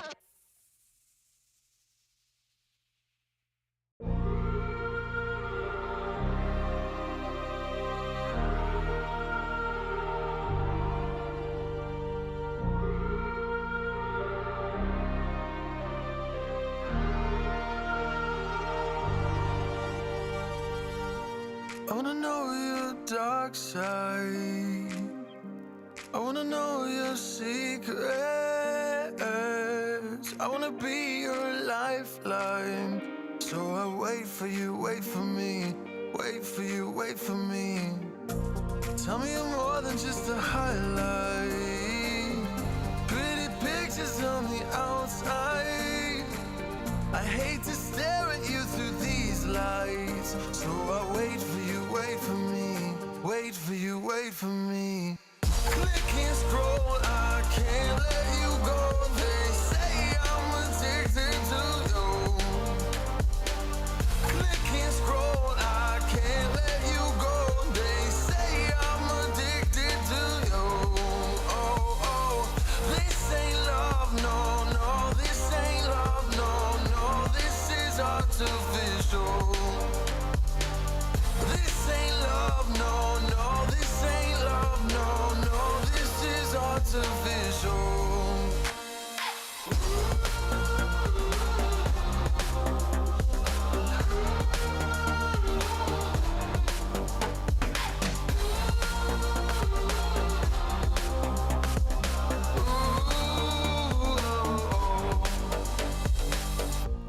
I wanna know you inside and out. Wanna know what's behind the light. Wanna feel that real love from within. Let me in. I want real love, real hearts. You're just enough to get me through, get me through. 'Cause you're officially perfect for me. So wait for you, wait for you. Up all night thinking, passing the time, anxiously waiting. You're on my mind, losing and winning. You can't get it right. Hoping you see me for more than just nights. Up all night thinking, am I on your mind? Will you come meet me and change my life? This love could be deeper. Just Thinking, will you love me? click and scroll, I can't let you go. They say I'm addicted to you.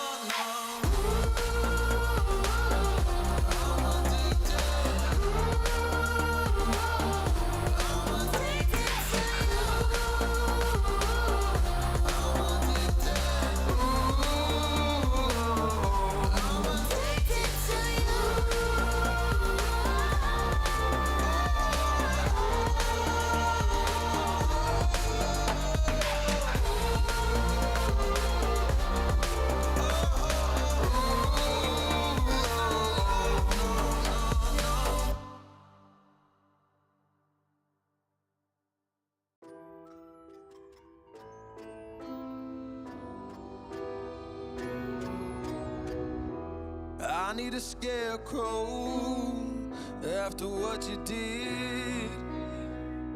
'Cause all of the birds know that I'm almost dead. I'm barely breathing, I'm barely awake.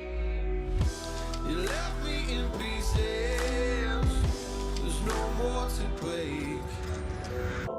Don't wake me up, not in this century. Don't wake me up, 'cause you're just a ghost inside my head. You're just a ghost, you're never there. You're just a memory on my lips. 'Cause you're just a ghost inside my head.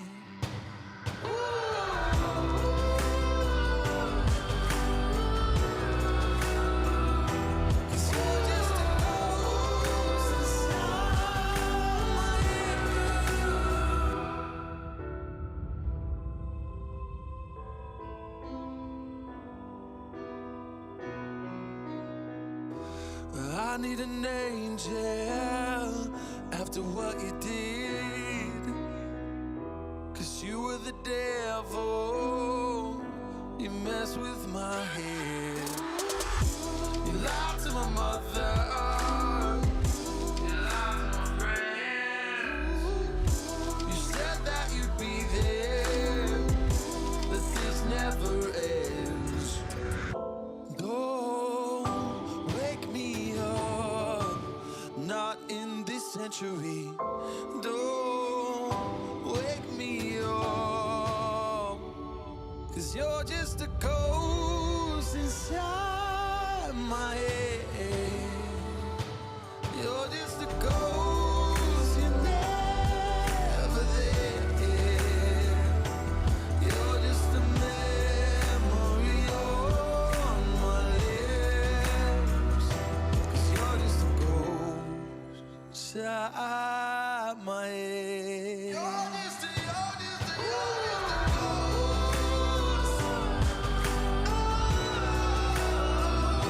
'Cause you're just a ghost inside my head. 'Cause you're just a ghost inside my head. You're just a ghost, you're never there. 'Cause you're just a ghost inside my head. You're just a ghost, you're never there. You're just a memory on my lips. You're just a ghost inside my head. Oh, you're just a ghost inside my head.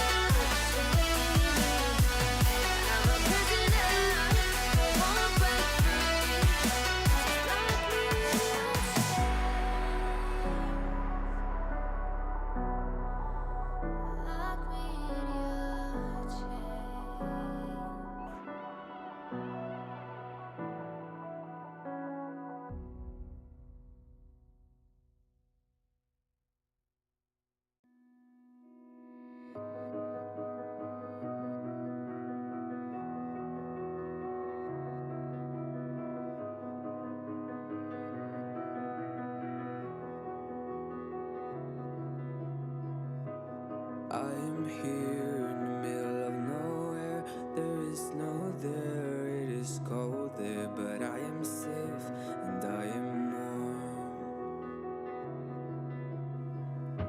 Although it's hard, I know I gotta keep up. No time to let to drift away. I find my space, I spend my time down the rabbit hole again. And as I fall, I can feel the pain. You can't tell me where to go, so I don't know, I just go with the flow. I go with the flow. I'm falling up, I'm falling down, from the sky and from the ground. Up above just like below, and I don't know where I should go. 'Cause I'm stuck in limbo.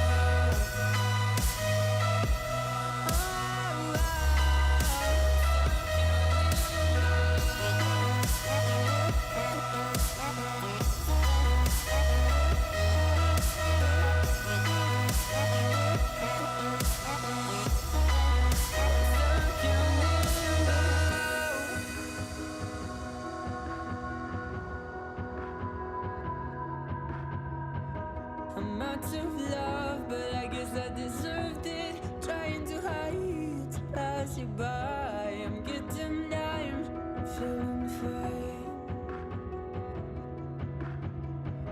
I'm light as air, no one can reach me. Lost in a dream, lost in between. Let's keep on flying, let's keep on breathing.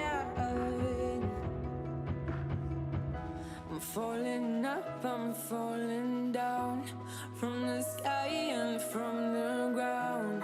Up above just like below, and I don't know where I should go. 'Cause I'm stuck in limbo.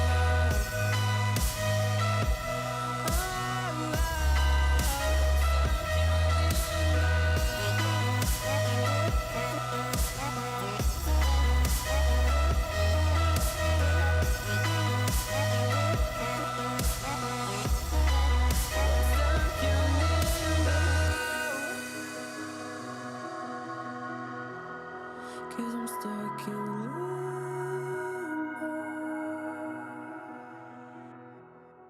Cause I'm stuck in limbo.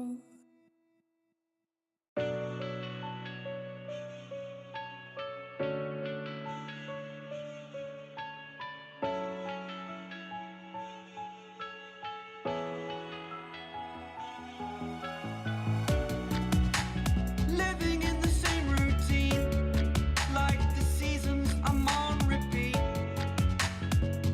It's a long way down. Trying not to follow suit. Don't like the color, I'll change the shade of it. I'm not afraid of it.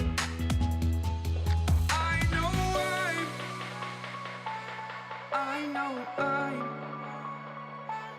holding on to this, holding on.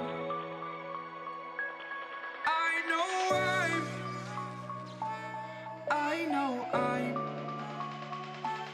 holding on to this, holding on. Don't let me repeat it.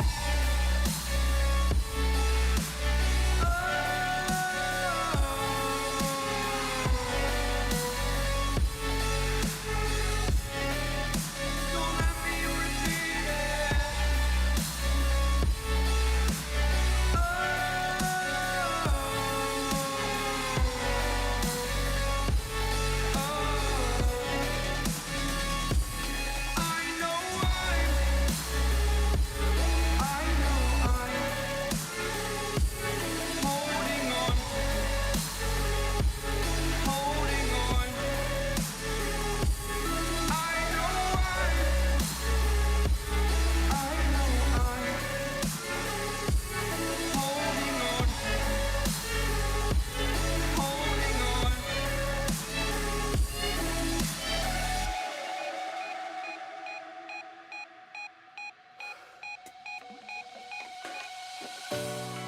Fast forward a year or two, friends have changed, but so can you.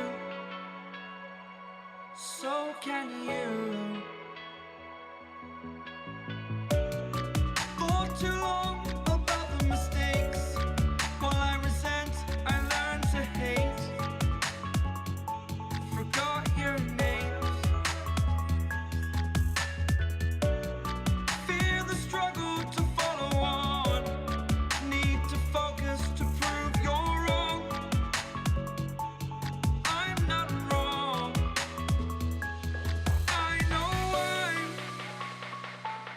I know I'm holding on to this. Holding on. I know I'm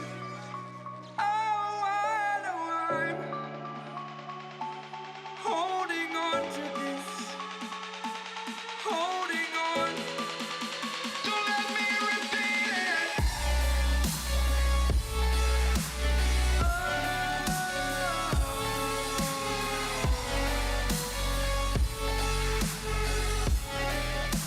Don't let me repeat it.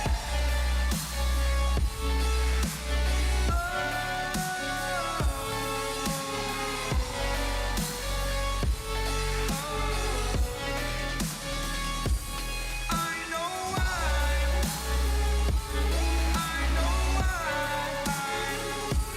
holding on to this. Holding on. Holding on. Holding on. Holding on. Holding on. Holding on.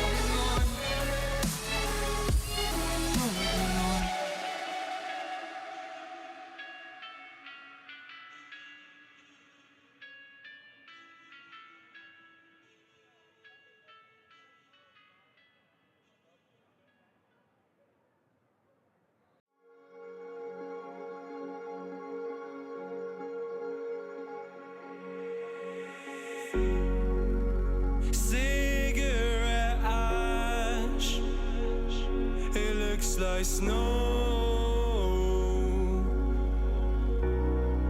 When it falls in the wind, you know. And you say you wanna dance. You're wary, you know, you'll end up in the wrong hands. And you're having fun. Why don't you show your friends? And you're having fun. What if it never ends? I'm lacking sincerity, but you don't care at all. Miss booze, lit cigarettes, trying to take me home.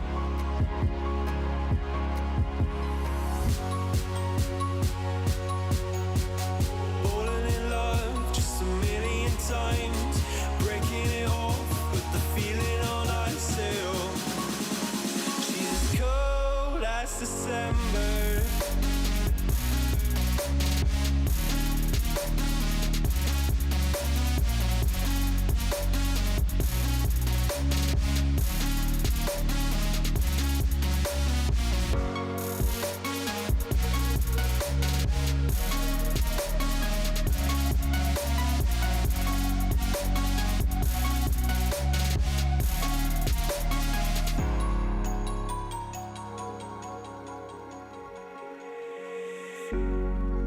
I swear I've seen you before, holding your shoes in your hands, running out that door.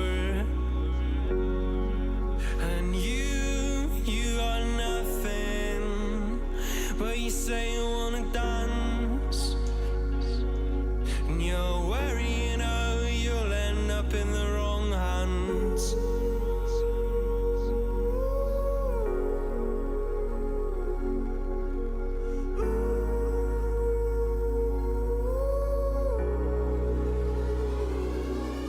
I'm lacking sincerity, but you don't care.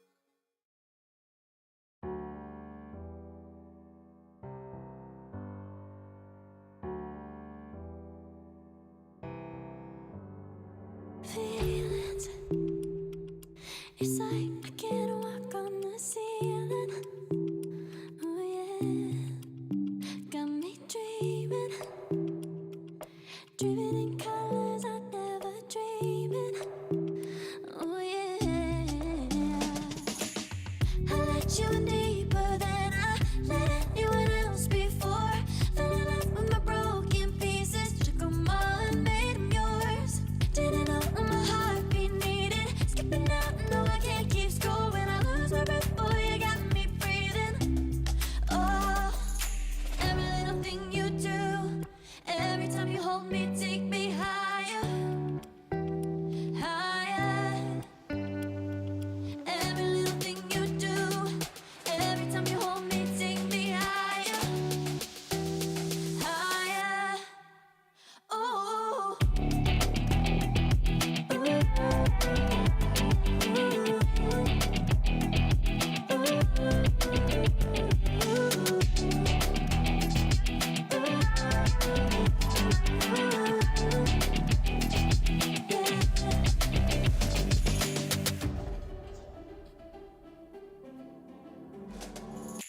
Magic.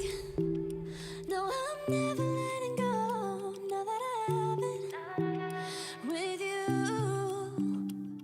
When you kiss me, it's like the stars fall out the sky onto my heart to cover up what I don't wanna show. I let you in deeper than I let anyone else before. Fell in love with my broken pieces, took them all and made them yours. Didn't know what my heartbeat needed. Skipping out, no, I can't keep score. When I lose my breath, boy, you got me breathing. Oh, every little thing you do, every time you hold me, take me higher, higher. Every little thing you do, every time you hold me, take me higher, higher.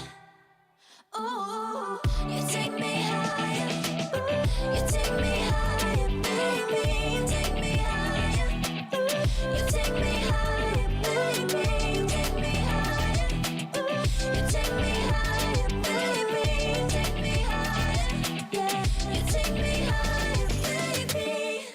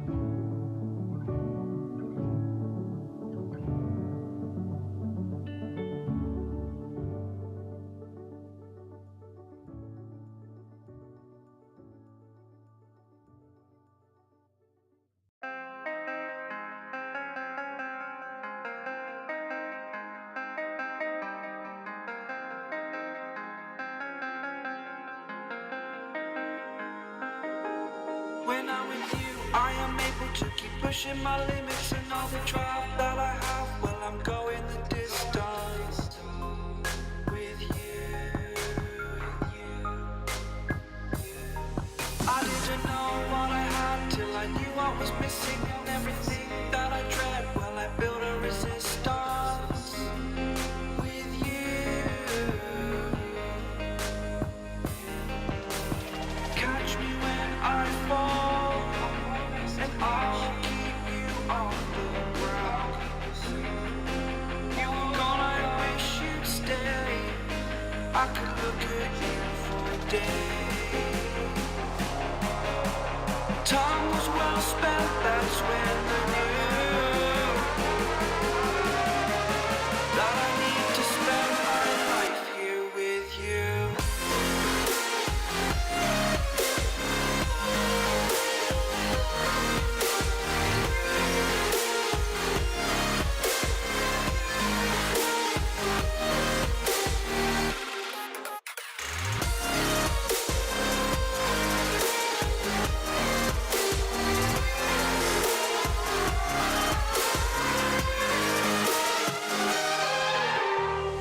Take your time, not in the fast lane. I understand that you've been broken too many times, but I'll be waiting to mend your wounds from all you've taken.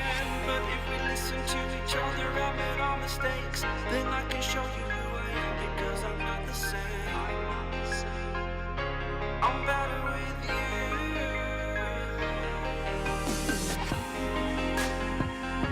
I'm better with you.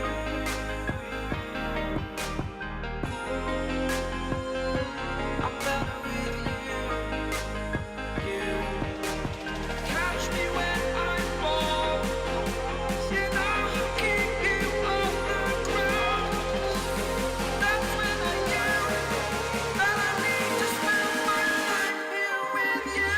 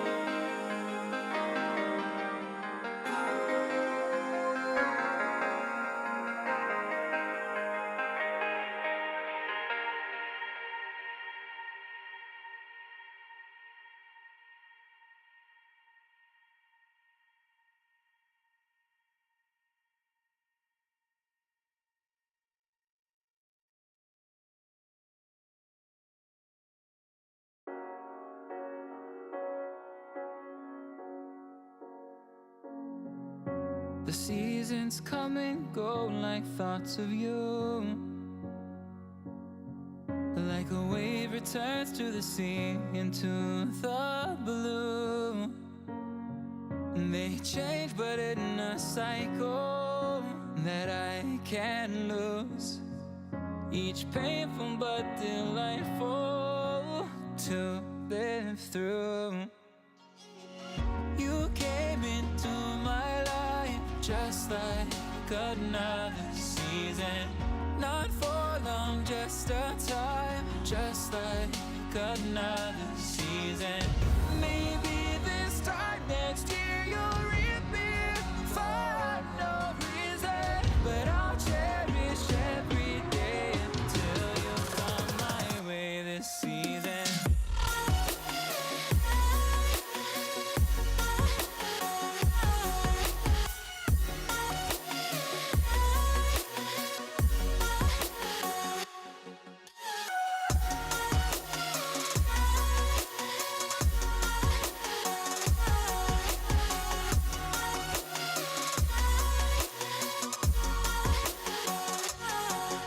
The seasons turn and change just like your mind.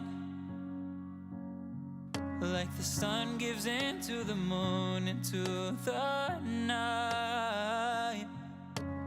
Time continues marching, it slowly crawls.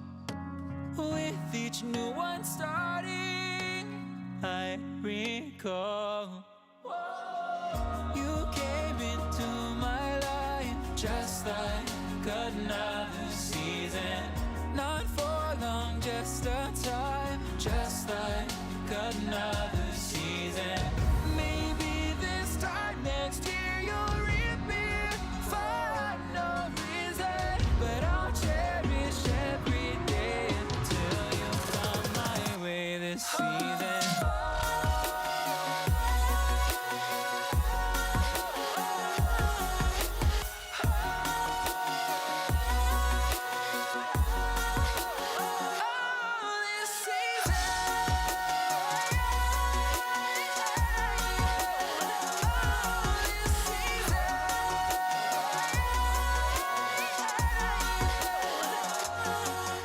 Each time of year carries memories, like a never fading whisper in the breeze.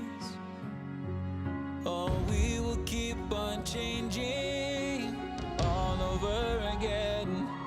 Yeah, we will keep on changing, just like another season. Don't want another day without you by my side. Oh, this season.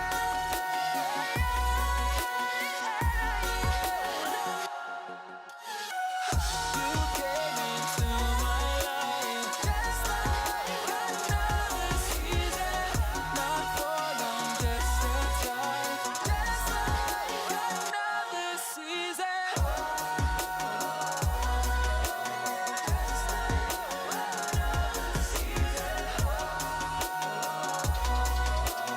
Just like another season.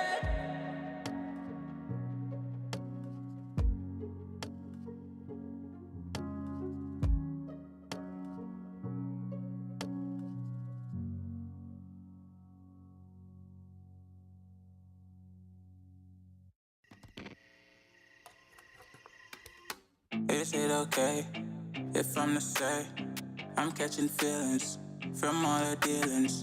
Am I astray? What do you say? How are you feeling? Is it the same? I hope you're not planning to waste my time. To my surprise, that was her reply. Now we vibe. It's been a while and such a ride, the stars align. I love the fact I didn't let her go. She loves the fact that I just let her know.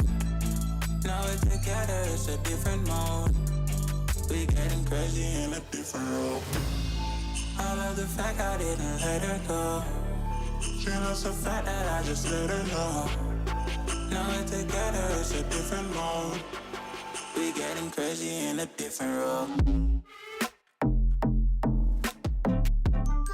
We getting crazy in a different role. She loves the fact that I just let her know. We getting crazy in a different role. We getting crazy in a different role.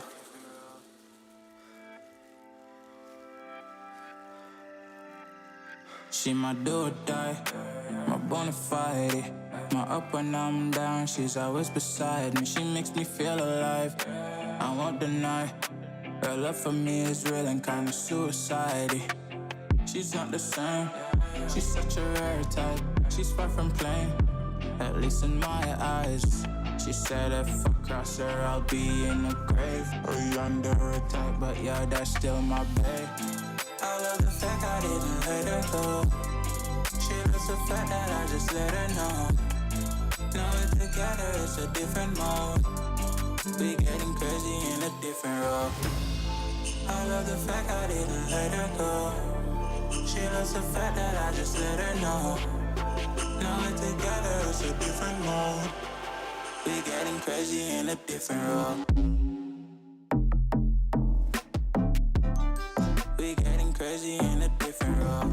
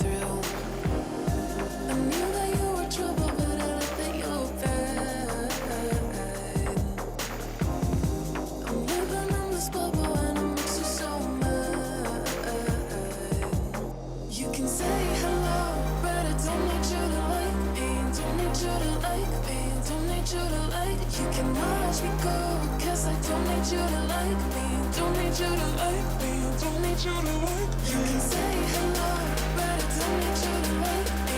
Don't need you to like me. Don't need you to like. You can watch me go, 'cause I don't need you to like me. Don't need you to like me. Don't need you to like me.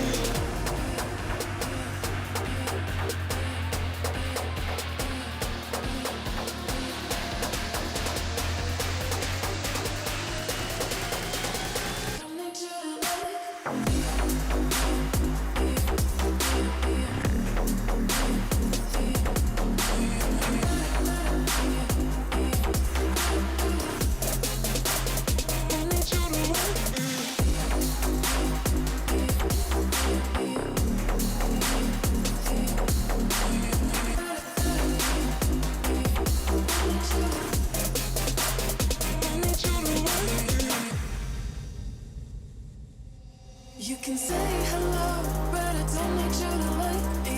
Don't need you to like me. Don't need you to like. You can watch me go, 'cause I don't need you to like me. Don't need you to like me. Don't need you to like. You can say hello, but I don't need you to like me. Don't need you to like me. Don't need you to like. You can watch me go, 'cause I don't need you to like me. Don't need you to like me. Don't need you to like me.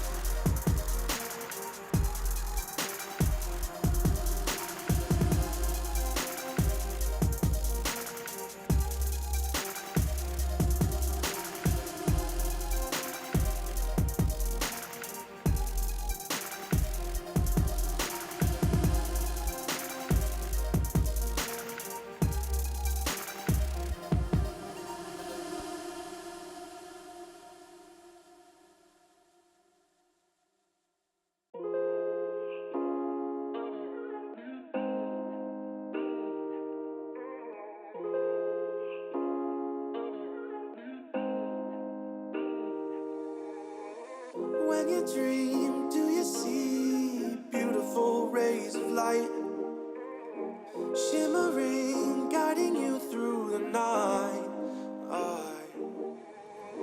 I know it feels like the night's getting longer and light is harder to find. I promise I'll always be there, I'll remind you when you close your eyes. If they said for me tomorrow, even if I leave right now, you'll find comfort there in knowing whenever in doubt, you can find me when the lights turn out. When the lights turn out.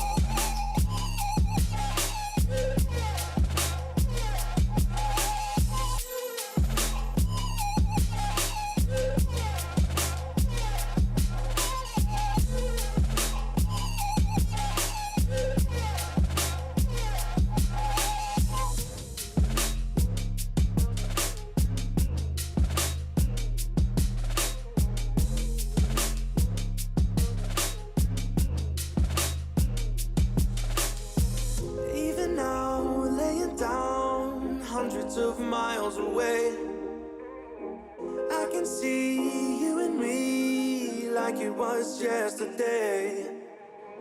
I know it's not the same, but I'm still behind you every step of the way. Look in yourself and I'll be there, I can guide you. All the love is the same. If they said for me tomorrow, even if I leave right now, you'll find comfort there in knowing whenever in doubt, you can find me when the lights turn out. When the lights lights turn out. You can find me when the lights turn out. When the lights turn out. You can find me when the lights turn out.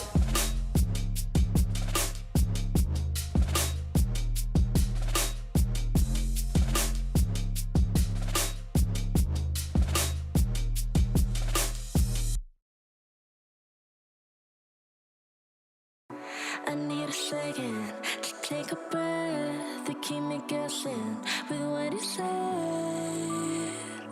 You're in my head. We're under pressure, we're sinking deep like stormy weather. Can't seem to breathe when you're with me. If you're gonna break me, I know I won't stay. I don't wanna wait here. You push me away. If you're gonna choose, you don't know what to do. I don't wanna lose you, but I don't wanna lose me too.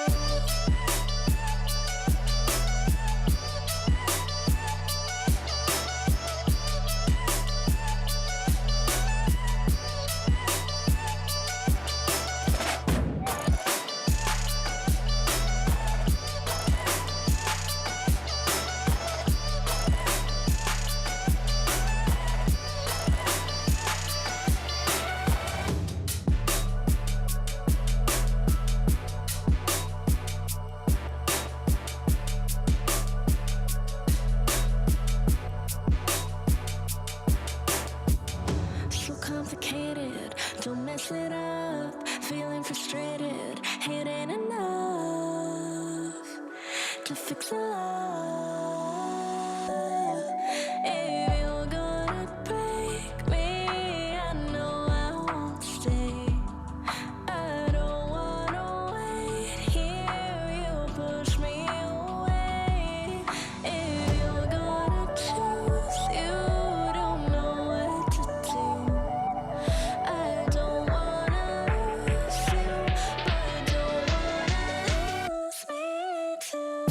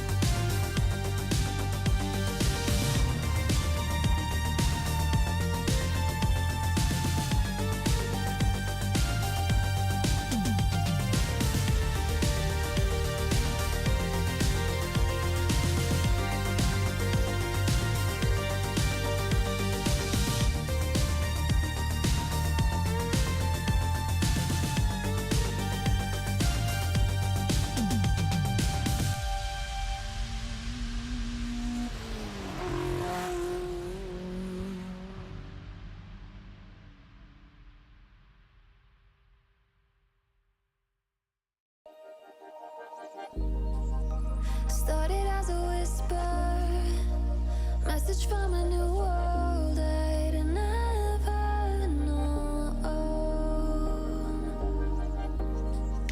Something about it felt like it'd been waiting my whole life. Is this home? I can hear each sound calling my name, and I feel angels around when I start to sing. And suddenly it feels like heaven's not so far away. Tell me, can you hear the symphony? Panic, panic,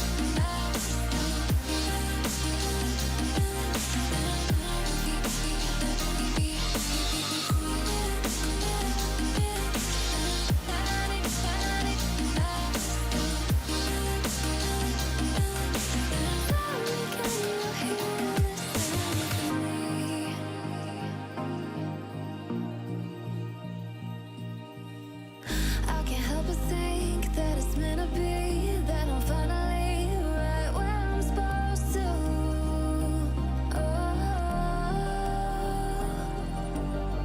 If I let you into the secret, would you listen? I can hear each sound calling my name, and I feel angels around when I start to sing. And suddenly it feels like heaven's not so far away.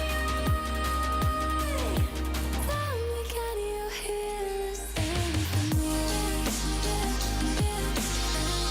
Panic,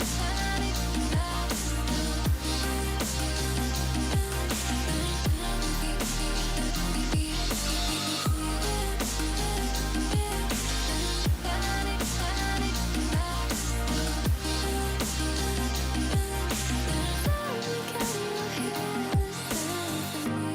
and before too long I found where I belong. I can hear it, I can hear it, oh, I can't stop the rush. Every note I touch, I can feel it saving me. Tell me, can you hear the symphony?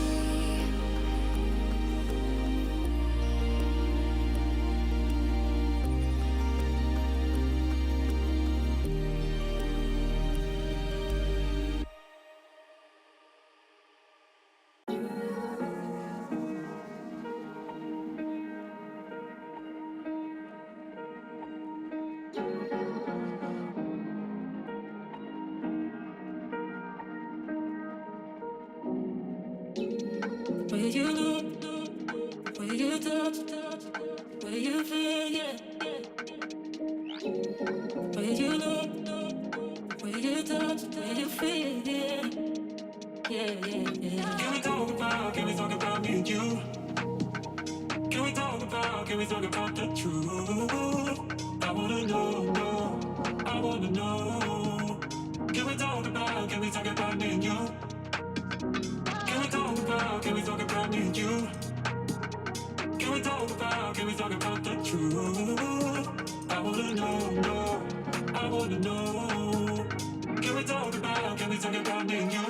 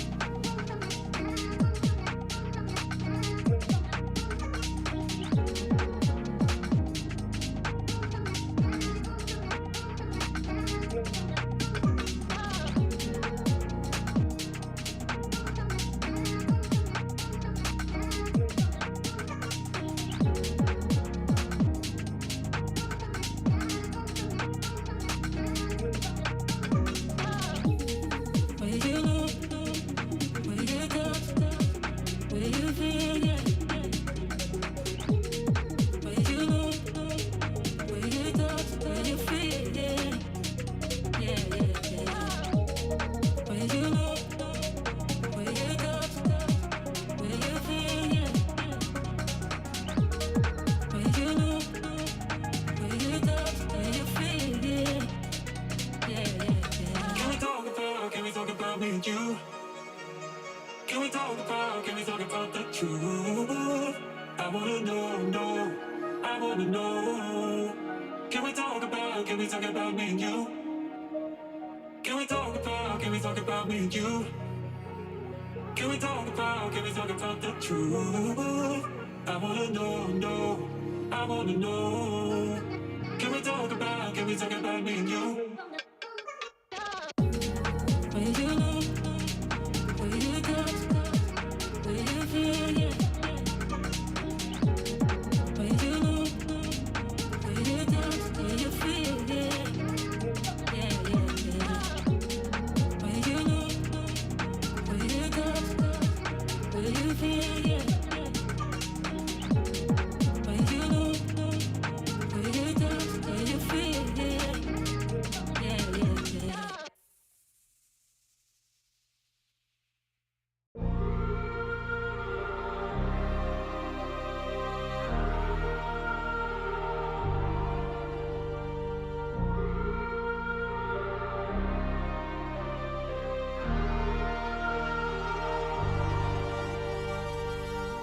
I wanna know your dark side. I wanna know your secrets. I wanna be your lifeline. So I wait for you, wait for me. Wait for you, wait for me. Tell me you're more than just a highlight. Pretty pictures on the outside. I hate to stare at you through these lights. So I wait for you, wait for me. Wait for you, wait for me. Click and scroll, I can't let you go. They say I'm addicted to you. Click and scroll, I can't let you go. They say I'm addicted to you. Oh, oh, this ain't love, no, no. This ain't love, no, no. This is artificial. This ain't love, no, no. This ain't love, no, no. This is artificial.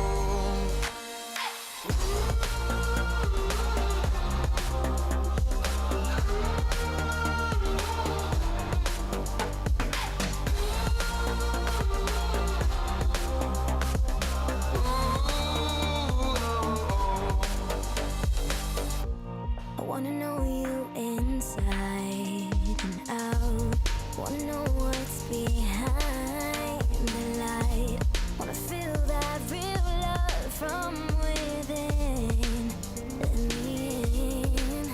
I want real love, real hearts. You're just enough to get me through, get me through. 'Cause you're officially perfect for me. So wait for you, wait for you. Up all night thinking, passing the time, anxiously waiting. You're on my mind, losing and winning. You can't get it right. Hoping you see me for more than just nights. Up all night thinking, am I on your mind? Will you come meet me and change my life? This love could be deeper, just sinking. Will you love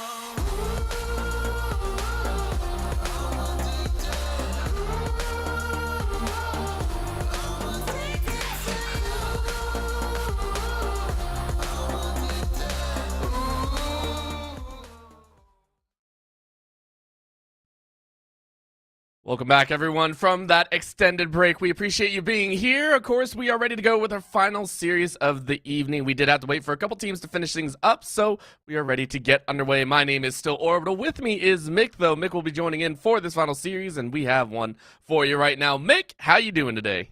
I'm feeling great, man. Had a little bit of a busy afternoon, a busy weekend, albeit moving back and forth. As you can tell, probably in the NECC team, my background's a little different, but we'll disregard that for now. We have the matchup to talk about, and obviously it's going to be the likes of Montclair State and Temple University, two times that we've seen throughout the season, two absolute great units, but will one be better than the other? Well, that's going to be definitive. One has to, but regardless or not, we're just going to see the skill gaps now, because as we get ourselves into championship era, we obviously know the way the bracket's set up, the way eliminations work. We know that teams that lose, they go home, and that's the most important thing to really focus on right now.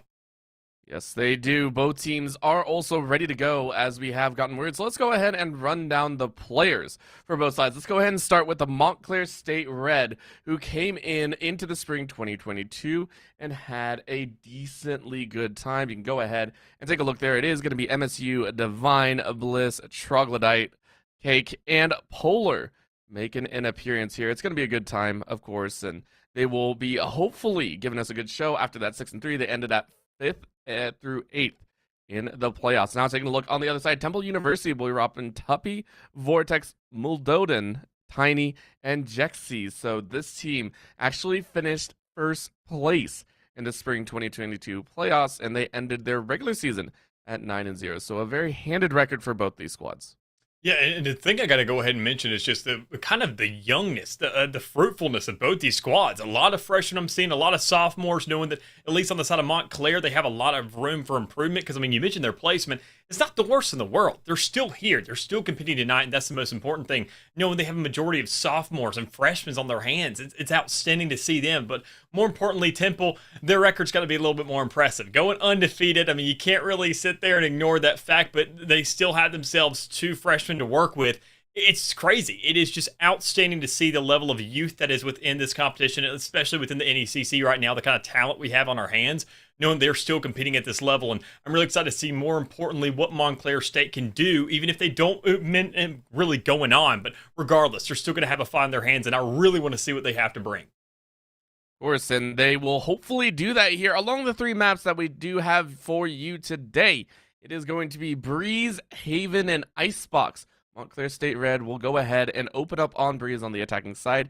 Haven will see Temple take the attacking side first. And then if we go to the decider, Icebox, it will be Montclair State Red with the attack. Most notably, it was Montclair State Red picking Breeze to kick things off, and Haven was Temple's choice.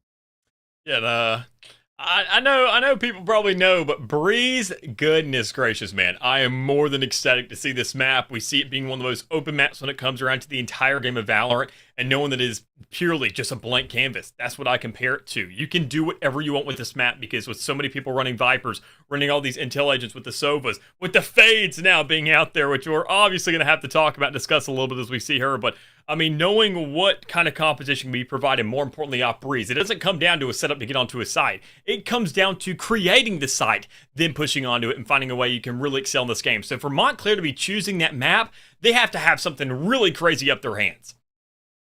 You would hope so, and for them, it's also going to be a little bit of that uphill battle. So hopefully having that type of map advantage will be bringing it into their own pockets, as again, this will also be their first series played here in the Nationals. Yeah. So to keep in mind, what's kind of going on is they had a default victory in their first other matchup. It was against the Fanshawe Falcons T1, and they unfortunately had to default out, and so that was Montclair State Red moving onwards. Temple University, on the flip side, we actually saw them play against RPI Red. And RPI Red, in the first matchup here on the main broadcast, had actually played up against Rio Grande and had beat them in 3 games. Yep. Keep that in mind. It was 3 very brutal games, I will also add. It was 16-14, 13-11 win. Temple University took them to the clinic. It was a 13-2, 13-4 victory for Temple University. So for Temple, they are very much warmed up and ready to go. Yeah, and I think that really starts to favor Temple here. I mean, looking at the record over the season, looking how good they performed here today at least, and getting themselves that warm-up, as you mentioned, that's going to be almost crucial here. Montclair, they're not only really in an uphill battle, as you mentioned, they're not kind of the unfavored team for this. Obviously, with Temple looking at the record over the course of the season, but, I mean, more importantly, that warm-up game, as you said, ranked, that's not really going to do it. You can't hop into a comp and figure that, okay, we're going to go against another 5-stack who's ready to play to the same level that we are. They're probably just going to rush things down. They're going to make things pretty hard for you, but they're going to be pretty one-dimensional nonetheless. When you get around to this 5v5 collegiate scene, I mean, even then, it's almost semi-pro scene from what a lot of these players could possibly be in. It's a completely different environment. So to see that they're going to have to make sure to jump right into this game, thankfully they get the benefit of the doubt. They get themselves the first map choice, so this really starts to excel their way. But they better have one heck of an introduction, one grand curtain call, albeit, if they really want to have themselves a shot today. We'll try and put in the work right now. Making their way forward. You can go ahead and see it's a little bit of a deep spread here. One all the way back in that defender side. They're on the attacking side for the side of MSU. On the flip, the defenders are kind of spread in a default position. You can see a pretty nice fade into B, but a nice clip. You can go ahead and see on the A site, you can see the mid doors are actually going to be the challenge with the kind of a let go over on A through the shop and cave. So very, very interesting to see how they are prioritizing some of their movements here. And so far, you can already see one chase into mid and then the fallback. So Temple University not willing to give over A just yet. Yeah, I mean, looking at the setup thus far, we already see him trying to go for that A site, have a little bit of influence there, and the triple push towards that tube, or excuse me, the double push. That's going to be huge, man, especially when it comes around to a pistol round. A lot of teams don't like to put too much focus on the spot, especially, and if you can find a first clip, just like Trog does right there, it's going to be a great start for the rest of your squad to follow things through, and that's also going to cause Moldadan to have a little bit more aggression with that stun coming out, not meaning much. It comes down to the rest of the round because the spike is already down. Very, very quick play. MSU Red have to get on to that side and ensure that they have the retake defensive prep. But Temple University coming in to clean things up. Great shots to come out here. This one's a little bit rough as both Vipers go. All right, we're good with poison, not so good on the shots right now. Divine is going to finish off two, though. One more headshot would do it. It's a 1v1. Pressure right now. Divine taking a very, very slow. Might have heard something. There's going to be the diffuse. Tuppy trying to go in for it, and you pop up. You know where the opponent is, and Tuppy finishes it off. Clutch little factor there. It'll be the closeout with 4 seconds left. Temple University take a very close pistol round.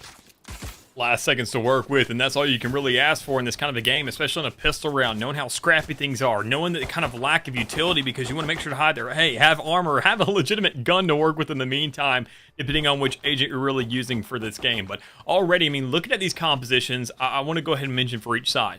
MSU, they're running the double smoke. Not something we typically see. The double smoke, the double initiator, no duelist is the craziest factor about this. I mean, you're running the chamber. They're going to be insane when it comes on this defensive side, but right now on attack, they have to make a statement. They have to fight for relevance here. They have to get a good 4 rounds, I would say, onto the board to really have the shot and get the setups on this defense that they want to make sure to have a successful run. But, I mean, Temple, making sure they get that first round, you're already slowing yourself down a little bit. You kind of tap the brakes somewhat here and there, but you got to make sure you keep on rolling. So as we see them rolling right back again onto the A site, looking at it's going to be a little bit of their comfort factor. We got to see where they get that spike down, especially when you see that Jexy's already swinging out.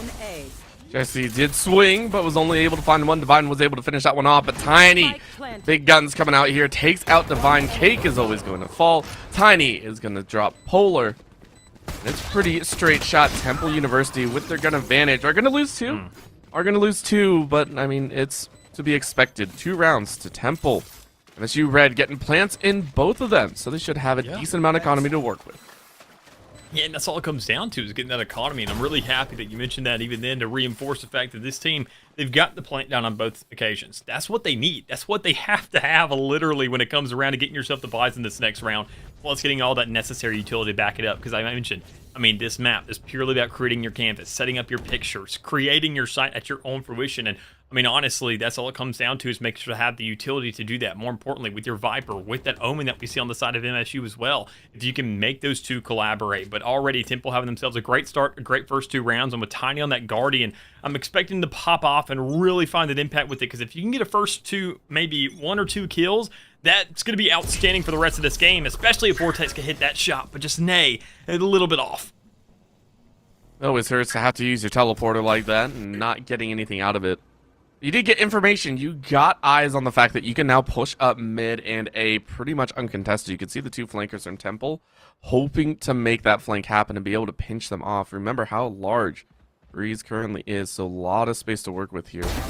3-2 setup, and Tiny with the single shot and a second. Oh, Tiny! Making sure to put that Guardian to work. Cake is going to take out Tiny finally, but the damage is already done. 4v2. That's the current look at things. Dangerous scenario to sit in, and it's a problem right now. MSU Red realize that they have been routed. They are currently pinched, and with the spike down over there in Cannon, it is going to be up to Divine to finish things off. Vandal in hand, you're going to try and pray for a little bit more value. You did pick up the spike. You're going to try and rush back to B, but with 35 seconds left, it's dangerous territory you're walking in. Even then, already the impact of this round is going for the side of Temple. I mean, you went ahead and robbed 3 guns out guaranteed, no matter what the result of this round is. That's really good, especially considering that Vortex grabs one more towards the middle of the map, make it a 1v2 situation, and Divine has to clutch things out. And with him being the only lone player standing right now, it all comes down to a sole survivor. What are your survival instincts looking like? Do you have the utility set up where you don't have a recon dart, you don't have a Sova drone, and you only have 63 health to work with? So I'm sure that, I mean, Temple, we'll see them give over this plant. They are not really expecting it too much, and you have plenty of time, or at least 2 seconds left in the rear end. But now as we get into a post-plant situation, Divine has to set up something crazy, has to get in a weird angle, and you have to make sure that, I mean, Temple, they have to swing at the exact same time, try to find a way to collapse instead of going for the same one, because Divine can't hit these shots and can possibly get the first one, but it's a second there, and he laid exactly why I mentioned it. It becomes an issue when you don't play for all the angles, and you play right to Divine's hand and give him a Hunter's Fury for the next. What a move right there. Divine holds it down. Granted, that was a round that MSU were slated to win. It was a bonus. Temple were able to get so much value out of that, but it's some of those clutch moments that can really turn the tides of an entire game. It can change the entire flow of the match as well.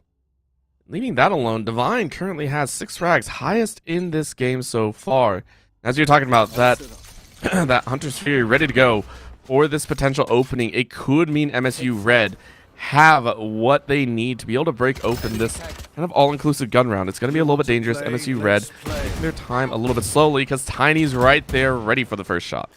Yeah, and that's huge, man. Tiny coming out with the frags, playing the game he needs to play. Even that last one, we didn't mention it. As I said, that Guardian needed to find at least 2 kills, and it most definitely did. So making a really good start for the round, a really good fallout to really work with as well as you grab that first frag here in this one. But even exchanges across the board right now. 3 versus 3, while we do see Divine kind of a little lackluster on that health, but thankfully you got this guy to fix that. But also Multidan to fix that up as well. That's a very, very quick, swift in there by Temple to make sure they get themselves the 3rd on the board and 3 guns to work with in the meantime. But MSU, sadly enough, didn't really buy too much in that last round. Knowing how much of a diminishment they took in their economy, they didn't win out that round. They really had to scratch things together, as we obviously saw Divine clutch things out. But knowing that, seeing how much they've used in the meantime, I mean, the Torty Force already being used by Cake. Trog also using those, having too much to work with right here, right now. There's a lot that's up in the air here for the side of MSU that they got to get together.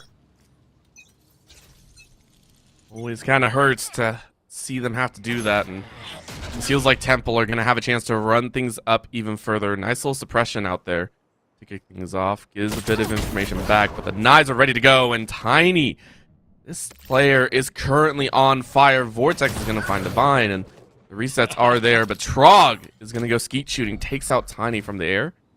Makes it a 3v4. Not as bad as it seemed like before, but MSU Red still want a few more kills. Muldoden in the swing around doesn't really get anything with the Owl Drone. It does notice a few members are cheating in and out. Temple University waiting and biding their time, waiting for MSU Red to possibly make a mistake.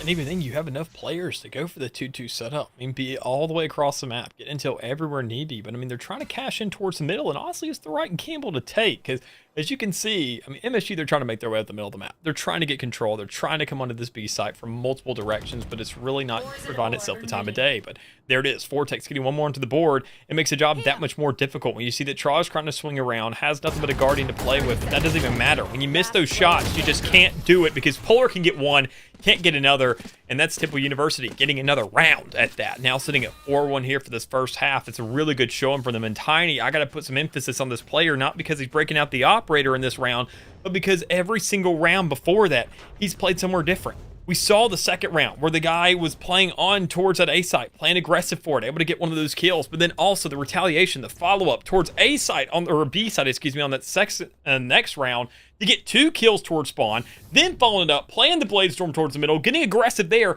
I mean, the guy is always going to be somewhere different. It's almost like he knows exactly where MSU is about to swing out first. And that is so important in ensuring that you get the opening picks, right? You're the one able to make the impact early on. Understanding the rotations of the opponent, almost having their playbook, if you will, allows you to do some crazy things. And right now we do see that little bit of a run here. It is going to be rope up into the hall. You see the chase in. They're going to try and pinch him very quickly, but Divine is able to take out Tuppy. Jexy is going to find Trog, so it's a trade of 1-for-1. Wimbledon finds Bliss and immediately traded back. Polar is able to find Tiny. That's possibly the decider. That'll be a change back 2v1 now. MSU Red have the player advantage. Can Vortex pull off a Divine play? Can Vortex find the 1v2?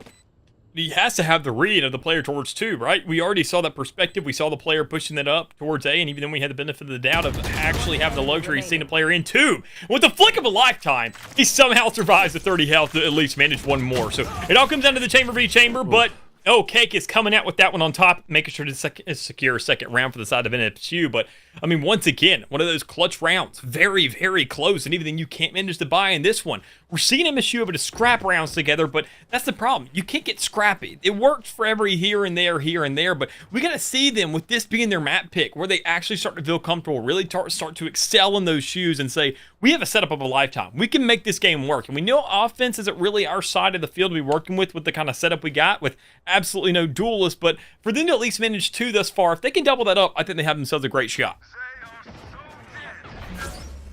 Take Mick's advice to heart, if you wish, because that might be the answer that you need.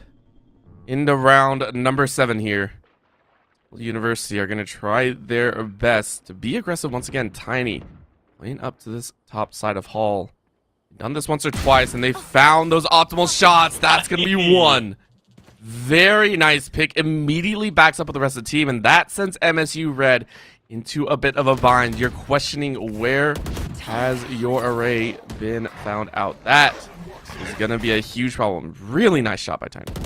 Even then, you're very thankful, for at least for the side of MSU, to consider the utility at your hand. You lost Smoke, but you still have a controller to work with. You still have the Viper, more importantly, to play with right now. So that's going to be a huge impact in the game. That is, if you can find the necessary kills to back it up. We've already seen MSU grab themselves a couple, but with everybody being so close to dying, and Strog finally is able to manage to get that heal out, give the group the heal that's necessary to keep the round going. In the meantime, you see KO coming right back into the fray as Jexy's ready for a couple more kills, but Bliss getting one of his own as well.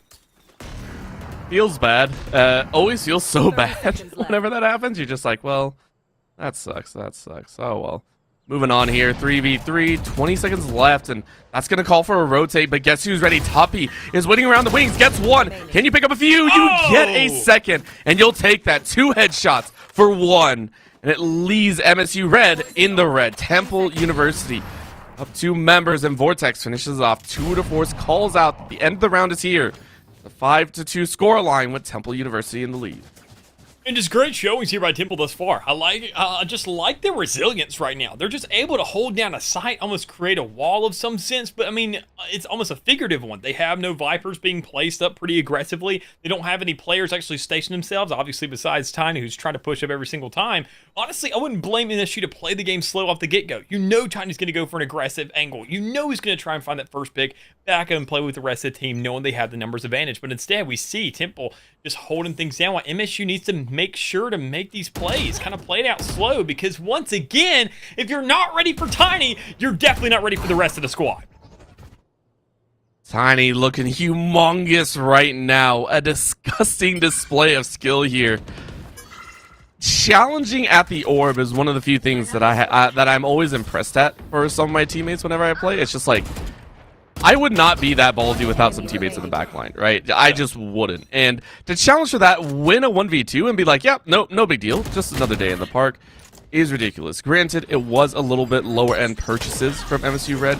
Still feels really good. A shock bolt to the back by Bundolden will finish that one off, and you go ahead and collect. Temple University only lose 1 player and are able to carry multiple weapons over into the next. That felt really good to hit that 6th round mark. Now Temple University, they're going to try and look to close it out even further. Possible score of 10-2. Very much doable considering their previous nationals display. Yeah, and I think right now MSU, they had themselves a pretty good shot, but as I mentioned prior, they just have to be ready for Tiny in every single round. Sure, his name's Tiny, but it's one of those ironic names because of how huge of an impact he has in the game. I mean, when you see this guy and the way he's setting up, you have to be ready for it. And honestly, I mean, I think he's a little bit one-dimensional if you ask me. Sure, he's coming at different angles, as any Valorant player should, but to know you don't have a default, to know you're not really feeling out your options because MSU has hit A side every single time in this half as it felt thus far, they got to make sure to switch something up, and playing towards mid could be the play, but playing towards 2 could be one more. Yeah, this is a bit dangerous here. A lot of walls going up here, though. Both Vipers, I think, are collectively throwing down just about all the utility that they have in their pockets. And so Blind goes in. Jexy is going to try and hold him off, but Divine is currently already on site and ready to plant. That'll go down, but immediately Tuppy and Tiny answer right back, and that was a catch on the Vipers. So Tuppy says, cool, my turn, everyone. Goes around and quickly lays in. Of course, that is going to be Cake, taking out Tiny's life. Muldolden finds Polar. It's a defuse that ends it all, and Muldolden finds a kill after the defusal as well. Temple University collect a 7th round. They're feeling real good here in the first half. And even then, a huge cash in there from the sides of MSU, knowing they had the Viper's Pit, placing the spike towards outer sight where you don't really have too much penetrable surfaces, that whenever Cake set up towards Cave, the guy had absolutely nothing to work with on that 24. So I know a player's there. I hear the defuse. I can't really push that, knowing the kind of reinforcements they have towards the back end, trying to make sure to close that out, trying to make sure to have that pressure, making sure to set that line, set that border, and if I step 1 inch over it, even then if I breathe air off of that side, I'm going to get shot. So it makes the job that much more difficult for them, knowing it was a buy round, and they're right back to the Sheriffs here, and right back to being 1 player down, but finally Trog can trade things out, kill Tiny off, and get a Vandal in hand. That's going to be your saving grace for this one, if you ask me.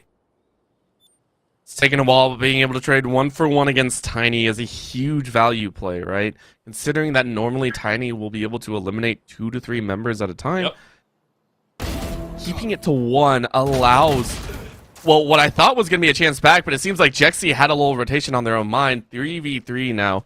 Omen with that from the shadows and is going to hope to try and reevaluate where they want to go. But right now, I mean, it seems like both sides are completely cut off. MSU Red don't have anywhere to really go right now. Yeah, and that's a big problem. I mean, knowing they're now kind of in a last resort to go through the middle of the map. They don't want to invest too much in it because they don't have too much to invest to actually get onto a site, and better yet, to even hold it down once they do get a grasp of that. So make sure to check every single corner is going to be your key to success. But right there, Vortex, once again, a 1-for-1 trade. This is an ideal situation, quite honestly, for MSU Red. This is as good as it can get for them. They have the Seekers to work with. They have the intel. They know where these players are going to be, so they make a play and say, either do we keep on pushing to the mid? Well, standing in place and staying right there by double doors isn't going to be the best option. You have to make a move somewhere. You made yourself at home on A side on so many different occasions. You see those shots come out. You know where they are. You make the play. You get the spike down. And you make sure to hold for a puck. Muldolden said not even close. Not even worried. And because of that now, Trog, I mean, you don't really have a choice here. You're going to go ahead, plant things down, and get collapsed on the left and right. Take your pick where death looms. Trog is going to try and take that chance. A little peek to the right, jiggle 1, jiggle 2, and left catches you by surprise. It'll be the round, an 8th for Temple University as they are quickly closing on a Game 1 victory. Team Ace. Yep, a very, very quick start for them, and even then a very, very quick majority vote in terms of maps for them, as it seems thus far. I mean, 8-2 is looking outstanding, and knowing the kind of impact we've talked about they've had on such a consistent basis, knowing that they've had themselves this favorable seating, knowing that they've had themselves a favorable squad generally when it comes around to the entire league. It is a really, really big problem considering the scoreline that we're looking at right now, because the best case you got is now an 8-4, and as I said, that's what you need to fight for. Problem is, you're really iffy on going back and forth in these rounds, and knowing the economy won't even allow you to buy in the next if you don't win this out is really going to create a much bigger issue at hand. But as I do see that Jexy, I think, is still in that classic, so it may cause for somewhat of a tech pause is what it seems like. There's we got to go ahead, and honestly, I'm kind of happy we get this opportunity because we got to discuss this team. We got to talk about what MSU needs to do, and even then, better yet, what Temple's just doing so well. And I think, honestly, Temple, I mentioned it already. I mentioned it on plenty of occasions that they just look outstanding. They find the aggressor. Tiny's doing his job as a duelist on that defense, finding the first frag, and then being able to back up. But looking at MSU and what they've done thus far, they're fighting for A control a lot. I mean a lot. Out of 10 rounds right now, it feels like at least 8 of them have been over towards that A side. They have to find some diversity. They have to switch things up because, as we mentioned, with Tiny looking for such aggressive first 2 frags, not just 1, they have to make sure to switch the Sky up and get him confused a little bit. Yeah, and to add on to your stats right there, I give huge credit to you pulling it out. I even going as close to say all site plants and everything have been on A, right? We have not seen a single plant on B. They've attempted B. Let's put emphasis on attempt. Because quite honestly, I don't even feel this is MSU Red not feeling comfortable over there.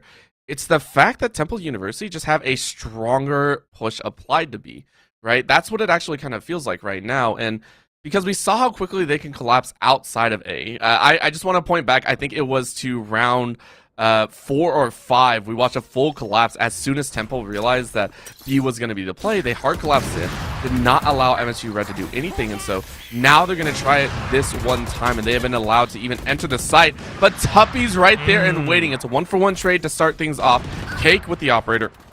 Polar with a kill on Tiny, and that's the one that you want this time. Tiny not able to find a single kill. As much as I talked it up, it does seem that MSU Red have taken that opportunity. They'll go ahead and try and fight their way forward, and Cake finds another. So MSU Red maybe not as unpracticed on this site as they thought. That'll be a 3v1 situation, and they'll be down to Jexy, a single player with a single chance here in this round number 11. And they make it work. So many util pieces thrown out, but Cake is able to finish it off. 3K for the chamber.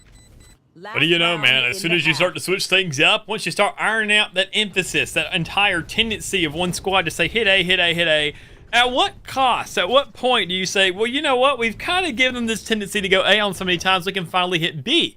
Well, there it is. It finally pays off at least for one round, so you can guarantee yourself at least a 9-3 if you're MSU Red. And honestly, if any stat line being in a deficit, that's probably your favorite, quite honestly, besides a 7-5. But, I mean, right now, still looking at the game, looking at the next round they're going into, they're switching it right back up. Going straight over to A. No split towards middle whatsoever. No split towards that site, trying to, you know, divvy things out. They're making sure to have a little bit of players towards 2, but this is what they went ahead and tried for in that 3rd round. Now, with the guns in hand once more, having themselves some kind of econ to work with, and not having Polar to play with this time around, what can you do? Because you don't have as much materials as you really expect. So once again, it's got to be a scrappy round, but they can still manage it as they already have Tiny. Sniffed out and killed as well. Yeah, Tiny decided to go aerial, and that does not work. Honestly, Cake has been on point with some of these operator kills, and it's really lended itself to some dangerous scenarios that MSU Red have been able to capitalize on. This is going to be a snipe back, though, as Vortex has their own operator. That'll be a missed shot by Cake, and with that, we are starting to see a little bit of a wane. Temple University, though, are the ones that do have to pressure in. Spike is already down. Wow. It is going to be on that back side of the pyramids. Moldoden has been swapping back and forth in some of those weapons, and it's a really nice play. But Cake is able to finish that one off. Wall goes up to stop and stall for time. Cake doesn't want to let that happen, though, and that'll be the finisher. Vortex with a decent flick. Keep that in mind. Tuppy had fallen right before those last 2 are up. And that'll be the finisher. Really nice job by Vortex to move to 9-3. That'll be also the half finisher with MSU Red 3 times behind Temple.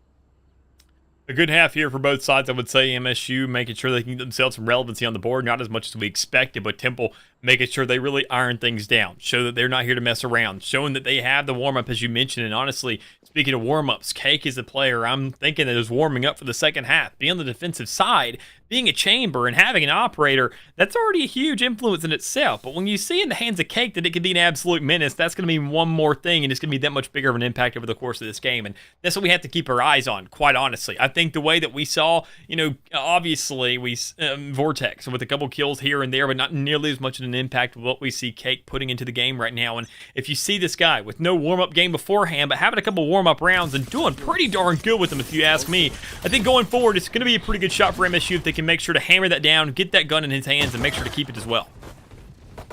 They're going to give it their best shot. MSU Red go ahead and mow down Vortex and Tuppy as they tried to make an entrance, but guess who's still alive? It's Tiny. Well, not anymore. Cake said, nope, I'm done with you. I'm done with all of this. 4v2 MSU Red.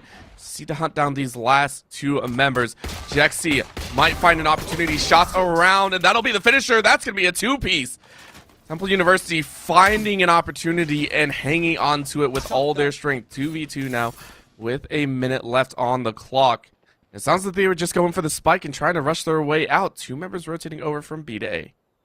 Yeah, and creating a little bit of confusion in the old heads of MSU right now is what I'm loving out of Temple University is they try to find some aggression towards spawn. You want to find these kinds of plays. You want to make sure to keep everybody on their toes as often as possible. And when you see somewhat of a stray player, even then, better yet, a stray spike, trying to move towards that A side, you're really thankful that you can find yourself at least one of those kills in the meantime. Look for a double down, and when you see that icon now pop on the top, go a red, you say, now we make the move. We rush towards A.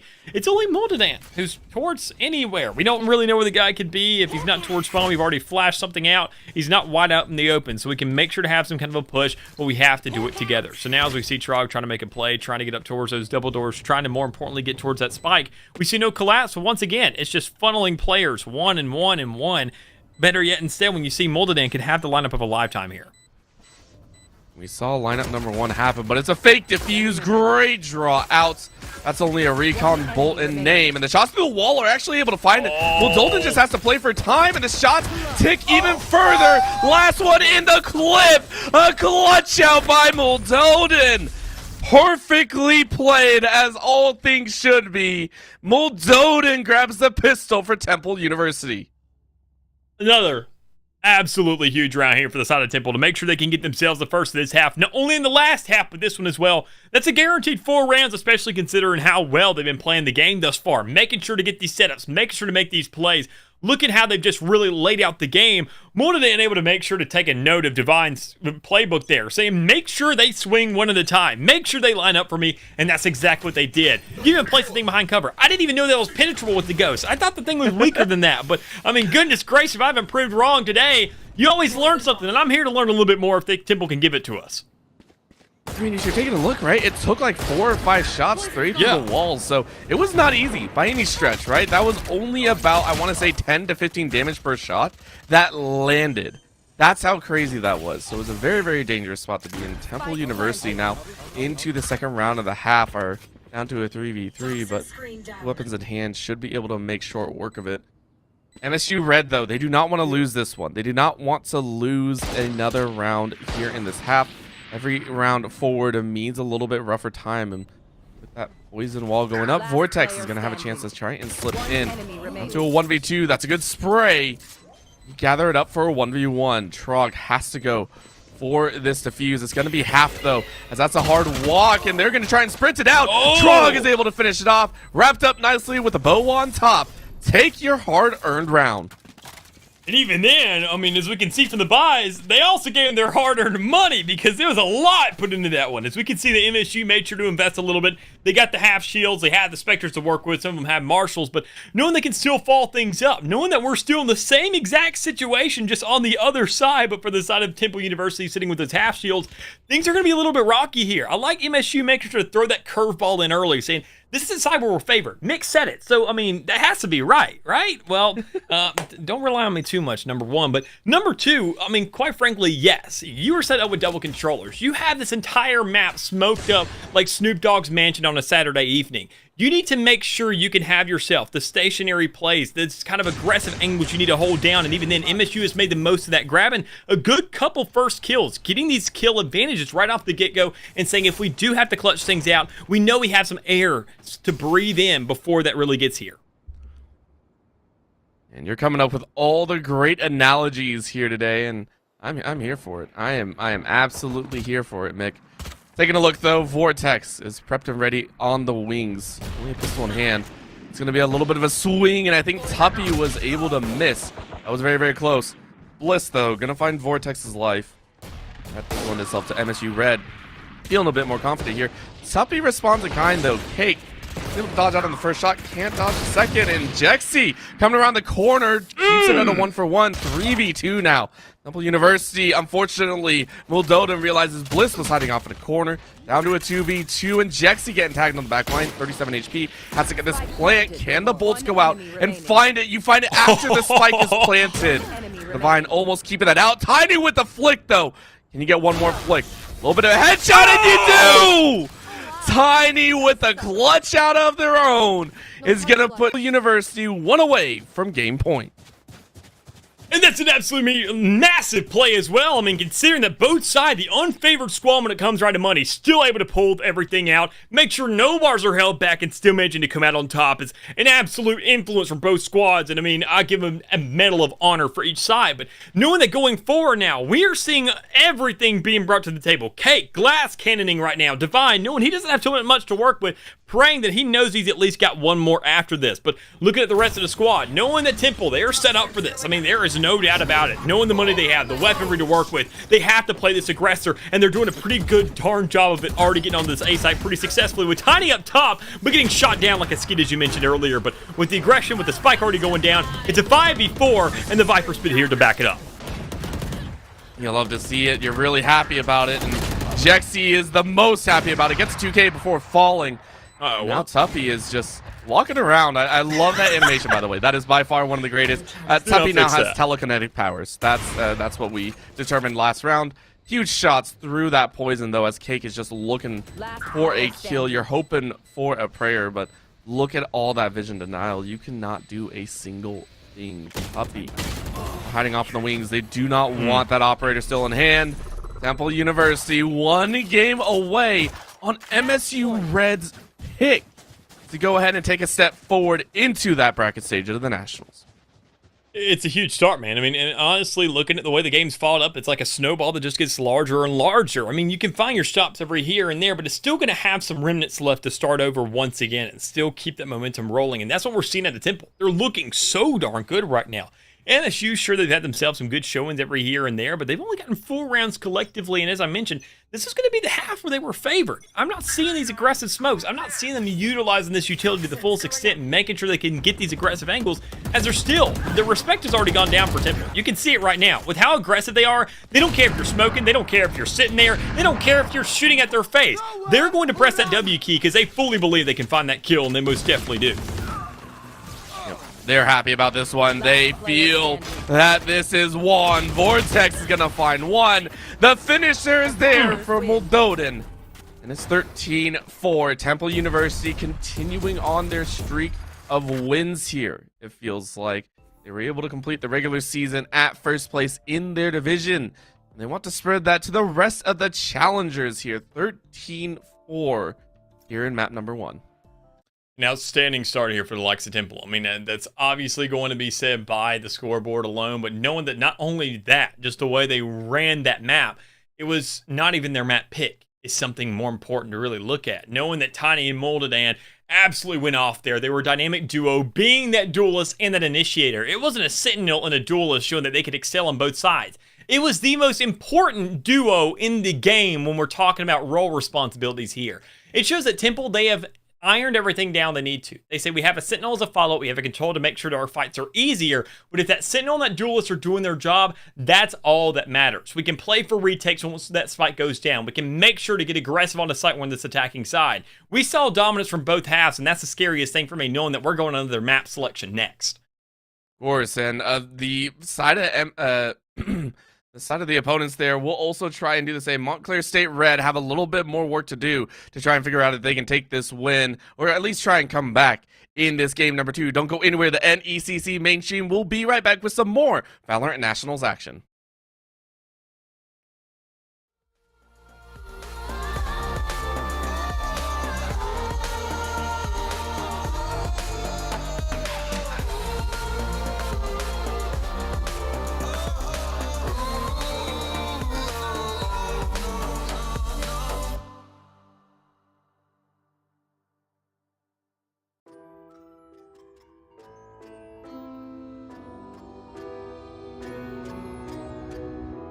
I need a scarecrow after what you did, 'cause all of the birds know that I'm almost dead.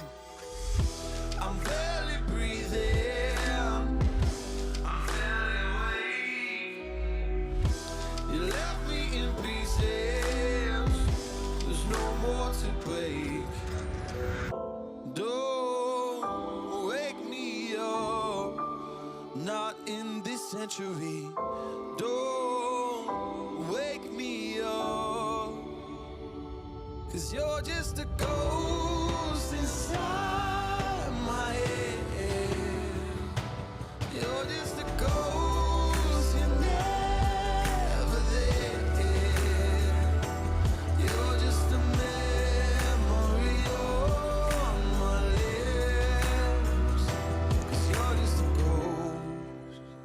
inside my head.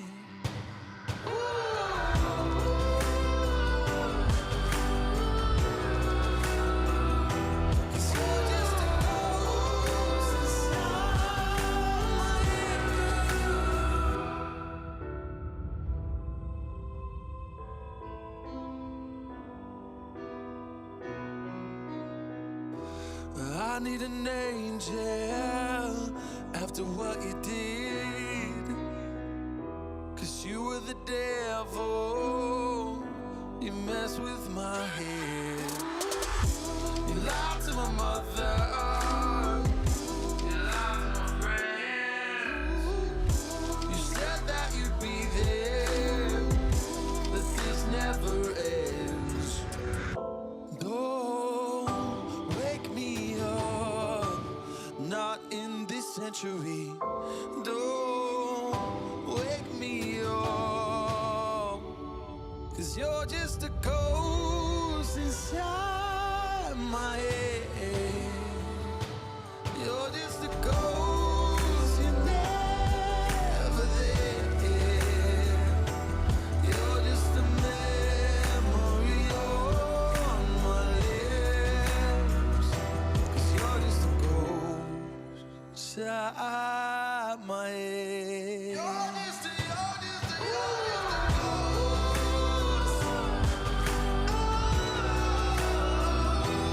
You're just a ghost inside my head. 'Cause you're just a ghost inside my head. You're just a ghost, you're never there. 'Cause you're just a ghost inside my head. You're just a ghost, you're never there. You're just a memory on my lips. You're just a ghost inside my head. Oh, you're just a ghost inside my head.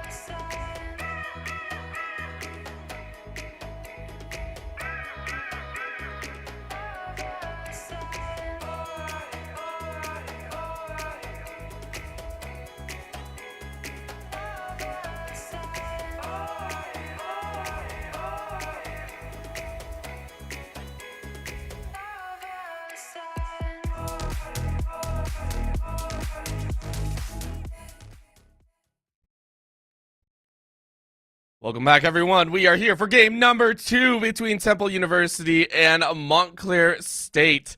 They are going head-to-head here for a chance to move on to the bracket stage, and all hopes are resting on MSU Red. This squad have done what they can so far. They have tried their hardest, but Temple University, a very tough team to take down. On their map pick, they did lose 13-4. I believe, or 13-5, I'm not too sure, because it was a little bit past 10 minutes ago, and for 10 minutes for me is like a lifetime ago, so that's how my brain works. On the flip side, though, Temple University, if they win this one, they will go ahead and move on into the bracket stage, most likely as a very powerful group as well, so very, very interested to see how they do. And usually I like to go with a scheme of rhymes to remember things, so I can go ahead and tell you that 4 was the score. That's the way they ended things out. You're going ahead and shortchange us a little bit, but I mean, it is what it is because, I mean, I think that's really important moving on to this next matchup, knowing that you only got yourself 4 rounds, 3 on the defending side, or no, 3 on the attacking side, 1 on the defending side. We're going to have to see MSU step things up monumentously, and I think, honestly, one thing we're going to see is the introduction of a duelist for him, because I highly doubt they're going to go one more map without that, but I don't even really feel it's the biggest differential in the world. Like, they needed one by any means. Like, it was a necessity to them, knowing that they spent the majority of the game on that defending side. But or on the attacking side. But I mean, as they really show that going forward, that Tiny's going to be playing that aggressor, we have to see some adaptability here. That's the biggest thing. They have to show up here. They have to start making sure to get some reads on these players, because it seems like they have a playbook and they work by it, but almost that playbook is a point A to point C, completely forgetting the spike and assuring that everything goes flawlessly for them up until that point. And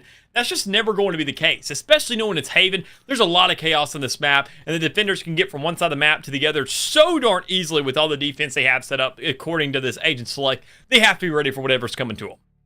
Yeah. And looking at it, Temple University took no time at all to go ahead and lock in those agents. You can go ahead and see it's a Killjoy, it's a Jet, it's a Brimstone. No, Breach, my brain, Breach. please. That's Breach. Please work with me here. I can't believe I said Brimstone at all, at all. Just don't listen to me. An Omen and a Sova to finish things off, though. Very, very nice standard default setup is the best that I would say there. Shrug, though, gonna try out this Fade here. I'm here for That it. is a full lock-in, and that'll be pretty crazy to see.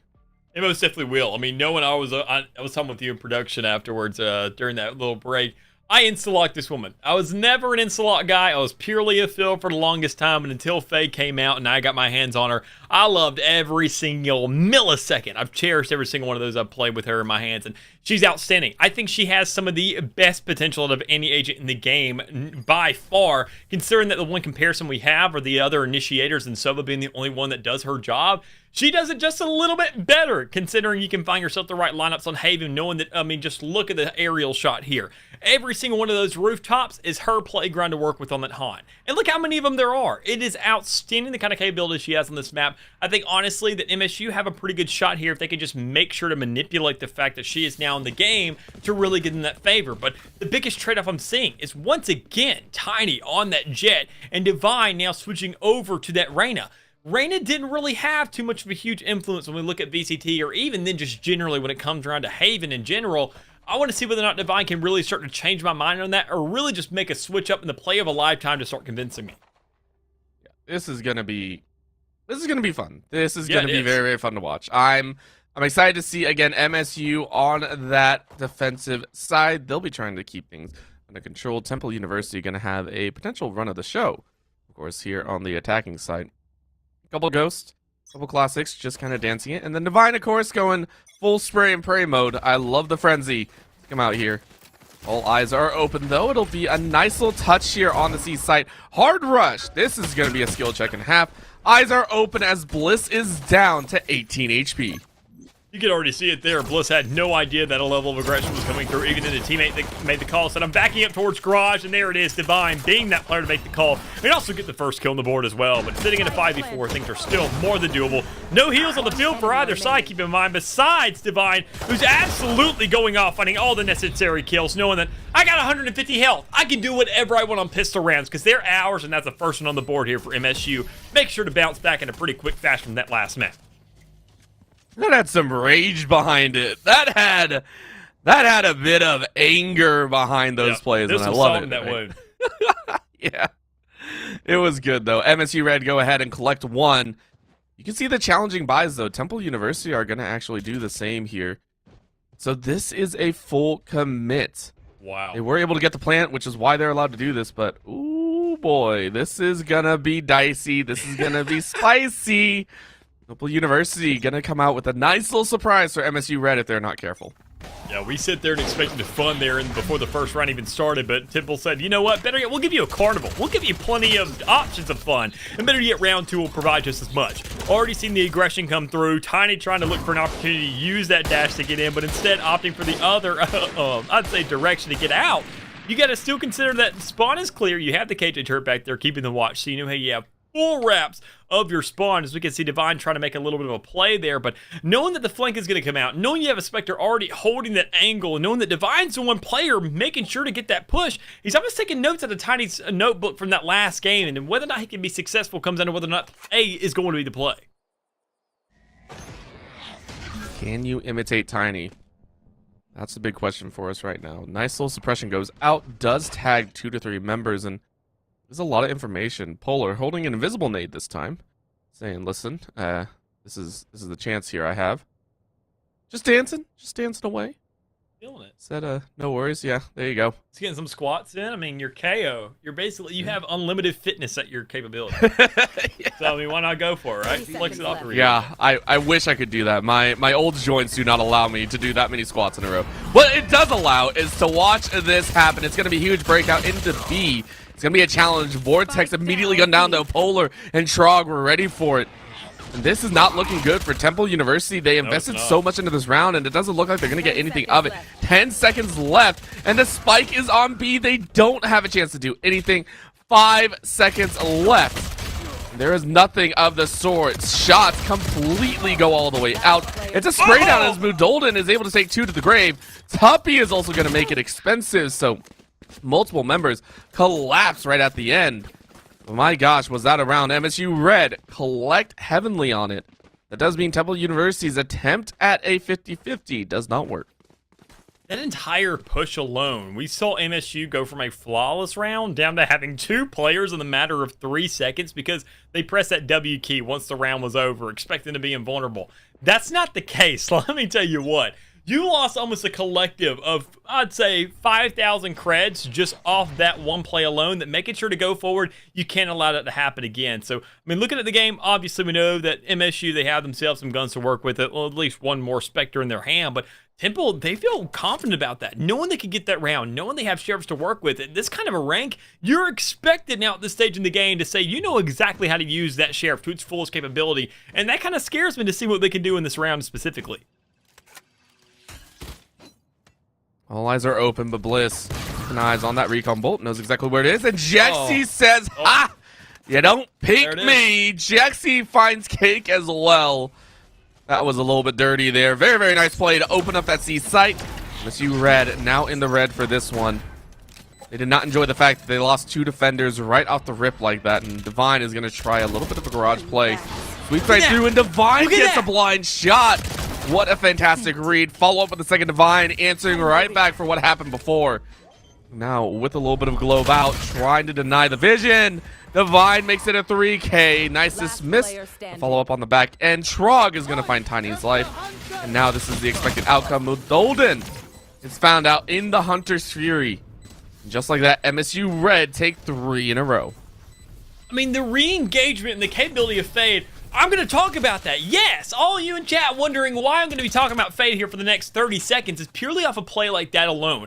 Knowing that she can pull things off like that. Her alone, probably anybody you could mention that plays now Fade, I would say primarily, has got maybe as many kills purely through smokes blinded with no real read and no real eye-to-eye contact of the opposing agent as they have of every single kill combined, I mean, before this patch has ever been released. It was outstanding the kind of capability she has in this game to give you these rereads, knowing that retakes are now completely mapped out for yourself. You can come up with a game plan and execute it. It's not a Sova dart that can get shot down. It's not just the prowlers that can be thrown out to give you a direct angle of where they could be. And even as we already see Divine and Trog just putting in work at the start here, but knowing that she can create the tactical plays that you need and create them into fruition as well, as we already see the A site is going to be the option here. It's going to have a spike down as well with a little bit of follow-up. Going to be a bit of a hardcore play. As Bliss says, no thank you, I'm not dealing with Tiny today. One and done as Temple University. This is looking a bit rough. Yeah. Quick finish to polish it off. MSU Red. Beautifully done to collect 4. That was a gun round as well. Keep that in mind. That was Temple University's gun round. They did not want to play it out, it seems. MSU Red collecting heavily, and now we're going to take another look here. This is Temple University kind of oddly lagging behind right now. I don't know any other way to put it. I think I know another way to put it. MSU's stepping up here. They're looking so much better in this on this map, knowing that, they have everything on the line right now. This is the best of 3. This isn't a best of 5. Sure, it's championship weekend, but we can't start at best of 5s. We're all going to be here for ages, and even the players can't go ahead and do that or play for that long, especially in a 5v5 kind of environment where it's so mentally strenuous. So, already getting themselves a good start, getting on the second map now, which is going to be Haven, a much more complicated map, I feel. They found themselves a very, very good start, getting 4 on the board, knowing that even if they do find themselves having to force out a gun round, they get a follow-up and they get a first kill as well, especially in the hands of Jexy. Jexy's done this twice, by the way. Jexy has gone straight through garage, and It's kind of crazy that that's been allowed, right? That's the second time that he's been allowed to kind of just rotate through for free and get a free pick. So that has to be dealt with. A good way to deal with it is just rip 2 kills right back and say, screw it, we're good. That'll put it into a 3v3, but Tiny with the knives out says, hey, I'm ready to go. Let's give this one a shot. We want to start a comeback. It's a nice fade ultimate to go out, and Divine takes full advantage of that one. Really impressed with this setup here. But Jexy finishes it off. 4K for that player. Huge move right there. This is one of those situations where, as Trog, and more importantly, Fade, you have to step up. You don't have that haunt to work with. You got only your nade to play with at this stage in the game, but you have to lock it down. When you don't see it lingering towards the center, you know that left side's clear, but you don't know that Tuffy only has a sheriff to work with. You can play this aggressor. You can make these plays here. You can trust the shots that you take, but you just can't take too much in the meantime. Knowing it's a 1v1 exchange, that spike is going off. We see Trog tapping out. It's no big deal. The man's leaving the gun in his hands, trying to make sure to survive for the next, but he has to check his right. No time to swing. No time to do anything crazy, but we are going to see the weapons hot this time around. It is going to be MSU Red buying up into their pockets. You can see it was a bit of a heavy purchase. Cake was the only one that was able to retain, so 2,500 in theirs. Temple University going to try and fight back now. They're the ones actually at a disadvantage here. If they lose this one, it goes right back into MSU Red's favor, and they do. That'll be MSU Red looking at that 6-round half. You're always happy whenever you hit 6 rounds. It means that you got to try for a little bit more. Let's go ahead and take a look. Where do they want to apply themselves? So far, it has been either C or A, as per usual.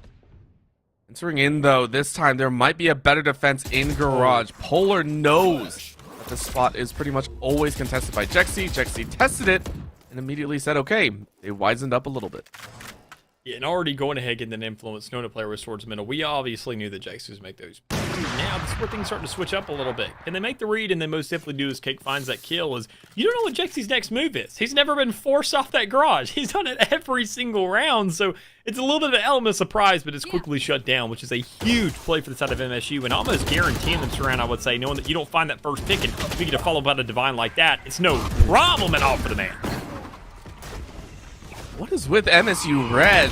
Something was said in the team chat prior to game number 2. Something happened, and they took it to heart. It has looked so much better here into this game number 2. MSU Red 4 rounds above Temple University right now, and this is looking dangerous, right? MSU Red, even if Temple University have a nigh flawless ending to this game, if on their own defensive, they're able to cruise back. They have, a full streak of 12. You want more of a safety net, right? You don't want to go out on this half at what? A 10-2 or a 9-3. You want at least 4. You're going to try and fight back here. It's going to be difficult as you are into an eco, but that's probably what Temple University is thinking right now. Don't think about winning the half. Just try and stay afloat.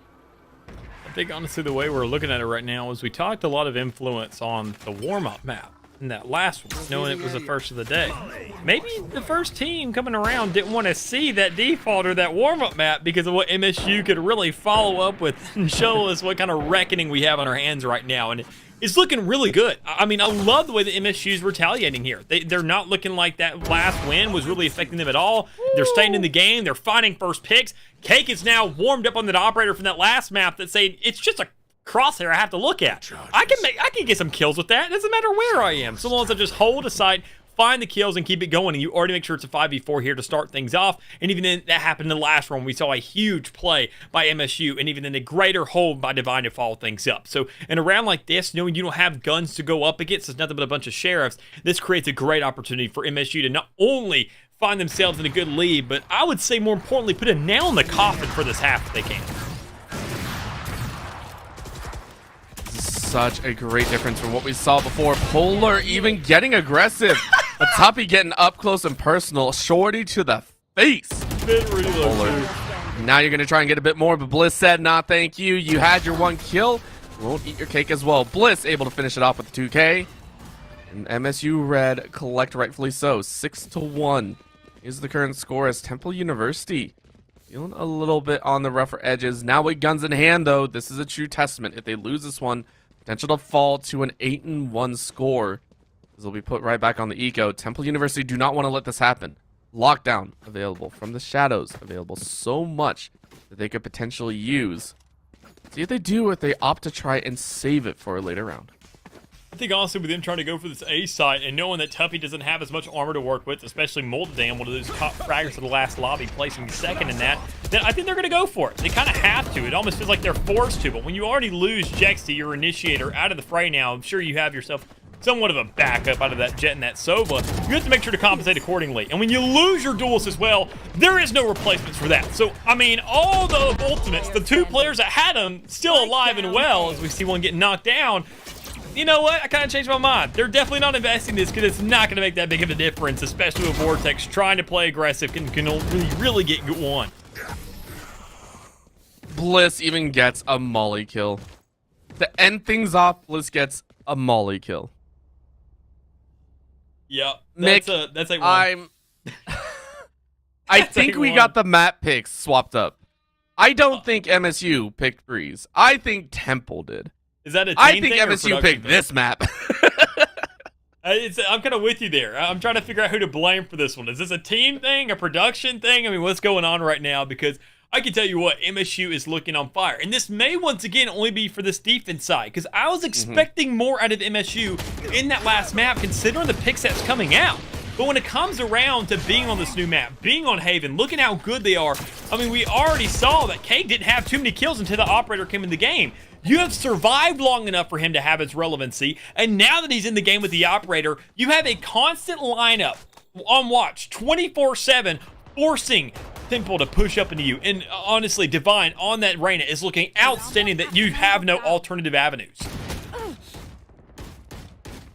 Such a crazy thing going on right now, and so different than what we've expected. Tuppy able to match the opening first blood to kill their own, but value is kind of down now. Look at this hard push. Polar has done this once or twice now and might be able to find even more. That'll be Tiny going down. You want to look for 2 more at least. At least 1 more. Very, very sorry. Vortex sitting in the back with that Killjoy, and it's a 3 and down. Muldolden, though, able to find 1. Polar is caught on the back side and might open up a chance. Oh, garage. On the upper ring. Spotted out. Little bit of a shock bolt. Not going to find any value. Now in the side they go. The swing doesn't work.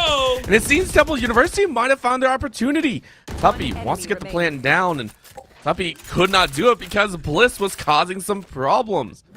All down to the fade. MSU Red have 1 alive, and my gosh, Temple University, they did not want to let MSU continue running the show. Yeah, and with Trog having 3 players to step up against, you wait for a Haunt to come up here in 15. It's definitely doable because the KJ turret isn't sensing you. This is one of the biggest read you could have in the game so long as you make the most of it. But when you check to the right really quick to see if anybody's behind that Radiant Knight crate, yeah, now the finding that another player's literally staring in your eardrum and taking a pull of that trigger thus far. But nonetheless, you're not even worried about that. When you look at the score line, 7-2 for the side of MSU, plenty of money to work with for multiple of their players. Cake just bought an operator and still has $3K to spare. This guy's looking like he could donate to the Salvation Army and fund them for the next year. It is looking so good for the side of MSU, at least in terms of money, that they can keep the game going. They can keep it difficult. They can keep it as even as possible. But no matter what, they have that guaranteed lead of rounds, and they can only give 5 over to Temple, even then just restrained by the game. And with 5 ultimates now at the hands of Temple, they have to make a standout round. They have to find that one standout round, and honestly, with everything at their disposal, it should be on something that's somewhat of a budget buy, but full Vandals and full Ultimates, all in full force. And Tuppy fully able to get that first blood on top, and Vortex hiding out on a box. No one looked up, and that means a single kill, but Polar down into that stasis in the Null Command is able to get revived in, stabilized, if you will. 3v4 though, Rolling Thunder goes through and you do get a knockup, but you're immediately blinded out because of that. GXC gets nothing. Muldolden able to find Trog's life, but immediately gets found out on their own. 3K to Divine. Tuppy saying in the back line, you do not want to be here. That'll be the Killjoy. 0 detained on that end. The eyes are potentially open. Divine makes it a 4K, and MSU Red collected 8th round right there. A ridiculous scoreline right now. MSU Red drastically want to push for a game 3. I'm sorry, I need to make sure I just saw something correctly. Did Tuppy, knowing 3 players line up in C long, just completely walk from one side to the other, trying to get somewhat of an alternate angle? That was the oddest thing I've ever seen, and even then, knowing that he stayed alive in the rear end of that for a couple more seconds was even more confusing. But regardless, we see MSU pulling off the retake of a lifetime. And I gotta say, this team, I think the one thing they found is also a good batch of ammonia to take a good whiff of, because they are waking up. They are looking outstanding in this game, knowing that it's not only on the defensive side, but the retakes show a really good sign for what could come out on the attacking side. And when you find first picks like that, you play for retakes and you win them in a very, very dominant fashion, all led by Divine and Trog obviously on that fade. It creates a lot of promise for the second one coming up here soon. They're going to try their best here. Tuppy, though, has another response. You don't want to let him get to double digits, so MSU Red have to be wary. 3v2. They've done this before, and they'll hopefully keep up the momentum. Eyes are out, though. Vortex just chasing in Seeker. Not Seeker. The fade Ghostly is going to be taken down, but guess what? Tuppy found Cake hiding in the smoke. That's a spot you really don't want to be in when you only have a single shot. What can you get here? 2v2 Divine coming around from attacker's side of C. With the spike open, they are none the wiser. Trog getting ready with that Prowler, trying to bait out, is able to bait one, but the shots are there as Divine from the other side takes that life. That'll be a swing. You missed the shot, Tuppy. Gotta do a bit more. Again, already had so many kills under their belt. At this point, you're almost looking like you are gonna get an ace, and you do, but that's gonna be the shot, and you're able to spray through. Tuppy cleans it up with a clutch ace factor. What do you know? Staple it up 3 rounds to Temple University. And a great plant placement there as well, knowing that you can have your eyes on that spike, knowing what's going down, knowing that somebody's on that one spot that you can't see. You take the shot, you find the kill, you get another one onto the board for yourself. Temple just turned this game around off that one round alone, knowing that they've now put MSU in somewhat of a deficit for money, that they're now going to be struggling for the next couples. We can already see Bliss with the half armor, Trog on that Bulldog, Temple now being in the reins here, saying we're looking good, do what you got to do, but we're now in this game, baby, and they can find themselves a 9-3 half, or even better yet, an 8-4. Well, Cake had something else to say with it, because this is the end of the first half. They are going all out. Bliss was able to find one, I believe, with that ulti, and that was a very painful one to deal with. Polar, though, does not want to hand it over. A quick spike plant means that Vortex is ready to hold down. Shots are out, and you can't finish it off. Polar is able to clean things up. 9-3 half here. 9-3. That's what we'll be working into, and as you said, Mick, it's time to check things out. Temple University have dropped their attacker's side fairly heavily in the 9-3 standard. But can they bring it back? If they're able to take 10, they will go ahead and collect their hard-earned series. If not, MSU will push them to a game number 3. I gotta say, man, I've probably never seen any more COD players in a Valorant lobby than I've ever seen before, because all these guys, they took Captain Price's words to heart. They said, okay, it's faster to take out a secondary than it is to reload your primary. And I've seen so many pistols being whipped out last resort that it's honestly baffling nonetheless, but it's great to see anyways. But looking at MSU and Temple, obviously we find ourselves at a 9-3 half. We expect some kind of result. Some players have some hope in to expect another kind of result, but honestly, it's completely up in the air. MSU has had a large reliance, I feel, on Divine playing aggressive on that attacking side, or on the defensive side, but that's something for, you know, being on the attacking side is to be expected. You know where they are, and even then, Tiny now doing that same job. It is purely a Divine v Tiny matchup is going to be this game, of who's going to be stepping up even harder on this first half, and Tiny already with 2. All right, so Tiny's making a really good case for Temple University are a defensive haven team. That's what I'm getting right now. Those shots were so good, so solid, so well prepped. Now taking a look here, you know you corralled Polar into the corner. You're wondering if there's anyone else left. This is a 5v3. MSU Red. It's stuck into this corner. You're not sure if you want to make a move. You're not sure if you want to try and run around. But Tiny, wrong time to reload. Feels so bad, man, whenever that happens. I swear, that's only happens in FPS games. Tiny said reload, shenanigans. It's okay, I'm good to go. Peek around the side, 18 HP on Bliss. Dangerous spot to go for 4K for Tiny. Tiny's chasing. Tiny wants it so bad. Knows where Bliss is, and Bliss says, I ain't giving it to you. Jexy said, I'm sorry I had to take it. Flawless pistol for Temple University. And obviously, at the hands of Tiny alone, I mean, we saw damage being contributed by everybody. And I mean, one thing I'm a little confused about is we saw the Sova Dart grow right there towards A main, and with 4 players sitting inside, not one person said we should shoot that. Everybody thought it was somebody else's job. I don't care who you are. Now, from this point forward, everybody's going to turn and shoot that Joker. But regardless, I mean, knowing that Temple has themselves a start like that, not too much money wasted, no plant going down for the side of MSU, there's a lot of trade-offs that are not going to work out for them right now, and they're looking to just kind of bounce back, going right for this A site once again. But it seems like they have a much better read of Tiny and his shenanigans, and they know that the push is going to be coming out towards this A site, so they have to wait a little bit longer, otherwise things are going to go really bad for them. Oh my gosh, Tiny. These single shots are ridiculous right now. That's the second time that we've seen Tiny with the Guardian get a set of kills, right? Yeah. Single shot is so powerful right now, and MSU, even through that in the 3v2, currently have the HP of a single person, right? You're taking a look between the two of them. It looks like they have a majority share of about 80 HP.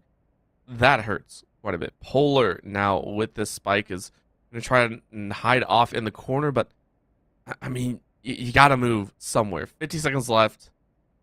Possibly wait it out or possibly get collapsed on. No one can really tell. Temple University are starting to look a little bit better here on the defense.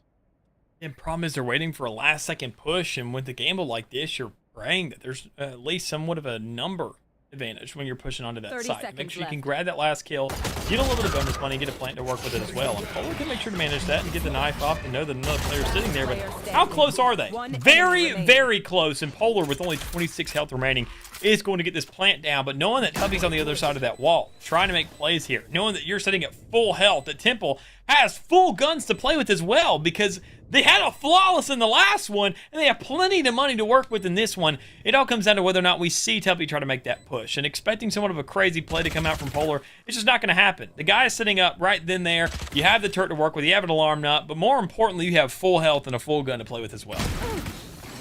Yeah, 21 bullets. Don't even need all of them. Tuppy will go ahead, finish it off, grab an extra gun, and carry that Guardian right back to the team.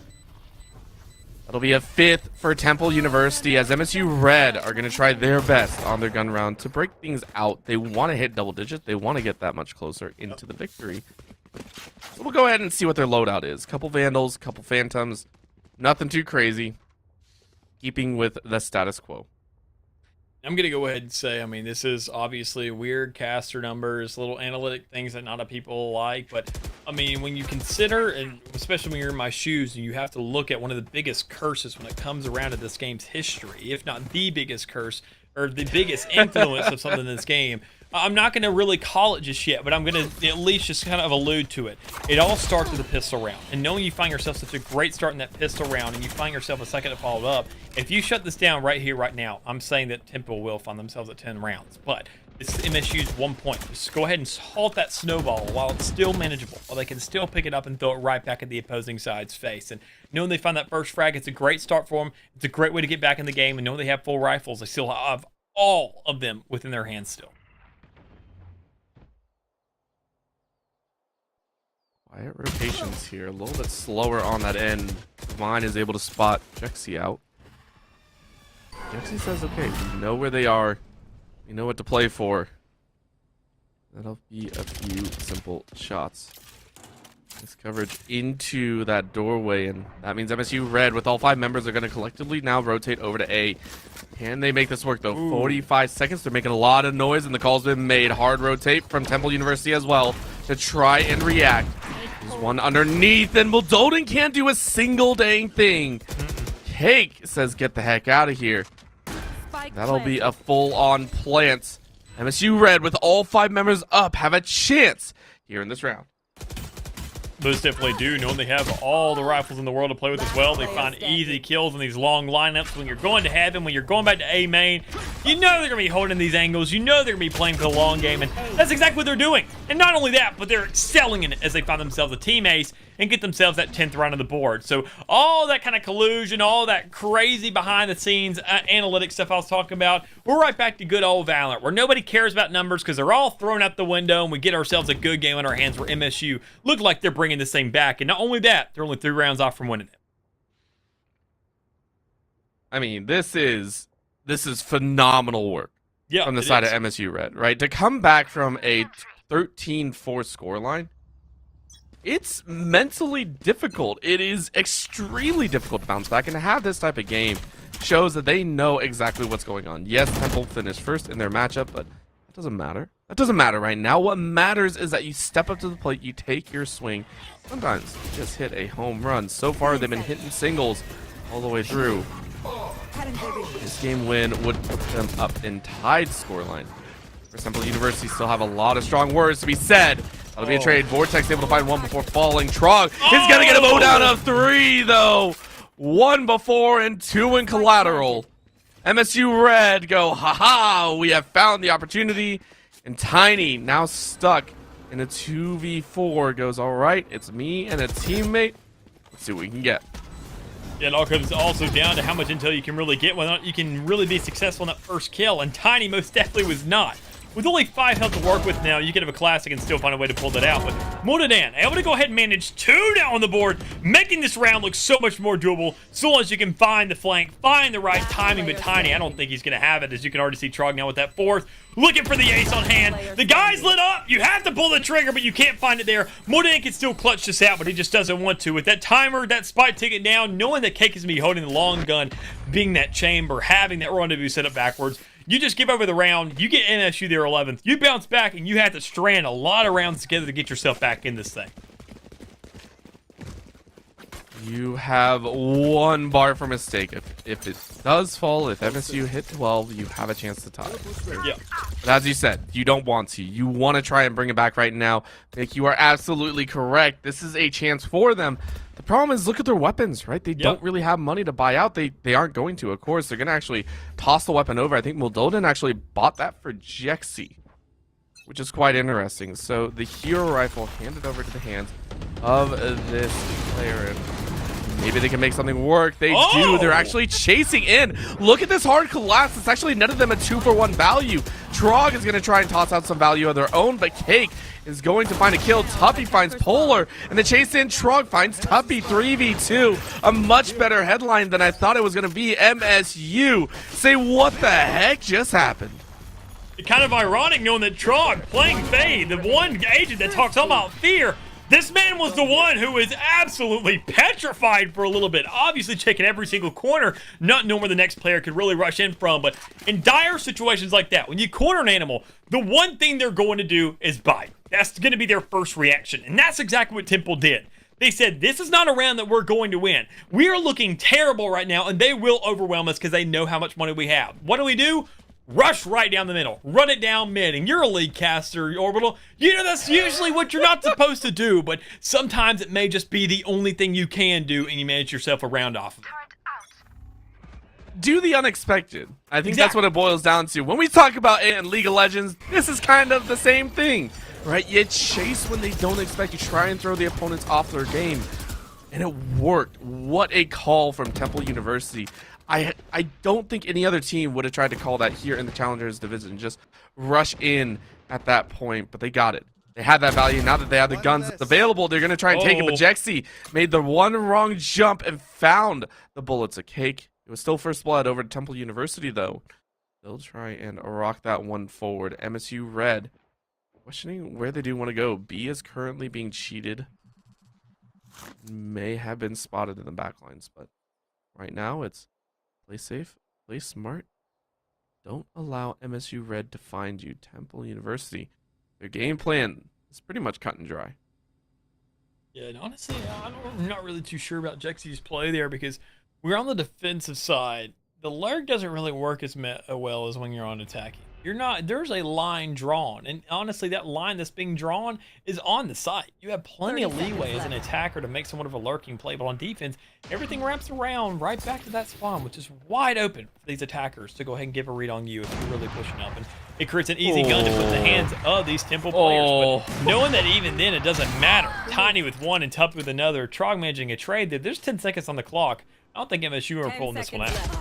Not at all. They lose Trog on the flank, and that definitely means Cake is alone right now. He can even move from the spot, so eating shock bolts in the face. That'll actually be the finisher as Tiny is able to find it. Operator in hand for an operator on the ground. MSU Red. We'll try again here in a little bit. Temple University. 11-7 here. Looking like a solid game plan. Two ultimates still up on their side. The lockdown as well.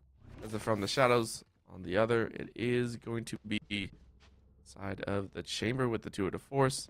Fade with that ulti. And then, of course, Divine on that Reyna. Hoping to go well with the Empress. As crazy as it sounds right now, this could be the magical moment that we see Temple really bring this game to life. They're making things interesting, and that's all you can really ask for when we look at the score standout right now. But Jexy, once again, playing aggressive towards this A side. We know that MSU, they have a read on this. I mean, they know what's possibly going to happen. They know a player could be there, but literally nobody checks it. And we see Jexy pulling off 2 in the meantime. Moldadan whipping out the Hunter's Fury, managing some damage, but not getting a kill exactly. But that doesn't matter. This is a huge stance. You've done damage to everybody on their team. Cake is the only one alive and well, completely as it stands. I mean, this is a huge switch up. It calls for a massive rotation over towards the A side, and Temple have to be ready for it, knowing that this is going to be their live or die moment. Liv is slowly being let open a little bit after that flurry of blows. MSU find another tuppy. A little bit slow on the trigger there and ends up losing their lives. So Temple University are down to a 2v3. It's going to take some guts to try and break this one out. No way. MSU Red slowly fading over to the C side. Nor goes out, but you're out with your knife. Vortex doesn't check again. Divine is able to make it a 3K. MSU Red feel like they have this game in the bag. It's 3v1 with Tiny on the op, and at that point, you don't really have too much. It's another rotate. So it's a fake to fake here. Into B is the current play, and I think that's because they heard that it was an operator last in play. I want to give that one over. Not only that, you don't want to get caught out in the middle of any of those long hallways. And Tiny's in the only place you can really play right now. You knew they were possibly going B or they were going C earlier because you find the pick towards A. You know the player dies towards B. You know they're trying to make that momentum carry over the entirety of the map. But as it stands thus far, Tiny does not have much to play with. And if he gets a first frag, I think if it's so long in a timely manner, he can go ahead and pick up the gun, make some follow-up kills, and really get onto that site and make sure to hurt things and really make a round out of it. But as it stands right now, he's just opting to save. And I can't blame him. You have an operator. You have a $4,700 gun.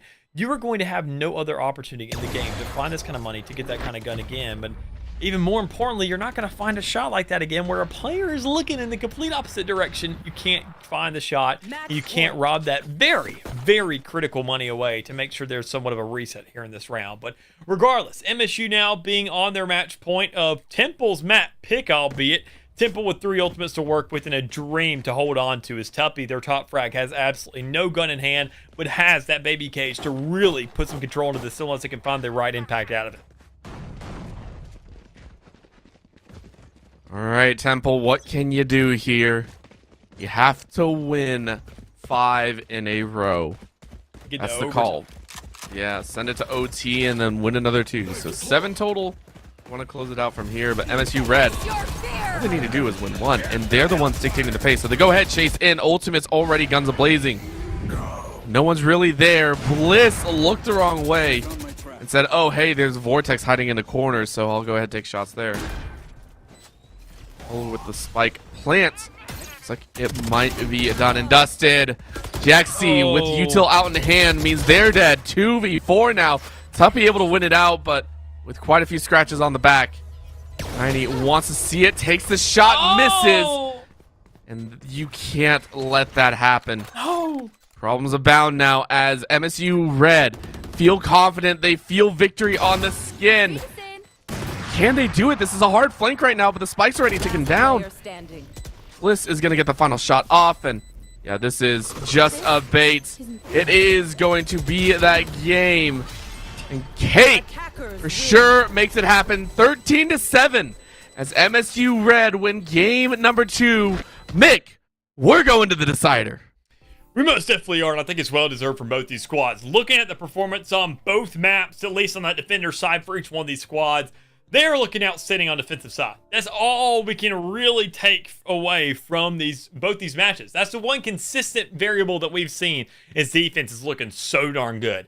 We have to see some attacking plays come up now. I mean, that's all it comes down to. This is now a decider map. You can't do the same old, same old. There's been adjustments made for the side of MSU. They've stepped up. They found themselves a really good game to work with. And, I mean, honestly, Temple had themselves just a much better start because, as we mentioned, I'm going to go ahead and blame it on that warm-up that they had. So, I mean, going forward now, coming to a decider, coming more importantly onto Icebox, this is a very interesting map as well. We see a lot of series kind of start here or have this map as a middle ground because it's almost someone's a feeler. Never really feels like it has that great grand display of confetti to finish it out. But I mean, now with it being in such a critical role, such a critical game, knowing that Temple could be almost knocked out, not looking good, being eliminated from all of this and being such a huge threat, there are other teams rooting for MSU right now, I can guarantee it. So many are trying to do their best here, and both teams have really solidified themselves as powerhouses to work with now. Montclair State Red, maybe not as much as before because it was a little bit closer than they expected, but Temple University, you got to shake off that rusty game number 2. You were playing great game number 1. Let's see if they can do it here on Icebox. Maybe they need to cool their heads a bit in the icy Arctics. Let's go ahead, throw it to a quick break, get the teams ready, and we'll be right back with what will be our final game here of the day number 1 of the NECC Valorant Nationals. Don't go anywhere.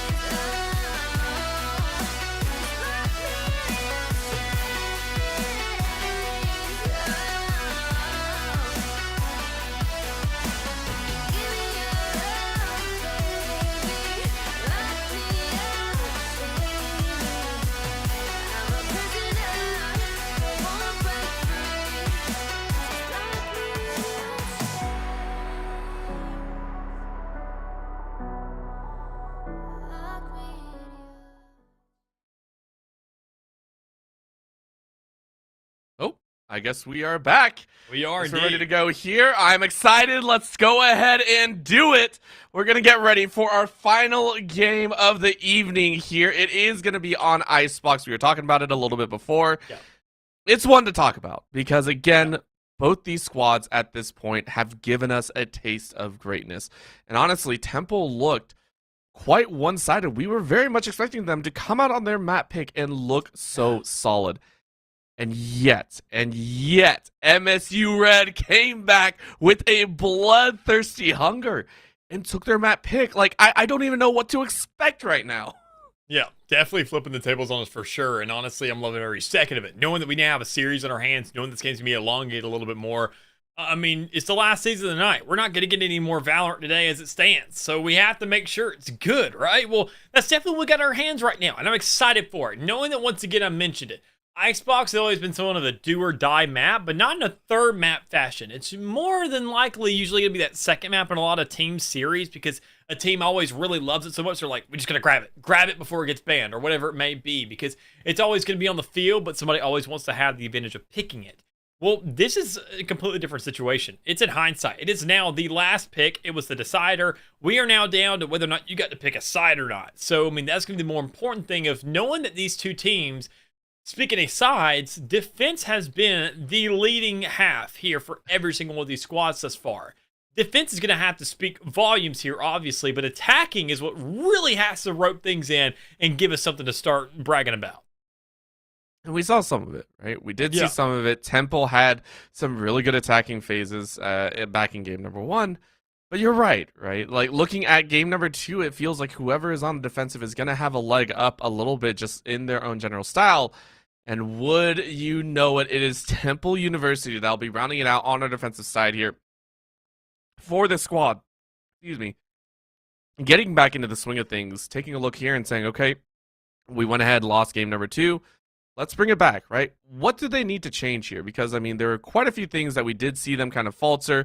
Maybe Haven, they're just not great at rotating through the map areas. What do they need to do? What do they need to have happen to step up and show that they can take this home? Okay, well, I can go ahead. I'm glad you asked me this because I was actually going to prepare for this. Didn't write down notes, but just thankfully memorize. First off, we can have lurkers on the defending side. NECC can't be pushing up like he did in that last map. I mean, it is a completely different game of lurking on the defense and lurking on the attacking side. When you're lurking on defense, you're going into spawn, and obviously, after that map 1, MSU did not want to have any of their funny business. They did not want to push out too much. They didn't want to get caught off guard, so they stayed in spawn for a little bit, especially when you saw Tiny grabbing those initial picks on that first map. They said, you know what, it's better late than never, but we made the adjustments, and we're not pushing out immediately. Now we're grabbing first bloods. This is good for us. Problem is, though, when you look at the way that Tiny's playing, he was that big impact fragger. Guy did not do the same thing. Missed 2 free op shots and very critical points of those last 2 rounds of the second map that the guy needs to honestly put it up. Play for defense. Play for those aggressive angles. Get yourself on that defense. Get on a site and make sure that whenever they come onto it, you open up just like you did on that first pit or on the second pistol round, baby. Get a flawless. Get yourself a 4K. Do what you got to do so that you can hold the sights.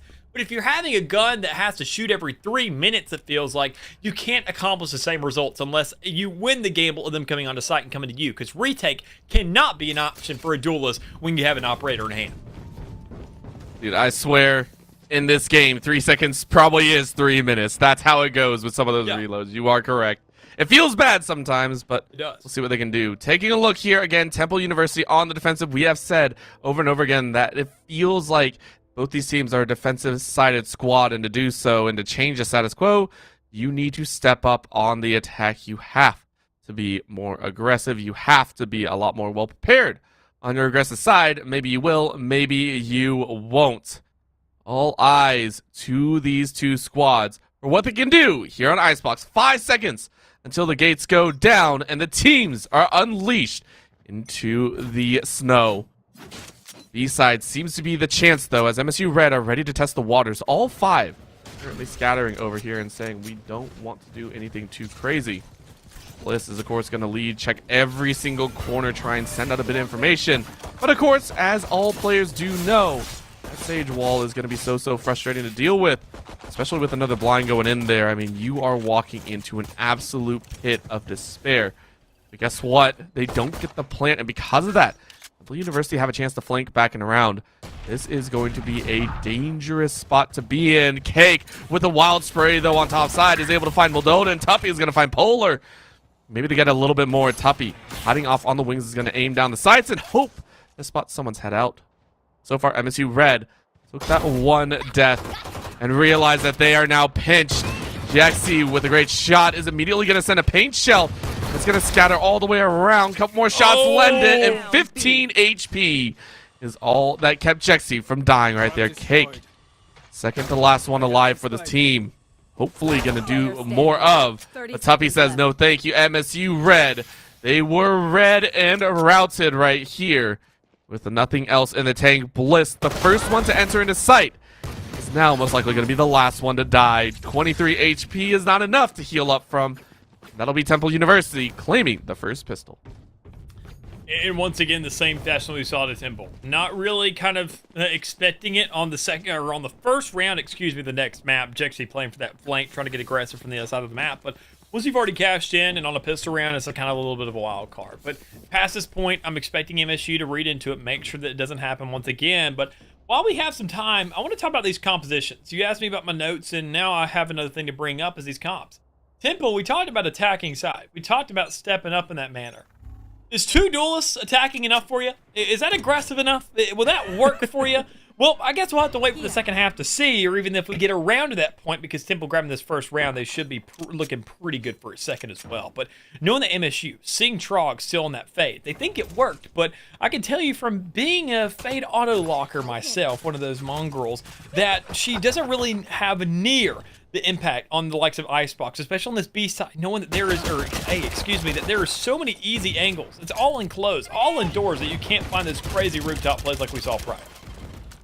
You know what? At least you admit it. That's all I got from there. That was a very nice admittance of an auto locker there. But I think you are so correct. What's also correct is Tiny is upset that this series did not end on the second map. A complete three-piece to finish off that second round, and only with the Sheriff in hand means that Tiny is running with 5,100 here into the third round. Phenomenal start here to kick things off. MSU Red, they feel a storm brewing, and they know what happened last time Temple University ran with 2 opening rounds. They got punished with, I believe, 4 rounds in a row. They don't want to let this one happen. Full Vandals, full fighting for the squad. Tiny is also only going to opt for a Marshal. That might be more than enough necessary. Not a Guardian, nothing too crazy like that, but definitely enough to do some work. Yeah, and I mean, usually when you see a Jet sitting on the second round, we know what's usually going to come out on the third, but we don't see that operator in hand. Instead, we just see a Sheriff once again as Tiny's opted to say, maybe I get a Blade Storm before then. I can just save money all game and be a piggy bank for my squad as it stands right now, but I don't know if this is going to really be the stance that we take just yet. Instead, you're praying your teammates can find these shots. Well, at least you see the spike going down, and you know you can play for the retake, which is honestly the scariest part for the side of MSU. Going up against 2 duelists, this is now the stage of the game where you're going to see this retake be very, very aggressive, very fast, but honestly, I want to say Temple has already missed their window. Yeah, that's not a good spot to be in. Tiny, getting these shots off. Tuppy says, hey, yo, let me help out as well. 4 HP left. 1 enemy remaining. Temple University, they had the same talk that apparently MSU had. Polar will go with just a little bit more in the tank, and even though the defuse went down, you still want to get those last few kills, 1 HP or so. You do get the wash, so 4 in the pocket. That's all you got. Those were your 4 of the game so far. Temple University have 3 in a row. You do have to buy out, so the econ is not building in your favor. But MSU Red definitely felt that one. That one hurt to lose. And I'm not going to really make a call on any players or any guns that are in their hands right now, because Cast a Curse is among us, and it's definitely real, but I'm just going to say one player's name, Tiny.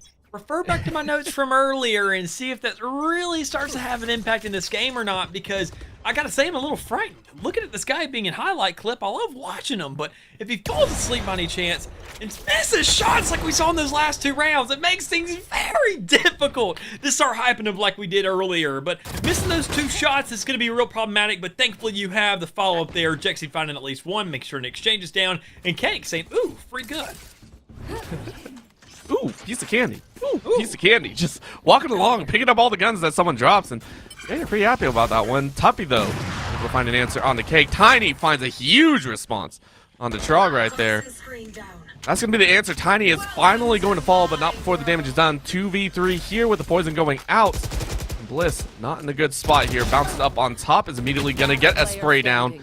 That's going to be finished off by Moldoden. 2v1 with the floating gun once again. so Polar, sorry. you got to stop pulling the magic tricks. We need you to actually hit some heads here. That's what you're supposed to be doing here. Of course, the question is not what can they do. Puppy is going to go ahead, take out that sidekick, say magic ain't real. As that's 4 in a row for Temple. I think he was just so busy showing off his magic trick, he forgot that he was in the middle of a match. Watch what I can do. What? Oh. Maybe my opponents will be so astonished they won't even take the shot. They'll take a picture first and I'll shoot them then. But that's not the case. Instead, we see the kills coming out. Tiny only getting the one that last round. Yes, I will have somewhat of a mental kill counter for this guy for the rest of the game. But know that MSU, more importantly, talking about stat lines, still have 0 on the board. This is the same start that we saw out of MSU in this last map, where they found themselves really, really running away with that game, knowing that things have flipped up once again. Temple, in that same kind of retaliation, find themselves to kind of start to shut down those rifles in that 3rd round, and now grabbing the first blood here from Tiny in this 4th. Hitting A may not be the shot they want to take every single round thus far, because it's not going to turn out well for my field. Gotta tiptoe that line. That line is getting ever so thin on how you can play out these rounds. As you were saying, Mick, the dangerous spot to be in Temple University. They are angry. They are playing with fury in their eyes. 4-0 right now and looking for a bit more. MSU Red, though, all bunched up here in mid. I'm not sure they're going to be too happy about that one. Again, you don't really have a spot to be in, and because of that, you're stuck here for the next about 45 seconds. You're going to have to dwindle down and potentially just try and run into a site.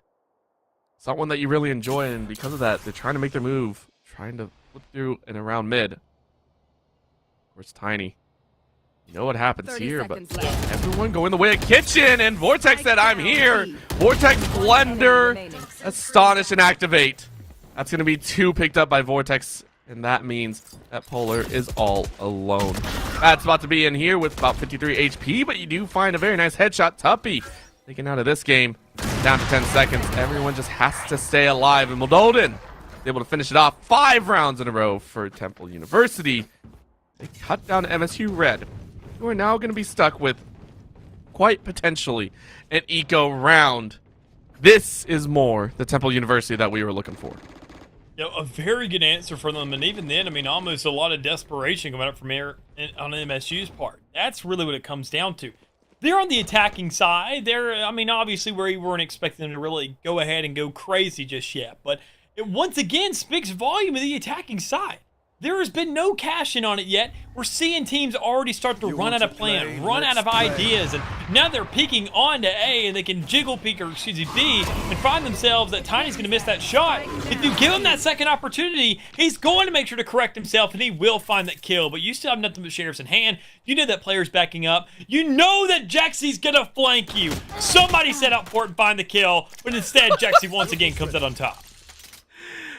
You even knew it was going to happen, and Jaxie said, you know, I know you know it, but you can't stop it. There's a difference there. So powerful in terms of how they swing, and it feels like they've gotten a second win here. Polar able to take out Jaxie. Rest of the squad here to close things off. And Polar is now going to get shot to death. Moldoden able to find a second here in this round. Temple University, Again, what are these coaches saying? I need these pep talks in my life, man. Like, after the loss in Game 1, MSU Red had a huge pep talk. Huge. Ridiculous. And then Temple University got a huge pep talk as well, and now they're on all cylinders. This is out of control. Like, where was this when I was in high school or college? Like, what? Put some hype music in the background, throw that joker on YouTube, at least 5 mil plays. That's a lot of ad revenue. You can run an esports program off that for at least 2 years, guarantee it. But regardless, I mean, still, knowing that these teams are stepping up, we're seeing the exchange, and we're seeing these plays, we're seeing these players do the same thing, same setups, and they're finding so much success, it makes it very, very difficult. The one change I'm seeing now is Jaxie saying, okay, I'm flanking, I'm still kind of flanking. Problem is, you're only getting in front of me. I'm standing still, and the same result comes out. NECC says hello, hello, hello. And everyone else is saying goodbye down to the gray screen. Watching from some cameras. Tuppy almost making it even more so. 2-2 so far as Polar is going to hide off on the corner. You got nowhere to go. This is a dangerous spot to be in. When you know this is almost your last moments. You have the spike. If you can clear out 2, if you can win a 1v2, you might be able to get the plant down. So little HP. 20 HP and a boost up. Gave away your position. Just like that, the call is made. That, hey, Polar is stuck in a very bad spot. And who else but the mirrored Viper come around and try and close things off. Tiny said, not even close. I will take that shot. I will push to 11 kills. Go ahead and put a 7th on the board. Temple University cruising through this map right now. Yep, we mentioned warm up. Well, things are definitely heating up here in Icebox. Kind of ironic considering the climate we're sitting in right now. But, I mean, knowing that you're now not only sitting at 4 rounds in a row, but 7 at that, you've guaranteed yourself the lead in this half. No matter what, you just have to fight for 5 in the next one you get to OT. That's really what matters. But every single round past this point, you've already gotten change. You're just investing dollars at this point. Whether or not you get hunts, trends, 50s, 100s, whatever it is, every single bit is that much more luxurious to your squad, looking at the way that things are looking thus far. And knowing that all the aggression's coming out, so many ults already invested for NSU just to get on the site, they have to make something out of this. And Vortex just says, you know what? I don't care. 0 cares in the world. Absolutely 0. NECC is going to fall now as Bliss is trying to pick up the teammate. What's going to happen, though? 1 second left. It is over. That is the finisher there as Temple University make quick work of that round. Again, it was a little bit of a save, but you know what? They'll take it. Difficult time, difficult plays to make. And now we're starting to see that econ. MSU Red ran it up in game number 2. At this point, Temple University doing the same. 8.1 currently on Tuppy. On the lower end, NECC sitting with 3.350. I mean, that's not a number to scoff at as well. 4 ultimates in the rotation with none in the pocket of MSU. This is looking more and more like a runaway game here. Temple University on course to end this on a flawless half, I might say. And already, once again, we're seeing these moves, I want to say, out of desperation. I mean, as NECC there to go ahead and push it, fine 4. We're seeing MSU just really press the W key. That's all it comes down to. You're not NECC. You can't make those same plays the guy does, just pushing into a spawn on one side of the map. But knowing that, looking at the game, MSU that last round, when they just pushed on to A site, I didn't see any game plan for that. I saw no smoking up to have full coverage, no utility covering the back, no real flashes to follow things up. We just saw ultimates being popped and MSU thinking that, okay, these ultimates are game winning.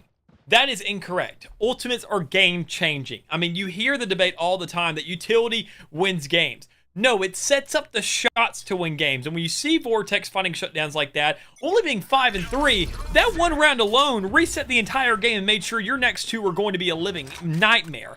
I mean, you just can't sleep on any other player, any opportunity, and just take it for granted just yet. As we can once again see the default setup coming out, but with a little bit of a switch up there. Tiny being warned upon the operator, finding that first kill, but is fairly quickly exchanged. You make sure that you have to rotate here with that spike drop. You make sure the players are set up for it, and even then, you make sure you have the utility and the kills to back it up. And there it is, Vortex just evening things out. Evening things out and getting ready for a potential rotate back. MSU Red, they did lose the advantage over there on the A site, and now Temple University are playing appropriately. 3v3, this is the closest that we've seen so far of MSU Red. Getting some value for that fight. Tiny, though, ready to go with this knife set. And sees a gun, full onslaught, multiple into the chest of Trog. Player standing. You don't like to see that one. Vortex does a drive-by here on Polar. And it's all down to Cake. One last member alive. Cake says, all right. The skeet shooting is good. Takes one home, but needs 2 more. 30 seconds, you hear it on the clock. And even Cake knows it. Gonna try and go for that plant, but it's such a dangerous spot to be in. And you get caught whipping that gun back out. Vortex able to close things out. It is 10 rounds in a row. And not just 10. Take a look at what those show. A single plant is all MSU Red have gotten. That was round number 3. The rest have been Temple University just washing through MSU. That round number 3 is the only round, keep in mind, that they had a guaranteed gun advantage. We knew that, I mean, obviously Temple had nothing but Spectres or Marshals to work with, and they still pulled it out. The only leeway they gave was just saying, okay, well, you get a spike down. Good job. That 300 creds will do you a lot of good work if we win the next 8 in a row, won't it? It's almost, it's sad to look at to some extent. And the way they finally switched things up is switching things up with aggression, making sure not use a rifle this time, use their SMGs. But that's only because that's the only thing their money allows. They're finally forcing Temple's hand where they have to utilize ultimates here, and it's a little bit too little too late. I mean, at this point, can you even say Temple is being forced to? It feels like they're just kind of throwing him out there, right? They're not really connected. It's just like, hey, I found an opportunity to use this showstopper. Send it. It's happening over and over again, and Cake so far has tried to have an own opportunity, but still, the chase down is just too good. Temple University at 11 right now. Mick, call it now. Are we going to see a 13-0? Are Temple University going to push their second match through and be able to move on to bracket stage with a 13-0 game? Don't throw that. I'll say yeah. Yeah, considering how well Tiny... Don't throw that at me. Yeah, I got the answer. Don't worry. Yeah, I mean, with Tiny's share of capability, which we've seen the guy just do such a good job on it, if we see Tuppy stand up and really, with this momentum on his hands right now, just buy nothing but headhunter shots, I think, yeah. I think he can definitely... I mean, Jexy obviously pulled off the crazy play in that last round, but it's because he's always saying he's the where's my hug guy. He's always there. I mean, whether or not you like him or not, you want to give him a hug. He's gonna say it. You're gonna feel bad, and you're gonna definitely run into him, and he's gonna kill you. That's gonna happen. He's gonna get that exchange. But this time around, Tuppy is the one stepping up, able to find these kills and have a pretty good introduction to this one. Tuppy said hello once again. Hello, it's me again. 4v3 here. MSU Red, though, able to swing back. Bliss is able to find Vortex, and this might create the opportunity. Cake is going to try and get the plant. Bait out Moldoden. Really nicely played. Temple University, though, still has some time. Spray down in the back line means Bliss is able to find Jexy. All of a sudden, Tuppy says, let's bring it right back. Tuppy is able to find one. That was just a revived Trog. Trog said, oh, I'm up. Nope, I'm still dead. That's how the game works. Up on high, though, Cake was waiting. 2 to 4 straight to the chest, and MSU Red are able to stave off an undefeated game. Temple University drop one round, moving into the second half. My gosh, does this still look dire? One's across the top side of that scoreboard. Almost looks methodical, if you will, but Temple University 2 away from moving on to bracket stage. You set me up. You asked me a question knowing that I was going to answer it. Knowing that Caster's Curse was going to kick in, knowing what I should have said no. I should have said no, just been wrong, saw the layout, saw the score, and we could have all gone home, what, like a minute 30 earlier. But no matter what, regardless, we're now in a new half. And, I mean, we mentioned attacking sided. If MSU gets the same kind of luck that Temple does, this game could go either way. I mean, it's crazy to say. I know you're probably laughing at me through your screens right now, but hey, you never know. I don't think we'll count anything out, right? We see both these teams do really well on their defensive sides, and honestly, anything can happen. But Moldoden and Jexy and Vortex all say, "Nah, we ain't letting this happen. We are going to be the better team on the day." What an aggressive forward play! As they leave nothing to share. A single kill is the only amount of extra money MSU Red have to play with. They got to buy out. I mean, it's the last thing that they can do. Yeah. But my gosh, is this the bargain bin? Spectres, 2 Spectres, and a Frenzy, and 2 Marshals. MSU Red scrape the bottom of the barrel. And they're going to try their best here on what is match point. Man, the bargain bin is Guardians and Bulldogs. This is the lost and found. You're just going there taking stuff, saying it's yours, even if it's not. You're desperate at this point, and this is all you're getting. To know that one of those players has nothing but a frenzy, that hurts. Knowing that you didn't even get enough of that last round to set things up to really get us up for this round. But the problem is we already see Temple set themselves up towards B. Getting aggressive. Jexy, once again, trying to be the first one on site, trying to race another teammate. But the thing you can't race him to is a kill, because Tuppy's already secured it. He does have a follow-up eventually, and Bliss with the frenzy I was laughing at can manage too. But it's a 1v3. Divide is the last player standing. 21 health, diminished down to 0. That's a 13-1 on our hands, and that is a heck of a conclusion of a series there. It ain't no 13-0 though. I mean, I don't know what you were thinking, Mick. I mean, man, you called it 13. Not bad, dude. I should just retire. I'm washed at this point.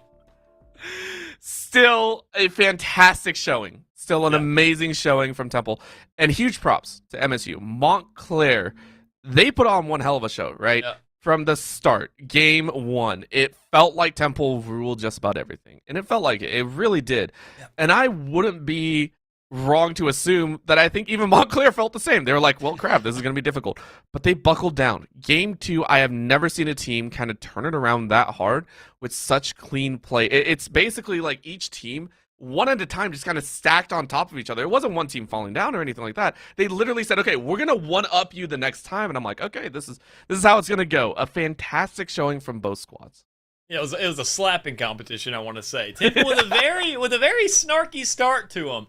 But Montclair said, all right, I got to answer back somewhat, and Temple was just ready for it. They braced themselves up, not having the best answer overall. I mean, managing 7 in that last game, or in map 2, where we thought things were looking very dominant, but oh my goodness, if Temple didn't say, oh, bro, I'm telling you what, I'm about to put every inch of this joker on your face.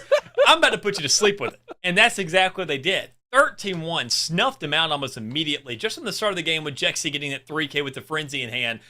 Just to every single round afterwards, MSU not making the adjustments that need be. I mean, they had a little bit more switch-ups than what we saw on Breeze, but I want to say on the first map and the last map where we saw them be on the attacking side first, I want to say once again, it felt very one-dimensional. We didn't see them go for anywhere else unless they said, let's throw a curveball in their direction, or let's go ahead and make somewhat of a switch-up in the game and find ourselves in the middle. Honestly, if Temple wanted to, every single time you saw that Tiny, once they got around to feeling really comfortable over towards that B side, Tiny was the only one setting up over there, saying they're going to go A again, probably. And if they don't, I'm going to hit one shot, make it a 5v4. That gives y'all plenty of time to rotate. So I can tailwind out of here. I can throw my smokes. I can survive. We'll be good. And with 2 duelists on our hands, that's the easiest retake you could ask for. I mean, Temple just seems like they read into this. They found their fortune and they prepared for it. That's what you have to do, and to show off that you're the top dog, they were first in their division. Keep that in mind. A 9-0 team came into this and were put to the test here, and they don't feel like they want to drop any more games. We'll go ahead and take a look at what they can do in day number 2 as well, as this will conclude our broadcast here on the day. Thank you so much for tuning in to the NECC. We had a bunch of amazing games on the B stream. We had a bunch of amazing games here on the A stream. We had a bunch of amazing casters in production as well. Keep in mind, this is only day number 1. Day number 2 will start at the same time for both broadcasts. Make sure to tune in there as well. Thank you so much for tuning into this one, though. We appreciate all of you tuning in and watching our lovely faces and listening to our lovely voices, or maybe just tolerating us, one or the other. My name is Orbital. With me has been Mick. Thank you so much to our production crew on the back end. We will see you all tomorrow.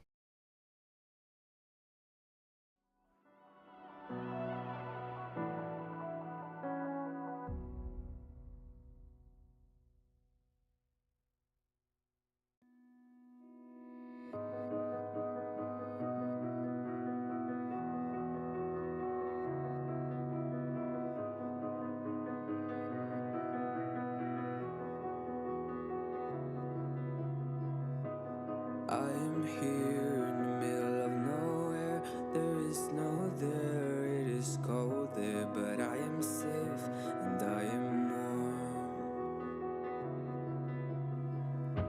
Although it's hard, I know I gotta keep up. No time to lay to drift away. I find my space, I spend my time down the rabbit hole again, and as I fall I can feel the pain. You can't tell me where to go, so I don't know, I just go with the flow. I go with the flow. I'm falling up, I'm falling down, from the sky and from the ground. Up above just like below, and I don't know where I should go.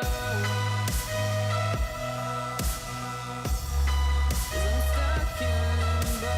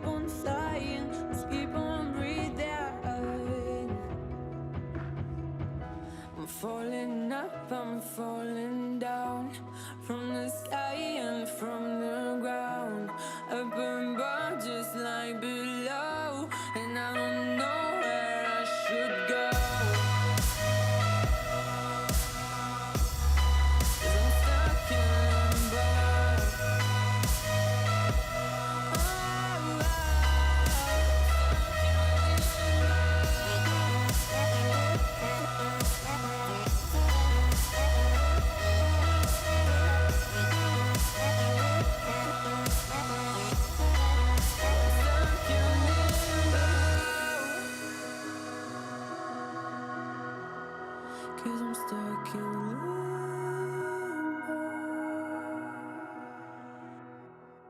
'Cause I'm stuck in